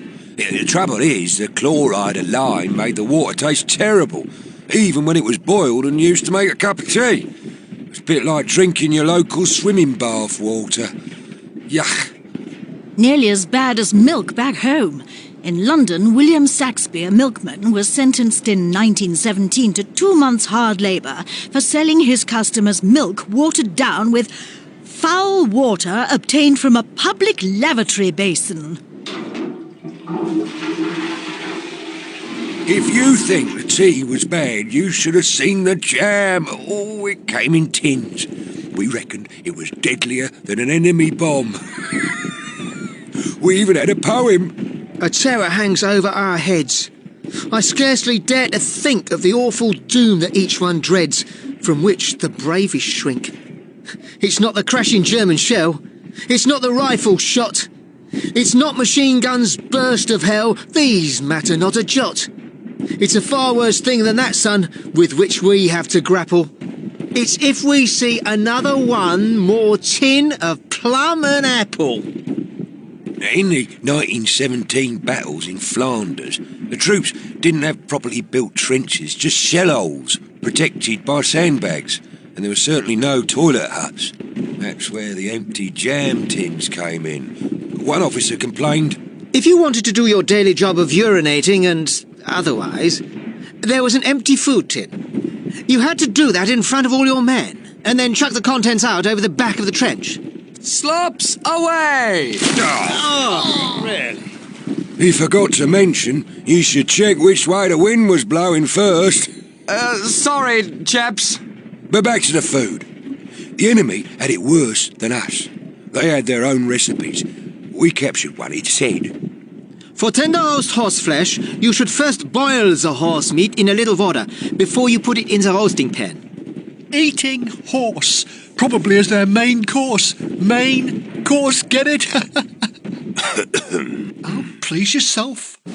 The British people believed that the Germans would be starved into defeat, but in September 1915, they could still laugh about the British blockade. That month, a Zeppelin raid on London dropped 70 bombs, killing 26 people. But the crew also dropped a ham bone attached to a parachute. On it was written, a gift from starved-out Germany. By September 1918, the German people had stopped laughing. And they didn't have spare ham bones for jokes. This is how most Germans ate in the winter of 1916-17, on a good day. It was known as the turnip winter, because turnip was the only food that was plentiful. Good morning, children. Today I'm going to present to you the turnip winter diet. For the turnip winter diet, you start with breakfast. Yeah, 2 slices of bread, no butter. 1 cup of coffee with spoonful of sugar, but no milk. For lunch, you can have soup with meat and turnip chopped in, peas and beans added. A cup of coffee, 2 slices of bread. No meal at tea time. And for supper, a small piece of cheese, 2 slices of bread, and a glass of water. For snacks, eat nuts and berries, if you can find any. But I'm hungry. We are all hungry. But that is how we must eat if we are going to win the war. Even the king himself, the Kaiser, eats less. Already we are eating dogs, and last week the kangaroos in the zoo were killed and eaten. We are producing a lot of ersatz food. Please, sir, what is that? It is food that is made from something else. So, for example, ersatz bread is made with peas and beans. And my mother says they put in sawdust. Cakes are made from clover or chestnut flour. And they taste awful. Yeah, you have rice lamb chops and vegetable steaks. And recently, we have been experimenting to make fat for cooking. We have used rats, mice, hamsters, crows, cockroaches, snails, worms, hair clippings, old leather boots and shoes. None of those have been very successful. As for coffee... Please, sir, this coffee tastes like mud. Yes, I'm not surprised. It was ground only a few moments ago. We used to make it from roast nuts, flavored with coal tar, with sugar, and that was okay. Later came coffee with roasted acorns. But now all acorns have to be fed to pigs. Came coffee made from carrots and turnips. Please, sir, I wrote a poem about our terrible suffering. Yeah, then recite it, child. My Tuesdays are meatless, sweetless. Each day I get poorer and wiser. My home it is heatless, my trousers are seatless. My God, but I do hate the Kaiser. My God, but we do hate the Kaiser. Hey! By 1918, even Ersatz foods had run out. For German soldiers struggling to fight, a meal might be a turnip stew served with chunks of, guess what? Turnip bread. I got turnips in my garden, I got turnips in my bed, I got turnips in my kitchen, and a turnip for my head. Oh, nasty. Remember, this war was supposed to be over by 1914. It was still dragging on into 1917. The rains came and made the battlefields muddier and bloodier than ever. In England, a weapons factory blew up and killed 69 people in East London. Nothing new there, then. The British and French fought on, but their friends in Russia turned their guns on their own royal family and massacred them. I say, I hear they've shot the Russian king. Over in Russia they call him a Tsar, and they shot his wife, the Tsarina, and they shot the kids as well. All the little sardines. You've got to laugh, haven't you? There was a ban on feeding birds in Britain because the food was too scarce, and bakers were adding potato flour to bread. And the big news was the Americans joined the British and French in 1917. A man's got to do what a man's got to do. This is one small step for a soldier, but a giant leap for mankind. Terrible rainstorms turned the battlefields to a sea of mud. What kept the soldiers on both sides going? A good sense of humour, mate. And some good mates. We even had our own language in the trenches.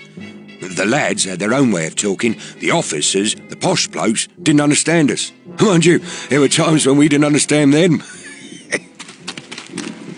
Corporal Greggs reporting for duty, sir. Good God, you're a woman. That's true, sir. I'm in the Women's Army Auxiliary Corps, formed in 1917. WAAC, or WAC for short. WAC? Yes, sir. New joke in the Army. What's better than a smack in the eye? I don't know. What's better than a smack in the eye? A whack on your knee. Get it? But you WAC women aren't allowed to fight, are you? No, sir. But some women have fought in this great war. Rot. Never heard of such a thing. In September 1914, French newspapers reported the story of a 28-year-old laundrywoman who had been discovered fighting at the front in the uniform of a French soldier. Yes, well, that's the French for you. Odd chaps, the French. On our side, of course, but funny fellas, if you ask me. Fancy allowing a woman to fight. They didn't. She was sent back to her old job at the laundry, but protested angrily. Yes, quite right, too. Wouldn't happen in the British Army. There is a story that a British woman also got as far as the trenches, dressed in the kilts of a Highland soldier. She did it for a bet, but was caught and returned to Britain. It was probably the handbag that gave her away. Anyway, that's the Scots for you. Odd chaps, the Scots. On our side, of course, but funny fellas, if you ask me. An Englishwoman would never be allowed to fight. True, sir, but this year, 1917, the Russian army is so weak it created a woman's battalion, the Battalion of Death, to help. 300 women led by the incredible Maria Botchkareva. Yes, that's the Russians for you. Odd chaps, the Russians. On our side, of course, but funny fellas, if you ask me. Fancy allowing a woman to fight. She must have hated it. Maria was married at 15 and suffered terribly at the hands of 2 brutal husbands. War was wonderful compared to what she suffered at home. She suffered frostbite and several wounds, but survived. She probably volunteered for the pleasure of being able to shoot at men. But what I'm saying is that you aren't here to fight, are you? No, sir. I'm here to translate. I've heard your soldiers are speaking their own language and you don't understand them. I've studied soldier speak and I'm here to help. Jolly good, sir. There's a man over there. Private, whatever your name is. Sir. What would you like to eat, Private? I'd love a bomb baby's head, followed by a dog and maggot, washed down with gunfire. For afters, I'd have posse on Japan, sir. If you'll allow me, sir. Carry on. He said, I'd love a Bond baby's head. That is, I'd love some nice meat pudding, followed by a dog and maggot, followed by bread and cheese, washed down with gunfire, washed down with a cup of strong tea. For afters, I'd have posy on Japan. For afters, he'd like jam on bread. Good man. Now, listen here, stout fellow. Sir.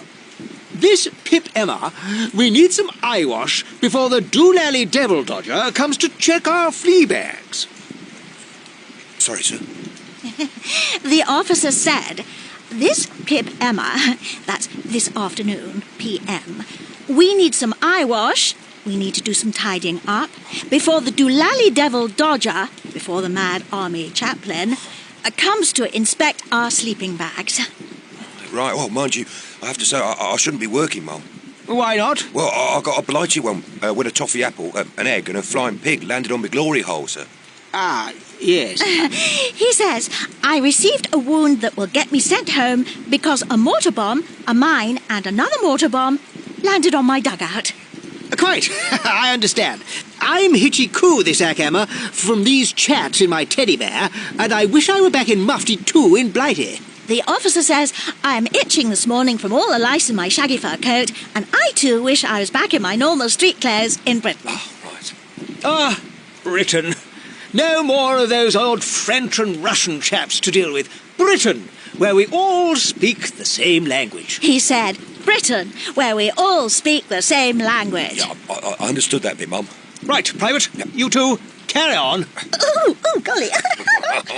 No, Private, I didn't mean that sort of carry on. Oh, sorry, sir. Horrible histories. By 1918, both sides were pretty close to being exhausted by the war. In March, the Germans break through the British lines and the war in the trenches is over. Yeah, not before time. But they didn't have the strength to keep going. By August, they are being driven back. The German General Ludendorff says, "This is a black day for the German army." The end is in sight, but a lot more will die before that end arrives.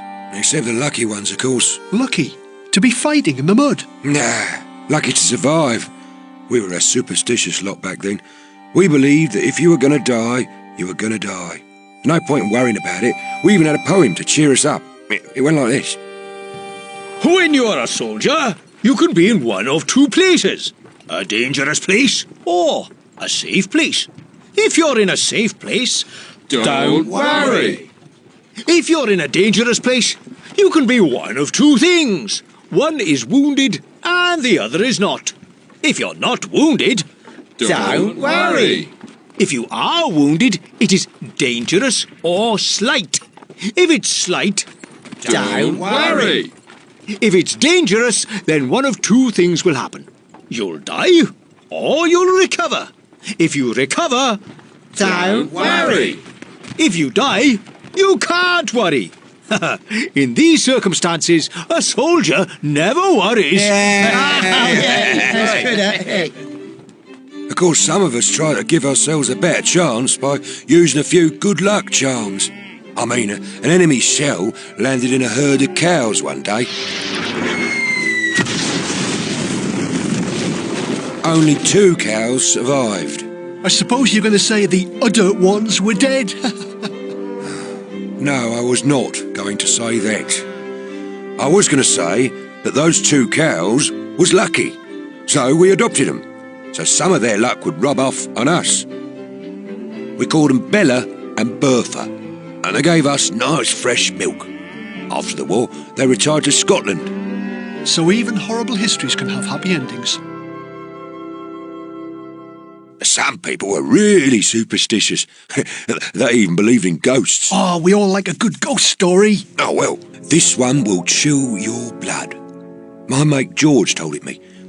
We were sitting in a deserted farm one night with just a candle to light the barn and shadows as black as a bottomless well. We had a captain in a battle of the Somme. A tall, handsome bloke and a fine leader. One day, some chaps got themselves trapped in a shell hole. He found them and led them to safety. They was terrified, but he said, "Don't be frightened, men. Whenever you get yourselves into a tight corner, I'll be there to pull you out."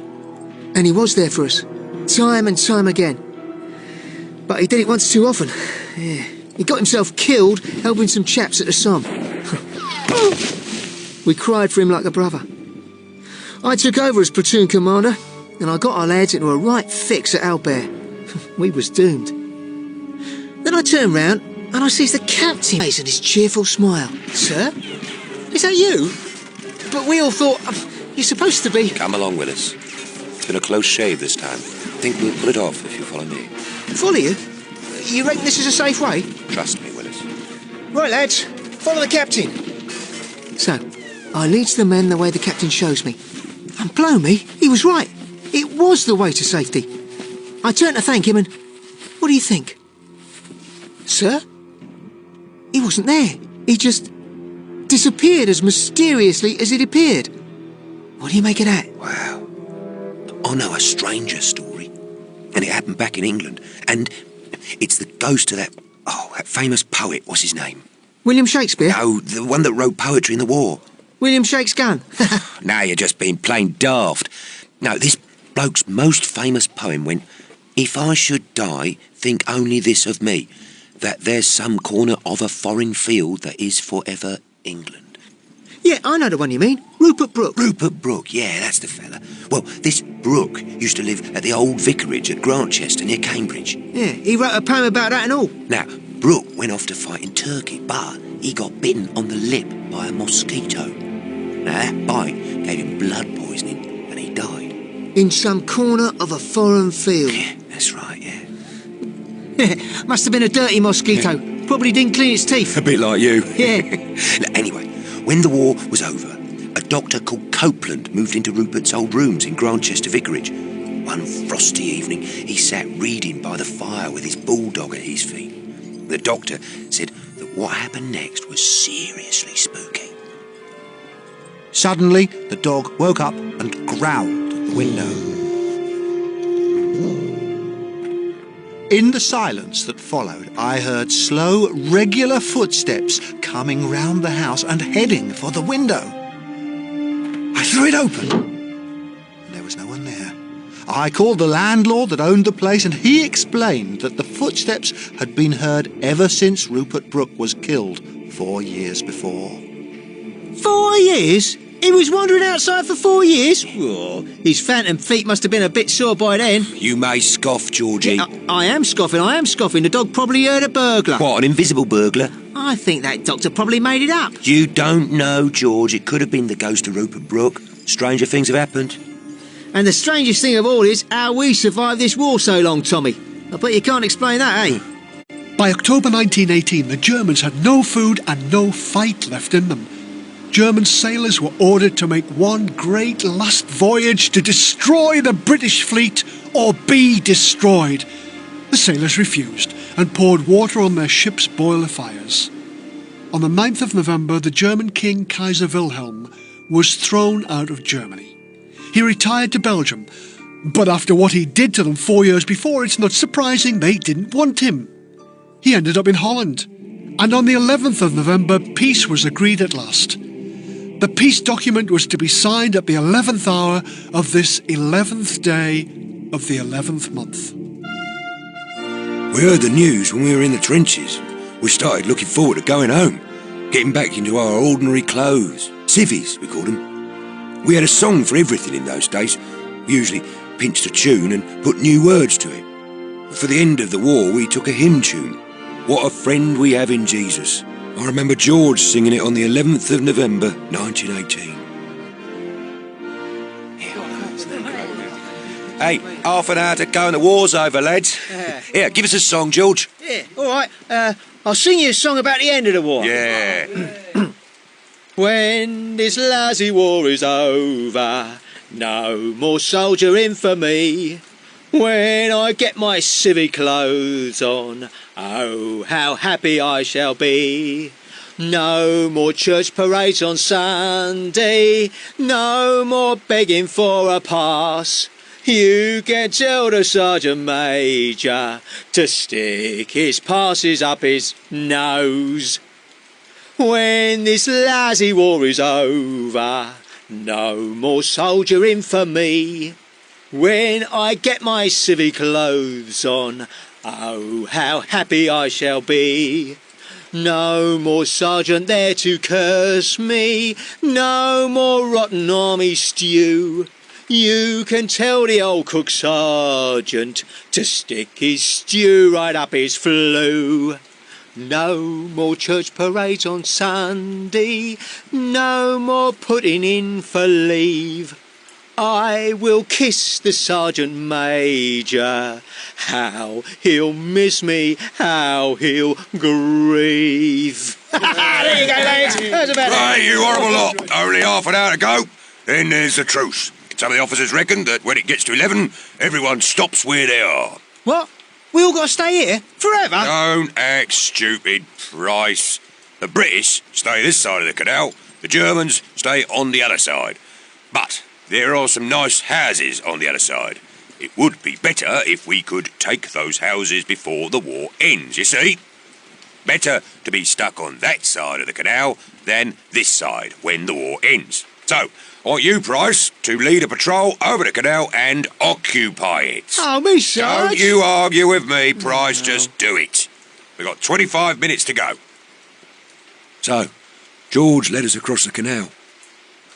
The Germans knew the war was almost over, but still they fired at us and ran. George went after them, daft old beggar. Just a few minutes of war left. All we had to do was sit still and wait, but George went after him. He was hit by a bullet in the heart. 2 minutes to 11. 2 minutes before the end. 2 minutes. No more church parades on Sunday, no more putting in for leave. I will kiss the sergeant major, how he'll miss me, how he'll grieve. Private George Price was the last soldier to be killed in battle in the frightful First World War. He died at 2 minutes to 11 on the 11th of November 1918. But the deaths didn't end there. The war killed over 8 million people, but there was an even worse thing to follow. Something that killed 3 times as many people as the frightful First World War. It wasn't a bullet or bomb, it was a bug. Read all about it. Deadly epidemic spreads. Flu victims on the increase. Ew, I don't feel well. Here, Governor, halfpenny to you. Thank you. Let's see. The disease known as Spanish flu is spreading and becoming more deadly. Oh dear. There are reports from around the world of people collapsing in the streets, at work and at home. A leading medical expert says... Although it is called Spanish flu, it probably came from China. This influenza is starting to show a pattern. People between the ages of 20 and 40 are in most danger. Many of those are, of course, the young men who survived the war. America is badly hit. There is a story of 4 women playing cards last night. By morning, 3 of them were dead. Read all about it. Influenza kills thousands. Symptoms are rather like a cold at first, with runny nose and a bad chest. But the lungs fill up with a liquid and it goes hard. The face turns blue and you cough up blood. Patients struggle to breathe and the victims end up drowning in their own body fluids. As they die, the fluids flow back out of the body in a gush. Quite a dreadful sight. Some people are blaming it on the gas attacks in the war. Read all about it. Link between flu and gas possible. But the link is wrong, because that wouldn't explain why flu is so bad in countries like India. British children now have a skipping rhyme to go with the epidemic. It goes... I had a little bird, his name was Enza. I opened the window and influenza. Read all about it. America hit by flu. New York City. Bodies are piling up in mortuaries across the eastern seaboard, and there aren't enough caskets to bury the dead. Doctors are advising that the victims do not spit, cough, or sneeze. Meanwhile, in Britain, a menace more dangerous. Crime. Read all about it. Streetcar blamed on war. Here, you with the newspapers. Give us your takings. Oh, we'll take them ourselves. Yeah, give me it. Oh, yeah, Copper, run for it, quick. Hey, you two, stop in the name of the law. Stop, I tell you. Too late. Here, son, you all right? Read all about it. Sick newsboy attacked by thugs. Changes in society blamed. This sort of thing hardly happened before the war. Oh, no. But a lot of these young thugs, well, their dads and their male teachers, they all went to the front. And they never came back. All that discipline vanished. Things will never be the same again. I'll tell you another thing, officer. Another thing that has changed our world. Maybe it's responsible for changing people. An invention that's been around a while, but now it's really popular. And it can really help you pack up your troubles in your old kit bag. Since I lost my Jack, well, I'm addicted to the kinematograph, the flicks, the cinema. Oh, there are sad stories and comedies, but my favourites are the ones with the handsome cowboys, savage red Indians, chases on horseback, dangerous gunfights. Oh, ride him, cowboy! Oh, it helps you forget the flu, forget the yobs, forget the millions dead, the gas, the missing fathers and the terrible teachers. I love it! The kinematograph! Bang, bang, bang, bang, you're dead! Excuse me, madam, you are causing a disturbance, annoying the other customers. I'll have to ask you to leave. Come quietly, madam, and with no fuss. Oh, I'm sorry, officer. I don't know what come over me. Whenever I get in the kinematograph, I go all funny. Oh, look, let me go back in. Let me join the queue for the next show. I have 1 penny in my purse. I choose flicks before food any day. Oh, well, very well, madam. If you promise to behave. Oh, thank you, officer. I'll just join the queue behind this gentleman. Ooh, look at his medals. It's quite easy to get carried away in there, isn't it, mate? You forget the war and the killing and the troubles that came after. It all feels better. You ask me, it feels worse. What, the pictures? No. This isn't the queue for the pictures. It's the queue for the soup kitchen. It don't make me feel better. It make me feel terrible. They promised us jobs and houses after the war. A land fit for heroes to live in, old Lloyd George said we'd have. I'm sorry, mate. My husband, well, he went in the war. What do they give us heroes? Bit of soup. Spent days looking for work. Yesterday, I fell asleep on a park bench. I must have dozed off because it was dark when I woke up. I decided to stay there till morning. I woke as the sun was rising, and what a sight met my eyes. All the benches were full of old soldiers in all sorts of old clothes, mostly khaki, and others were lying on steps. Some were wrapped in newspapers. The men who had fought for king and country now were unwanted and left to starve, all huddled together like we were in the trenches. I seen it at the pictures, the trenches. Made me think of my old Jack. Oh, never mind pictures. I'll tell you, the last time I could afford to go out for a laugh, it was the musical. That bloke Burnaby and his story of Jimmy Johnson. He got it right. He was Mr. Jimmy Johnson, and he earned a weekly wage. And his life was as eventful as a squirrel in a cage. He possessed a wife and kiddies, living somewhere Brixton way. And he drew his humble wages weekly every Saturday. And that was why he added rows of figures, nice and neat. He was Mr. Jimmy Johnson. Life was sweet. Then somewhere a bugle sounded, and he kissed his pen goodbye. His stool he kicked from under him, no time to wonder why. He hugged his wife and kiddies, and he told them not to pine. He was Private Jimmy Johnson, number 12129. He didn't quite appreciate the stuff he'd got to eat, but he was Private Johnson. Life was sweet. Now again he's Jimmy Johnson, and he's got an empty sleeve. And he's smiling very bravely, and it's so hard to believe he's forgotten by the stay-at-homes who, not so long ago, said they didn't want to lose him, but they thought he ought to go. You can see them all around you. Some sell matches in the street. There are many Jimmy Johnsons. Is life sweet?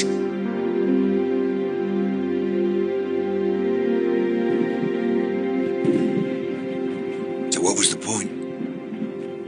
I reckon my old mate George had it right back in 1914 when it started. We didn't really know why we were fighting then. Even now, we don't really know why so many fought and died. Why were we there? We're here because we're here because we're here because we're here. We're here because we're here because we're here because. We're here.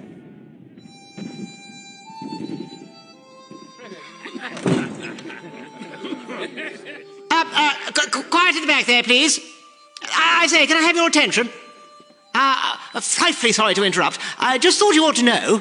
Horrible Histories, the frightful First World War, was based on the book by Terry Deary and adapted by Terry Deary and Nick Baker. You heard the voices of Brian Bowles, Terry Deary, Toby Longworth, Jill Schilling and Tom Maggs. The producer was Nick Baker and the director, Dirk Maggs.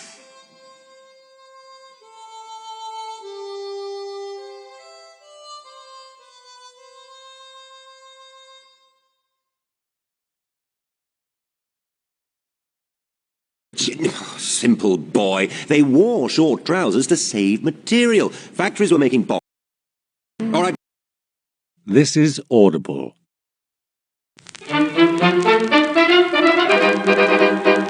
The sun has got his hat on. Hip, hip, hip, hooray. The sun has got his hat on and he's coming out today. Now we'll all be... We interrupt this programme to bring you an important announcement from Mr. Neville Chamberlain, the Prime Minister.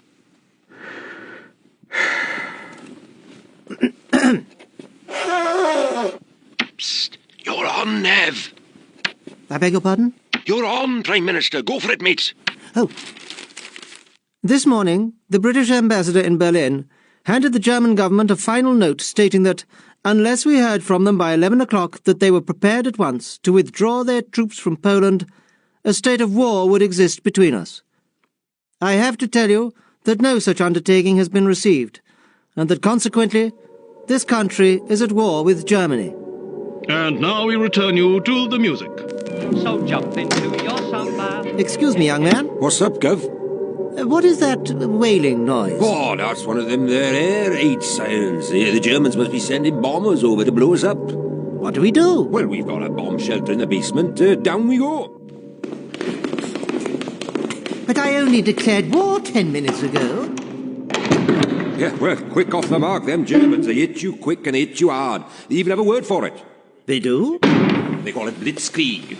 That's awful. Oh, you're a right one to complain. You started or anything. No, I never. You did too. Didn't. Didn't. Then who did? 40 million people just heard you start with that speech. No, I mean it was that dreadful Mr. Hitler and his nasty party. I think you slightly call it a Nazi party. Nazi, nasty, same thing. Anyway, they took over power in Germany, they took over in Czechoslovakia, they took over in Austria, and now they're taking over in Poland. The Germans invaded Poland, as you know, and we told them to get out. Well, they didn't. So we've declared war on the rotters, and we're jolly well going to throw the blighters out. Of course, it's just 20 years since the last war, and I'm sorry about this, but that nasty German leader, Mr. Hitler, has to be stopped. And that nasty Mr. Mussolini in Italy. They're all in it together. Somebody has to stop them. Does it have to be us? Us and our French friends, and our magnificent empire, the Australians, Canadians and Indians. Fine chaps. Anyway, I'll have to make that Winston Churchill chap First Lord of the Admiralty. But it's my job he's after, you know. He wants to be Prime Minister. He's after my job, the bounder.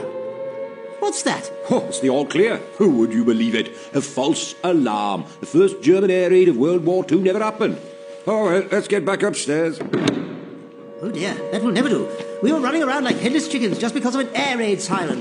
Well, it doesn't make us look very good, does it? Makes us look a bit silly, really. Not the sort of thing you want reported in a history book in the future. Certainly not.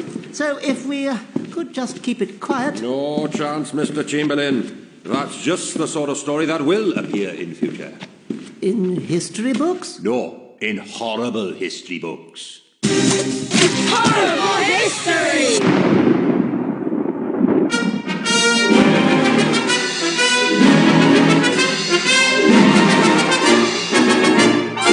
Ladies and gentlemen, we interrupt this interruption to bring you the horrible history of World War II, especially on how horrible it was on the home front, especially for children, but also for everyone else. Presented by the author of the horrible history books, Mr. Terry Deary. Mr. Terry Deary. Where's he got to? Excuse me? Terry Deary, where have you been? This is September 1939? That's right. Phew, good news then. You won't need me. Look at this. From America. In the paper. About the war. Washington Post, 3rd of September 1939. Both sides agree not to bomb civilians. That can't be right. Well, here's an English newspaper, the Sunday Express. It says there will be no war in 1939. Give me that.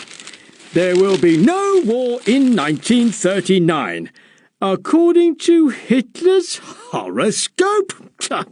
Is what a scope? Horror. Ah, that reminds me. Horrible history. Excuse me, I've got to write another one. Bye. Wait a minute. What about this one? Woeful World War II. Well, I haven't been born yet. I'm not born till after World War II ended in 1945. So, what can we do about it? We could go forward to the 1950s when I was at school, a time when people still remembered how horrible it was. Oh, very well. Oi, you. Yes, mate. Take us to the 1950s, will you? All right, mate. What about me? Can I come too? Sorry, Mr. Chamberlain. You're going to die in 1940. Britain will be led by Mr. Winston Churchill. I told you he was after my job.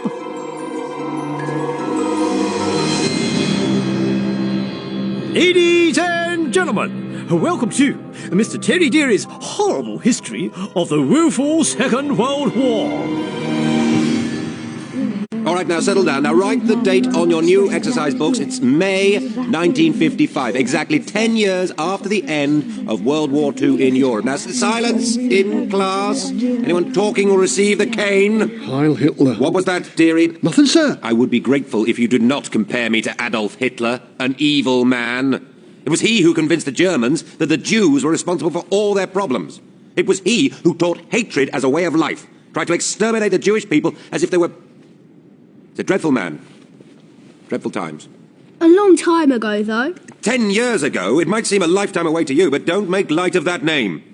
This is supposed to be our history lesson. And it is history to us, sir. And you can't have this sort of history without Hitler. I was in the war. What did you do, sir? Did you see off many of the enemy? I once put 20 people in hospital in a day. You shot them? No, I poisoned them. I was a company cook.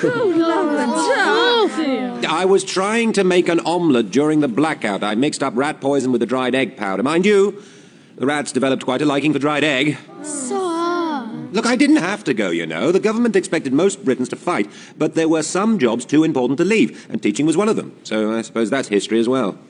What teachers did in the war, that's history. What anybody did, what children did, what people thought, felt, ate. So, me eating this gobstopper, that would be history. Well, if you eat that in class, you will be history, dearie. Where was I? Ah, yes, now, a lot of teachers felt they had to go and fight. So many that there were schools that just had to close down. Yes! And some schools that were damaged by bombs, of course. Wish this school was damaged by a bomb. Bombing didn't matter to those brave British teachers. One teacher took his class to the local graveyard and taught them sitting on the gravestones. Creepy. My dad never told me that about the war. Of course I do know a lot. Oh, enough to answer one of Sir's terrible tests. Probably. Go on, Sir. Test Freddy on the schools in the Second World War. Very well. Are you ready, Freddy? Now, some of these answers can be pretty gruesome, though. Great stuff.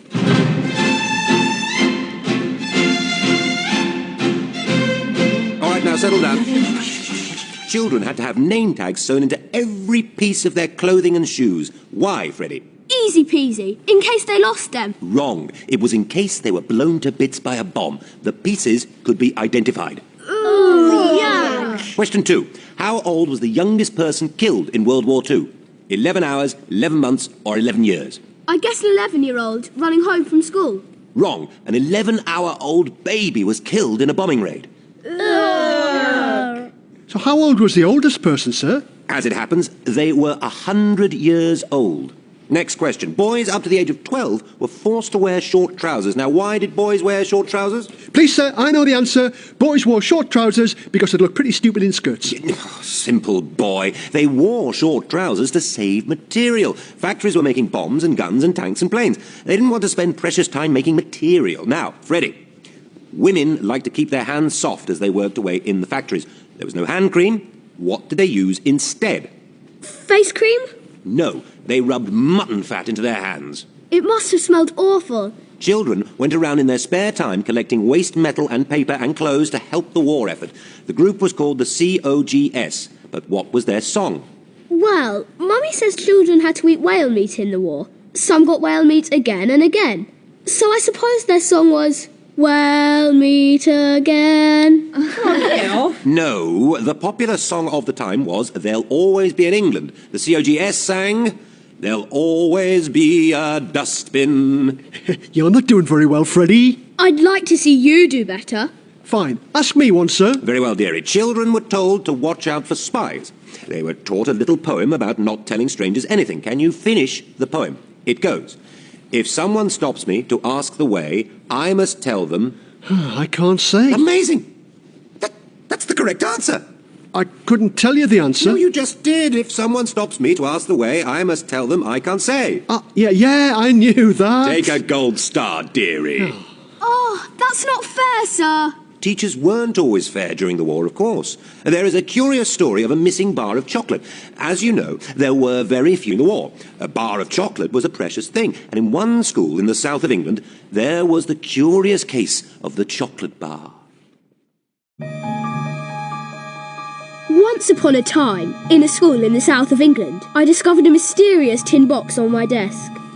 I say, Janet, what's this tin box doing on my desk? I don't know, Freddie, but I've got one too. Perhaps it's a bomb, planted by an enemy spy. Shall we open it and see? Gosh, no. Look, it has a label on the lid. Do not open except in an emergency. What sort of emergency, I wonder? How odd. I wish I could look inside. So would be furious. You don't want a 2-hour detention. You'd miss the house cricket match. It would almost be worth it to see what's inside. Quick, put it down. Sir is coming. Good morning, Form 3A. Good morning, sir. Now, you're probably wondering what's inside those boxes on your desks. Yes, sir. Tell us, please, sir. Tell us. Well, I can tell you they are emergency rations. Your parents were asked to send them. If the enemy attacks and the kitchens are destroyed, then the food in the boxes will keep you going for at least 2 days until help arrives. You must not open those boxes except in an emergency. Is that clear? Yes, sir. Why is he looking at me? Because everyone knows what a greedy little turnip you are. Stop talking, you two. Now, Class 3A, open your books at page 37, The Origins of the French Revolution. The next day, I got a letter from Mummy saying she'd sent the emergency box to me and she put in a bar of Kit Kat chocolate. I wish she hadn't told me that. I have to have that Kit Kat, Janet. I'll die if I don't have a bite. And you'll die if Sir catches you opening your box. Freddie, don't do it. What's that? Air raid practice. Right, class, line up at the door. Let's see if we can beat last week's record of 2 minutes and 40 seconds to the air raid shelter, shall we? And do not forget those gas masks. Oh, Lord, Janet, I've gone and forgotten my secret box. Sir will kill me. He'll make sure I miss the cricket match. I'm going back. What are you doing back here? Sorry, sir. I forgot my emergency box. Here, take it, but don't open it. And you can have 2 hours detention tonight. I'll miss the cricket match, sir. I know, and let that be a lesson to you. Yes, sir. Well, we won the cricket anyway, so that night, in the house where we were staying, we decided to celebrate with a midnight feast. I have a little dried egg and some mashed potato. I have a Kit Kat bar. You can't open your emergency box. Ah, but I can. If no one knows what was in it, then no one will know I've taken it out. Go on then, open your box. Crikey, my Kit Kat! Gone? Stolen! But who would do a thing like that? I think I know. You mean? Yes. It's only been out of my sight once, and when I went back to the classroom it was in the hands of... Sir. And that was a true story, wasn't it, Freddie? Oh, yes. The boy told the teacher about the stolen chocolate, and the teacher turned bright red with shame. Shocking, eh, sir? The teacher was a thief. Would you believe it? That's horrible history, isn't it? Well, let's get on with our lesson, shall we? Horrible history! Of course, the suffering children didn't just have to worry about the teachers, they also had to worry about being killed with poison gas. There were posters in the street that would scare the pants off you. They said, Poison gas! In 1916, the Germans used poison gas. We did not expect this barbarity. That was in the First World War. They forgot to mention the Brits used gas as well. In 1935, the Italians used poison gas. And of course, the Italians were the enemy in the Second World War. 1941. It is your duty to yourself, your family, and your country to be prepared. How? Don't be caught without your gas mask when the air raid wardens sound their rattles. Don't be a casualty. Always carry your gas mask. So everyone in Britain was given a mask. It's horrible. Smelly rubber with little glass windows that get all steamed up. And the bottoms of the masks fill up with spit and sweat. And they're in silly cardboard boxes that fall apart. So a lot of children fastened the mask on the end of a dog lead and threw it over their shoulders. And kids, being kids, came up with new ways to use their masks. Ladies and gentlemen, boys and girls, gather round and see what I have here. Silk stockings, no ration card necessary, players' cigarettes. What about this lighter, made of genuine British fighter aircraft spare parts? And for the kiddies, this! Looks like a gas mask to me. It may look like a gas mask to you, young man, but this is the 1941 super toy. Just grab it by the strap, swing it round your head, and smash it against someone else's super toy. See who can smash the other person's first. A bit like conkers. Girls don't play conkers in our school. Quite right, little lady. So cradle the toy in your arms, paint a face on it, wrap a little blanket round, and what have you got? A doll. Excuse me, but I am too old for conkers and dolls. Funny you should say that, but hold the super toy by the straps and fill the case with your pencils, pens and bottles of ink, and there you have it! A pencil case? And that's not all, oh no! You can't get elastic to make a catapult, kids! Then use the rubber straps as a catapult, fill it with ink pellets and ping them at your teacher! Who did that? And lastly, you can place one super toy on the grass here and the other a couple of yards away there. And what do we have? 2 gas masks on the grass. How amusing! I like your style. No, young man, we have a pair of goalposts for football or hockey. Amazing. I didn't know. So, come on, get your gas masks here. Just half a crown. Thank you, miss. Thank you, young sir. Isn't it amazing how thick some people can be? Well, World War II was a good time for some people. No sweets, no food, no petrol for cars. Ah, funny you should mention that, young man. Petrol. You can get petrol if you need it for business, but there is a red dye in it to stop you selling it for a huge profit. So? So, you can use one of these here gas masks to get rid of the dye. Look. Pour red petrol through the gas mask filter, and it comes out clear. Ooh, hey, gas attack, and I've forgotten my gas mask. I've got one here, sir. Only a pound to you. It smells a bit of petrol. Better than being gassed. I suppose so. Sir, I recommend you don't light that cigarette, sir. Sir? Horrible history! Of course, an even better way to save the children from the gas and bombs was to send them away to the countryside. The enemy bombers attacked the big towns like London, or the towns where the British made their war machinery, like Coventry. They didn't waste bombs on villages and small towns, so the British government made a plan to evacuate the children to the countryside. So, Tom and Edith, you'll be going to stay with some nice family in the country. Are you coming with us, Mum? No, there's no room for me. But I'll visit you once a month or so. But I've never been in the country before. There's all sorts of wild animals there. We might get attacked by cows and sheep. I've seen them in pictures at school.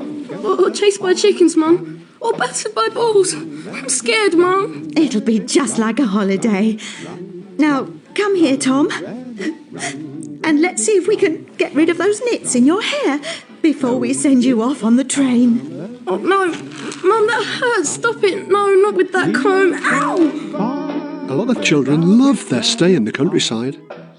But this is horrible history. So let's hear some of the true stories told by the children who didn't like being evacuated. Dear Mum, please can I come home? Let me tell you about this place. It's even worse than London. The farm is 3 miles from the nearest village, and I'm so lonely. The only water is cold water that the farmer's wife pumps up into the kitchen. And as for the toilet, it's down at the end of a long garden, and it's just a hole in the ground with ashes at the bottom to soak up the poo. At night, I always go with the farmer's daughter. It's so scary. Spiders in the toilet. Horrible. Not a lot of fun for us spiders either. Duck, lads! We fed the chickens every day, so I thought they were pets. I was so upset when the farmer grabbed one and killed it and plucked it. Then, when I watched them slaughtering the pig, I started to have nightmares. They didn't care. Ha! This is our way of life, child. You're a simple spoilt brat and you know nothing. And they have a farm worker. They give him dinner every night, but they won't let him sit at the same table as the family. It's like he's some sort of slave. Seth don't sit with a family, do he, Seth? No, farmer. I bite me good enough. And if anything goes wrong in the house, I always get the blame. The farmer's daughters gang up against me. They tear my books, and they rip the arms and legs off my doll. So please, Mum, can I come home? Dear Edie, I'm sure you'll be fine once you've settled in. I may get out to visit you sometime next year. That'll be nice, won't it? All my love to you and little Tom, from Mum.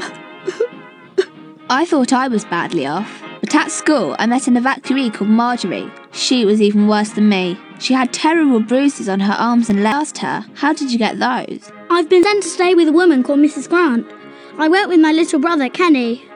Speak when you're spoken to, or I'll take a stick to ya! Oh no, Mrs. Grant!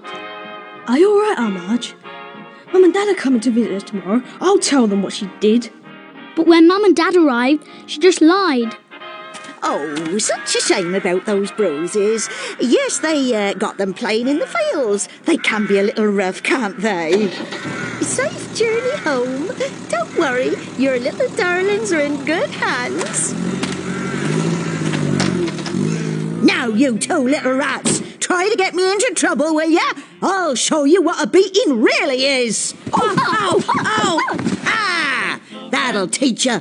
Your parents live in a block of flats, don't they? Well, only criminals live in flats, and I know how to deal with criminals. Beat it out of them! She sold our sweet ration. She gave us the most disgusting jobs, made us pick up cigarette ends from the gutters so she could make her own cigarettes from them.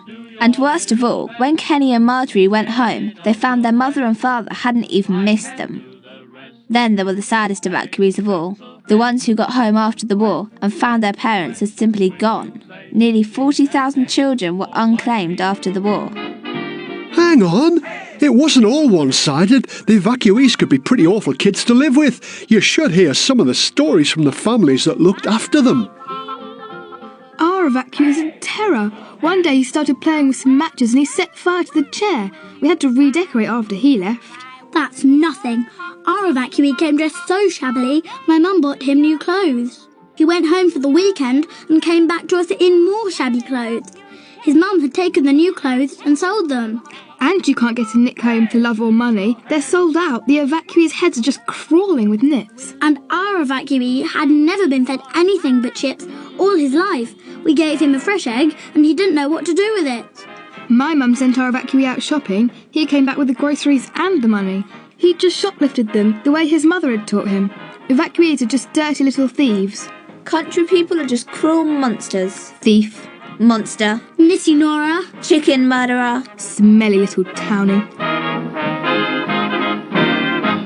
Evacuees. Whose idea was it anyway? Well, it seemed like a good idea at the time. Horrible history! Would it really have been that bad to stay in a bombed city? Listen to this report and make up your own mind. This is the news on Friday the 13th of February 1945. Yesterday's air raid on the city was the worst of the war. There were even more dreadful losses because it was a carnival day and so many children had gone to the circus. They only became aware of the attack when loudspeakers made an announcement. The first waves of a large enemy bomber formation have changed course and are now approaching the city boundaries. There is going to be an attack. The population is instructed to proceed at once to the basements and cellars. The police have instructions to arrest all those who remain in the open. The first bombs fell at 10:30 11:13 p.m. and created a firestorm. Gales of air rushing in to feed oxygen to the flames. The gales pulled up trees and sucked people off their feet. I couldn't understand why we didn't shoot the enemy bombers down. A spokesman for the city defences said that fighter planes were sent up to attack the bombers. Unfortunately, guns on the ground also tried to shoot down the bombers. Instead, they shot down our own planes. It was not a disaster. This morning, long-range enemy fighters flew over the city and machine-gunned anyone who was out in the open. A report is coming in from the cathedral. I'm here outside the cathedral, and I have to tell you, it is a scene of utter carnage. An enemy plane flew over and shot at a children's choir, and there are dozens of dead and wounded. The pilot was so low, he must have known they were children and not our soldiers. It's quite dreadful, inhuman. Many people tried to shelter in their own cellars, but smoke rolled down and choked them. An army officer was able to tell us what he saw. I saw about 60 people in one cellar. Their escape barred by a fire. I tried to help them. I shouted, soak your coats in the fire buckets, put them over your heads and run. The ones who did survived. But it's unbelievable. One woman cried, certainly not. It'll ruin my best fur coat. She died, of course. The main target was the central station. It was hit, but the rail service says trains will be running again this morning. So the raid that killed so many innocent people was a failure. No one will ever know how many people died in the city over the past day, but some say it's as many as 135,000. And that is the end of the news today, Ash Wednesday from Dresden in Germany.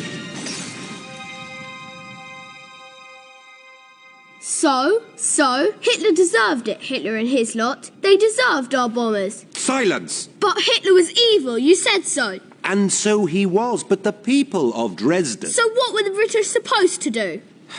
The point is, we said this was going to be all about the home front. What happened to the people at home?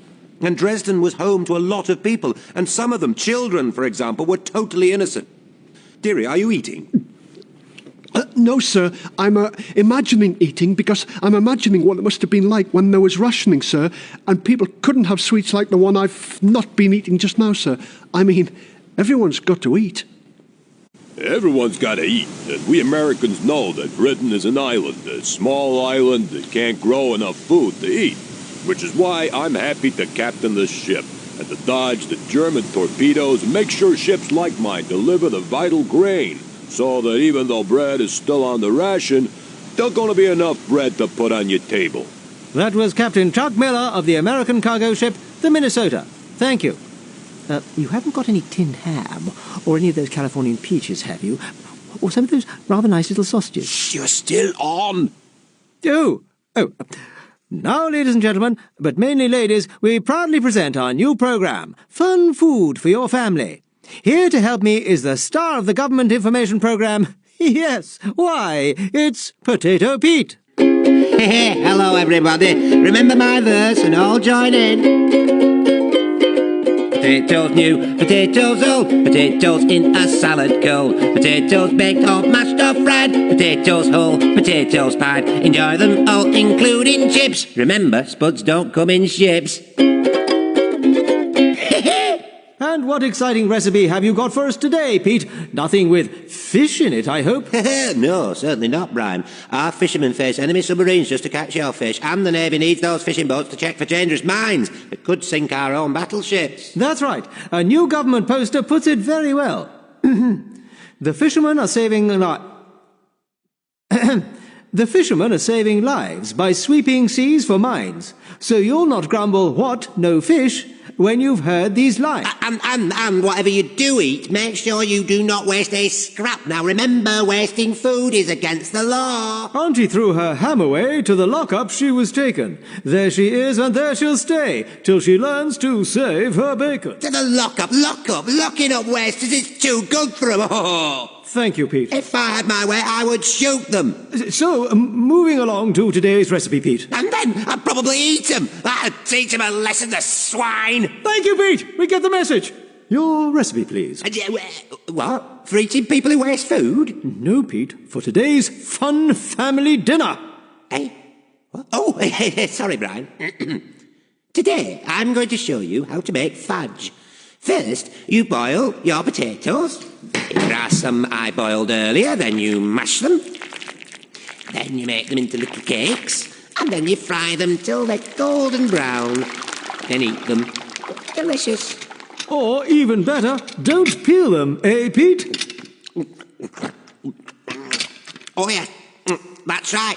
Remember what the Minister of Food, Lord Wilton, tells us? Those who have the will to win cook potatoes in their skin, knowing that the sight of peelings deeply hurts Lord Wilton's feelings. And what other news have you from the Ministry of Food, Potato Pete? Well, I'm glad you asked me that, Brian. Glad you asked me that. Lord Wilton, oh, love him, suggests we look for new types of meat. Such as? Such as squirrels and crows. I have a very nice recipe here for squirrel tail soup. And write to the BBC for Pete's special recipe for bullock brain broth. Yummy. And a reminder, don't throw your stale bread out for the birds. That's right. Anyone caught throwing bread out for the birds should be shot and eaten. Oh, eaten in a pie. Thank you, Pete. We don't shoot people in Britain. More's the pity. But we do kill butterflies before their caterpillars destroy our precious cabbages. Yes. And those lovely little fluffy bunny rabbits. Tell them about those, Brian. Yes, little fluffy bunnies make a tasty rabbit stew. And finally, mums, don't worry about the shortage of bananas. That's right, Brian. Take a turnip and mash it up with some sugar. Really delicious. Looks like banana. Tastes like banana. Well, that brings us to the end of today's Top Tip programme. It's thank you to Potato Pete, and don't forget, it could be worse. Oh, it could be, Brian. You could be living in Germany. The people there are so short of meat, they are living on vegetables. As a result, the German people are all turning green. Potatoes new, potatoes old, potatoes in a salad cold, potatoes baked or mashed or fried, potatoes whole, potatoes pied. Enjoy them all, including chips. Remember, spuds don't come in ships. So it was true, sir, about the German people turning green? No, that was just one of the many lies that were put about during World War II to make people think we were winning. Lies? The British government told the people lies? Oh, every government told their people lies. The Italians said they'd bombed Britain so heavily they had hit the Loch Ness Monster and killed it. That must have been messy. No, it was messy. Oh, never mind. But look, lies are all part of history. Still, it could have been worse. How? Worse than that? You could have been living in Germany. If you think the British diet of potatoes, potatoes and potatoes was bad, you do not want to hear what the stories that went round in Germany. Yes, I do. No, you don't. It's so horrible, it would give you nightmares. I like nightmares. Oh, very well. Here is a horrible story told about what happened in one German town, and the story goes something like this. The little girl ran down the bomb-ruined road, past the hollow houses, and stepped carefully round the rubble. She was as thin as the rain that fell, and the soles of her shoes were thinner. She clutched a small loaf of black bread to her thin chest. It was growing dark, and she wanted to get home before night fell and the rats came out. Even if they'd been working, the twisted lampposts would not be lit. She stopped. There was a soft, regular click coming from a side alley. She froze and turned her head slowly towards the noise. A man in a heavy army coat and carrying a white stick was groping his way towards her. She stepped back, and a stone clattered at her feet. The man stopped, raised his white face and eyes, covered by discs of dark glass. Is someone there? Yes, sir. Young lady, what's your name? Gerda, sir. Oh, Gerda. That's a lovely name. Gerda, would you like to do something for the homeland? Something to help us win this war? Stop the bombs falling each night and set us free? Oh, yes, sir. Now, are you a loyal child? Yes, sir. Well, then I can trust you with my secret. I have a very special message. It must be delivered now, but I'm blind and weak. I need a nimble young person to run like the wind. Now, do you know Linden Street? Yes, sir. Well, there's a shoe shop at number 27. Go in and tell the old cobbler that Hans sent you. And give him this. Now, whatever you do, you must not look in the envelope. No, sir. Good girl. Stop for no one. Tell no one. Trust no one. Now run along before it gets dark. Gerda took the envelope, turned and ran through the empty streets, past the shattered ruin of her old school and the splintered stumps of the trees in the park. The grass was mostly mud, and her thin soles slipped as she sprinted across the park lawns.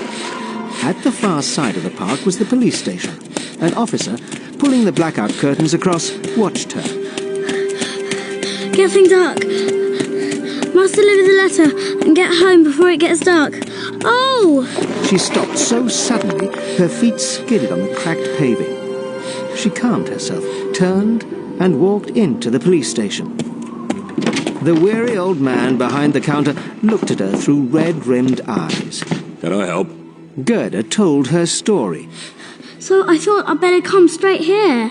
I see. Suspicious. That's what I thought. How did the man know it was getting dark if he was blind? I think I will take that note to number 27.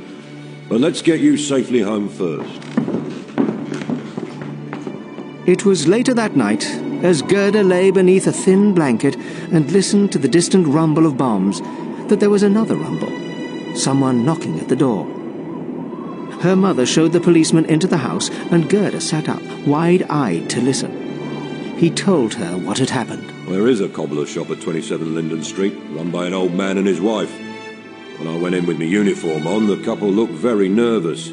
Now, all cobbler shops smell of sour old leather, but the smell in that shop was worse. The man made an excuse and went through to the back shop. I heard the back door open, then close, and realised he'd escaped.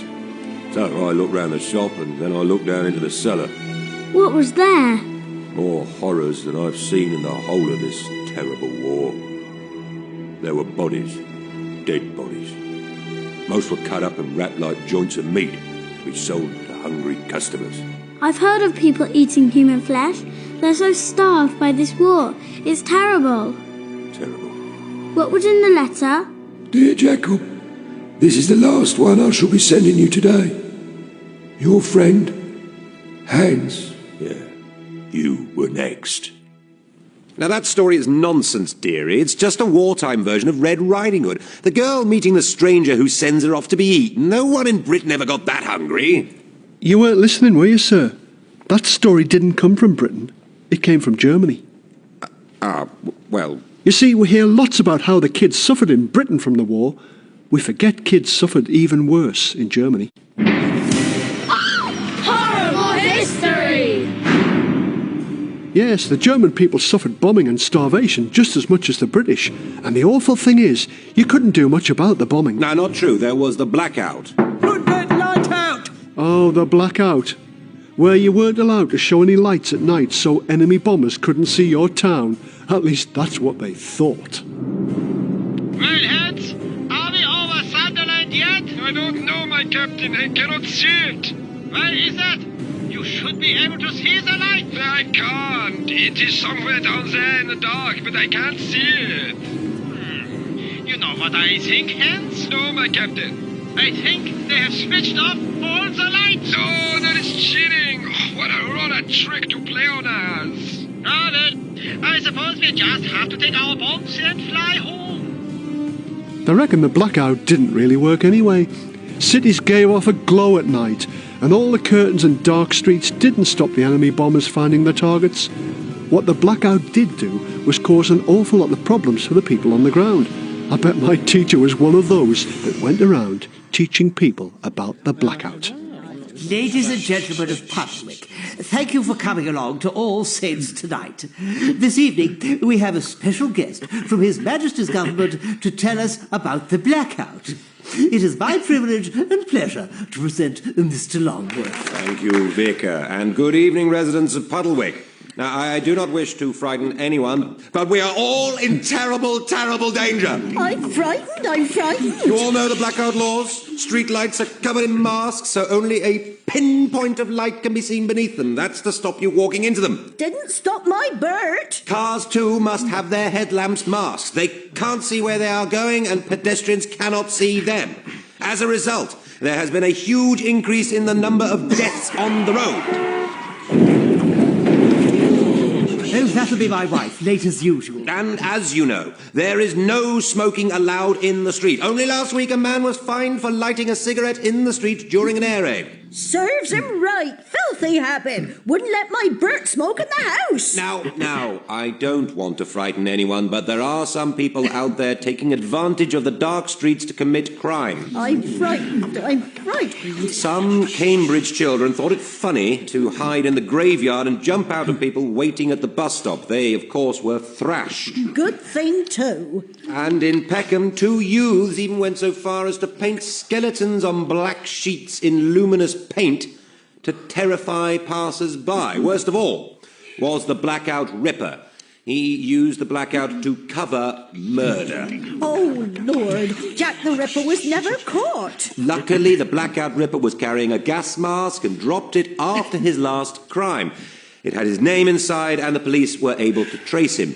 He is to be hanged next week. That'll stop his little game. Now, it seems the blackout itself has been causing problems. I'm here tonight to offer a few suggestions. Puddlewick Council has been asked to paint white lines along the edge of every pavement so you don't step into the road and get knocked over by one of those blacked out cars. I don't know where they get the petrol from, what with all the petrol being rationed. Everyone is advised to walk on the left of the pavement so they don't collide with people going the other way. Doesn't stop people walking into the back of you, though, does it? Now, I'm glad you mentioned that. Ladies who wear dark coats should put white material inside them, then, in really dark places, turn them inside out so the white shows. Daft, that is. It could save your life, madam. What about my Bert? Well, as for the gentleman, the government recommends that you wear your white shirt tail hanging out at the back of your trousers so that you can be seen. What about my black cows? I gotta drive them across the road every night to milk them.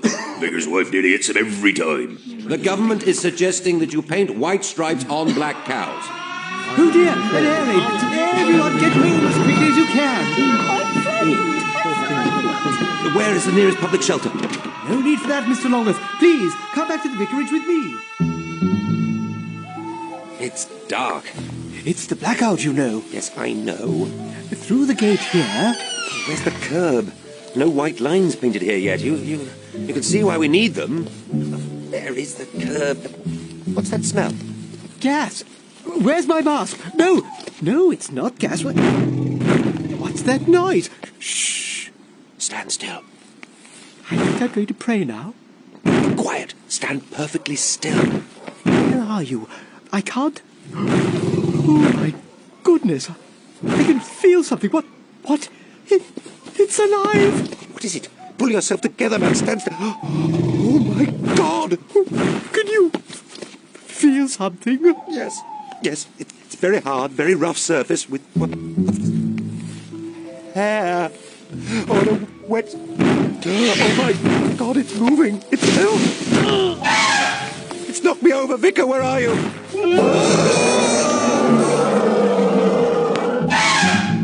Somebody did come across an elephant in the blackout in Derby. It was a circus elephant unemployed because of the war, out for a walk with our master. And farmers really were told to paint black cows with white stripes. But the blackout was no laughing matter. Loads of kids were killed by cars in the blackout years, even though there were very few cars on the road. And it wasn't just the bombs and cars you had to worry about. There were the pig bins. What? Bins full of pigs? No! Britain was so short of food they had to save every bit. Any leftovers were scraped into a big bin at the corner of the street. So the kids could eat them for school dinners? No! To feed to the pigs. The bins were emptied once a week. But the food could get pretty smelly and slimy after a few days. And there's a true story about a man who had an awful accident with a pig bin. It all started one night when a girl decided to go to a dance in the local church hall. That's a lovely white lining to my cloak, Mum. I should be safe now. I'm still worried, my girl. You never know who you could meet out there in the dark. Don't be silly, Mum. I'll be fine. All the same, watch out for strange men. Yes, Mum. If a strange man comes near you, then kick him on the shin and run. I'll be fine, Mum. See you later. But when the girl reached the corner of the street, a man came towards her, head down, trying to see the path in front of him. She stepped to one side, he stepped the same way. Look out! Get off me, you horrible man. If a strange man comes near you, then kick him on the shin and run. Right. The girl had such a good night at the dance, she forgot all about it till she got home later. Hello, Mum. Back home safe and sound. Shush. Keep your voice down. Why? What happened? Your dad's gone to bed early.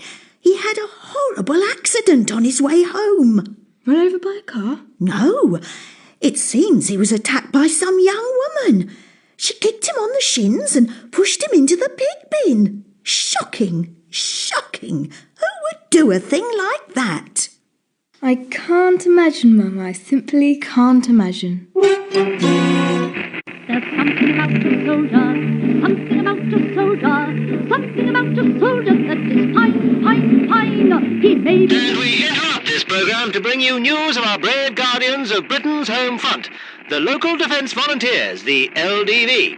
These gallant chaps do a hard day's work, then put on their uniforms and spend hours on watch, looking out for enemy paratroops and spies. As Mr. Winston Churchill said, "We shall defend our island, whatever the cost may be. We shall fight on the beaches. We shall fight on the landing grounds. We shall fight in the fields and in the streets. We shall fight in the hills. We shall never surrender." if the enemy ever lands on our beaches, it is the bold boys of the LDV who will fight them in the streets. An announcement was made earlier today by the Minister of Defence. It is my duty to announce that from now on the Local Defence Volunteers will be known by a new name. They will become the Home Guard. I've never heard of the LDV. Local people who volunteered to defend our towns if the enemy ever invaded by air or by sea. Some unkind people suggested they wouldn't be much good if real enemy soldiers appeared. They joked that the LDV stood for Look, Duck and Vanish. So they became the Home Guard. I still haven't heard of them. No. Well, the name they are best known by is, of course, Dad's Army. Who do you think you are kidding, Mr. Hitler, if you think we're on the run? And were they really that bad? Well, one thing about being a historian, dearie, is doing research. Which is why I've managed to get these documents from a real Home Guard unit. Here, operations book, patrol duties. It wasn't just playing at soldiers, you know. Look at this. Accident book. All accidents to be recorded by the senior officer. God, look at this. All the accidents they had. 8 September 1940, volunteer A.L. Mackay shot in the left knee. At last, my own Lee Enfield rifle. No more playing around with broomsticks and the like. Now we're proper soldiers. I remember these, just like from the First World War. You just... Accidentally shot himself with his own rifle. 17th of August 1940, volunteer J.E. Parker. Gunshot wounds in right arm and chest while patrolling. Oi, Parker! Oh, where are you? Oh, it's a rabbit. Run, rabbit, run. I'll take a pot shot at it. Rabbit pie for tea. Lord, I'm all right. Thank God for it.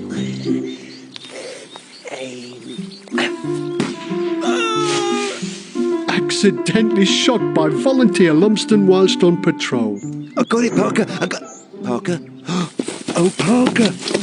Wait here while I get help. 15th of October 1940, volunteer D.W. Scallon fractured ankle in Church Hall. Now, pay attention. We'll set the film projector up over here, because today I'll be showing you a War Office film called Bring That Table Over, Scallon. Hurry up, come on. Yes, the film is called Safety First. Collapse of table whilst attending a lecture. Must have been an enemy table. 19th of March, volunteer J.O. Davison, splinter of wood flew up and went through thumb. Well, now that Skellon's been stretched to hospital, start the projector, Davison. Don't lean that rifle against the... It'll fall, man. Her rifle went off in Church Hall. Even the floors were out to get you. And so was your uniform. Look, volunteer J.H. Cray sliced top off finger whilst fastening strap to steel helmet. Ouch! Nasty. And as for hostile animals, Volunteer R. Thatcher was knocked off cycle by a dog. Damaged knee and wrist.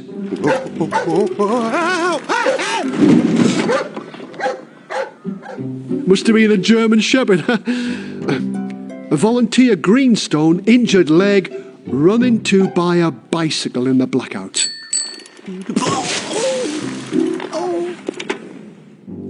Volunteer A.C. Moody died after practice at Whitburn Rifle Range. Death by heart failure brought on by the exercise. 768 members of the Home Guard died during the war in accidents. Volunteer R. Simpson fell from a vaulting horse in the gym 27th of November, struck head 30th of November, died. Those gym mats could be a terror too. Volunteer J. Oakenshaw tripped over gym mat, struck face against box, damaged mouth, broke false teeth. And look at this one. Private E. Fowle, instructing troop on the rifle range, received bullet wound in the rear of his thigh. They shot their own teacher in the bum. Well, don't go getting ideas, dearie. It's tragic. It's not at all funny. It wasn't just the Home Guard who suffered. One man was cleaning his rifle on the kitchen table. What's that nasty thing, George? On my clean tablecloth too. I hope it's not dirty and oily. No, dear. And I hope it's not loaded, is it? Yes, dear. A wife was shot dead, another innocent victim. It's sad. But talking about innocent victims, look at this entry. Saddest of all. Private Charles Stapler, 24th of April 1943, 2 broken toes, fell off motorcycle after running over a cat. Very sad, but what happened to the cat? Well, we'll never know. Just one of those little tragedies of war. Not so much a little tragedy, more a catastrophe. Good Lord. But World War II wasn't just about fighting men suffering. Everyone was short of food and clothes. The government said you could only have so much every week. They gave you books of coupons and you couldn't get more than your ration, even if you were rich. Well, it didn't always work out like that in real life. Dad, can't we have some proper music on, Dad? Some jazz or something? It's the BBC, girl. This is what we stay tuned to for the latest news. Don't know why we bother. It's all bad news. Now, here we go. We interrupt this programme to bring the latest news of the government's rationing programme. As from today, the following laws apply. Here we go. You already said that. Men's suits. These must have no more than 3 pockets. They must have no more than 3 buttons on the front and none at all on the cuffs. The trousers must be no more than 19 inches wide at the bottom. That's 48 centimetres. And turn-ups at the bottom are banned. Why? These measures are to stop wasting material. That's what's known as a turn-up for the books. I do wish you'd stop interrupting. These measures are to stop wasting material. Save more if they made the trousers narrow around your beer belly. You're right there, Mum. There are also new rules for women's clothes. Here we go. We should stop saying that. There must be no elastic waistbands, no fancy belts, and high heels must be no higher than 2 inches. That's 5 centimetres.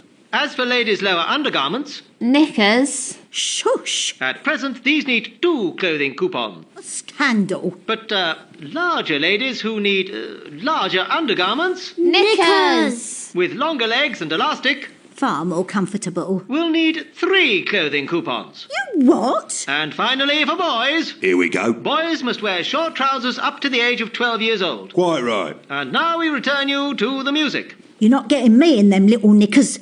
No, dear. Only one thing for it. I'll have to get around to Aunt Agatha's house. She died yesterday. Exactly. Oh, Mum, you're not going to pinch her knickers and wear them, are you? Certainly not. I'm going to pinch her clothing coupons before they find out she's dead. And sweetie coupons. And food coupons. We interrupt this programme to bring you a government warning. Here we go. Because of the shortage of fuel, a lot of families have been leaving their gas cookers on in order to warm their houses. Gas company advisors say this is very dangerous and could result in a serious...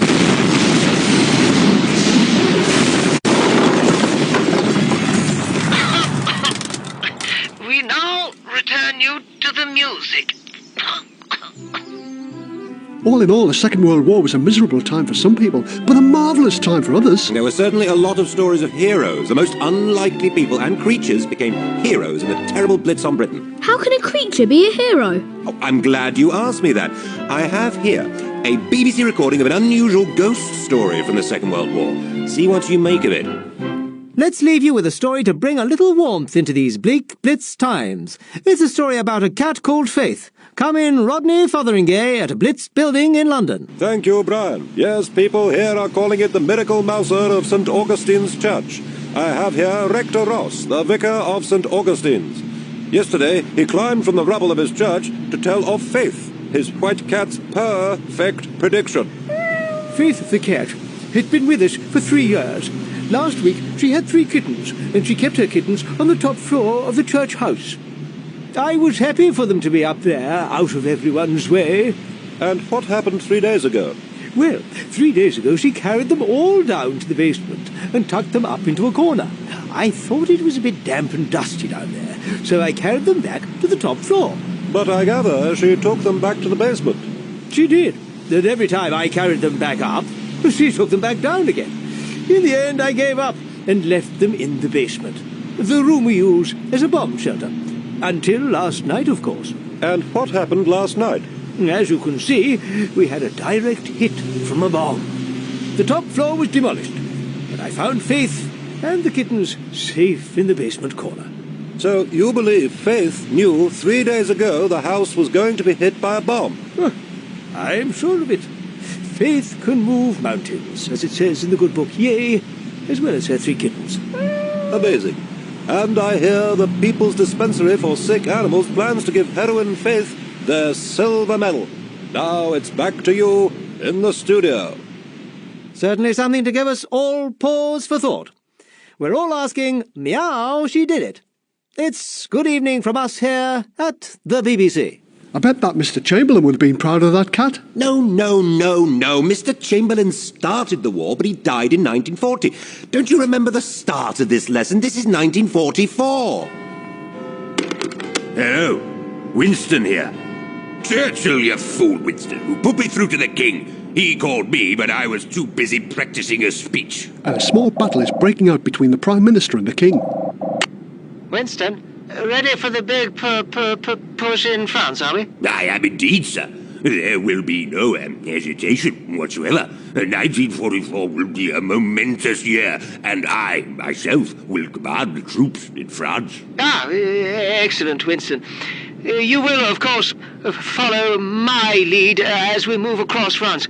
You see, I will, as king, lead the assault. I have decided. Ah, sir. Good. Blithering blast spoils everything. What was... Sorry, sir. I just had to give some urgent orders to one of my heads of staff about the danger of blast from these new flying bombs. Right. Well, what about the idea of me leading the invasion into France? Well, your bravery is admirable. The risk of your majesty being blown to royal bits by a landmine, the royal forehead being pierced by the bullet of some Nazi sniper, or the royal soft parts being splattered against some French farmhouse by a mortar. I would be honoured to pick up the bits and bring them back. Our Britain will be strengthened by your noble sacrifice as we prepare for victory. My sacrifice? You might just as easily be splattered or shot. We might both be. Well, we can't both risk it, can we? Who'd run Britain? Yeah, good point. So you'd better not go.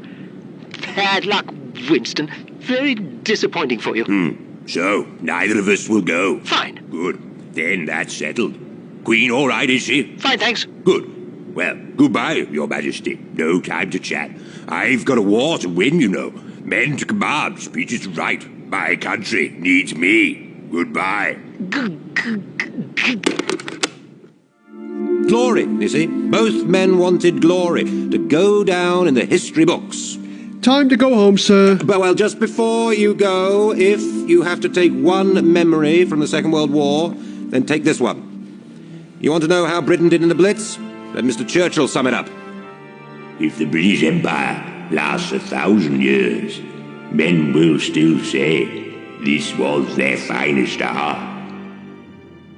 Sir, you know when at the beginning both sides agreed not to bomb civilians? Yes, Freddy? And lots of civilians did get killed, and the war was ended with the biggest bomb ever? Yes, Freddy. Was that anybody's finest hour? No.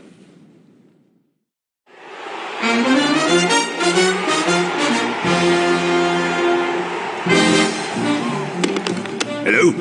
Churchill here. Winston Churchill, Winston Bloomin' Churchill, the man who's just won the war. Put me through to the king. Hello? I say, have my sausages turned up yet?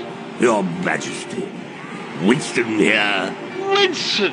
Oh, we won then. Here we go, here we go, here we go. And I say, have you heard this one? 2 flies in an airing cupboard. Which one's wearing a British soldier's uniform? I don't know. The one on the tank. That was Woeful World War II, based on the Horrible Histories books by Terry Deary. The actors were Brian Bowles, Terry Deary, Toby Longworth, Tom Max and Jill Schilling, and drama students from the Blackheath Conservatoire of Music and the Arts. I say, you're mad. Oh, what about this one? I went to the doctor the other day, and he said, say ah. And I said, why? And he said, because my dog just got run over in the blackout last night. The producer was Nick Baker. The director was Dirk Maggs. I didn't get that one.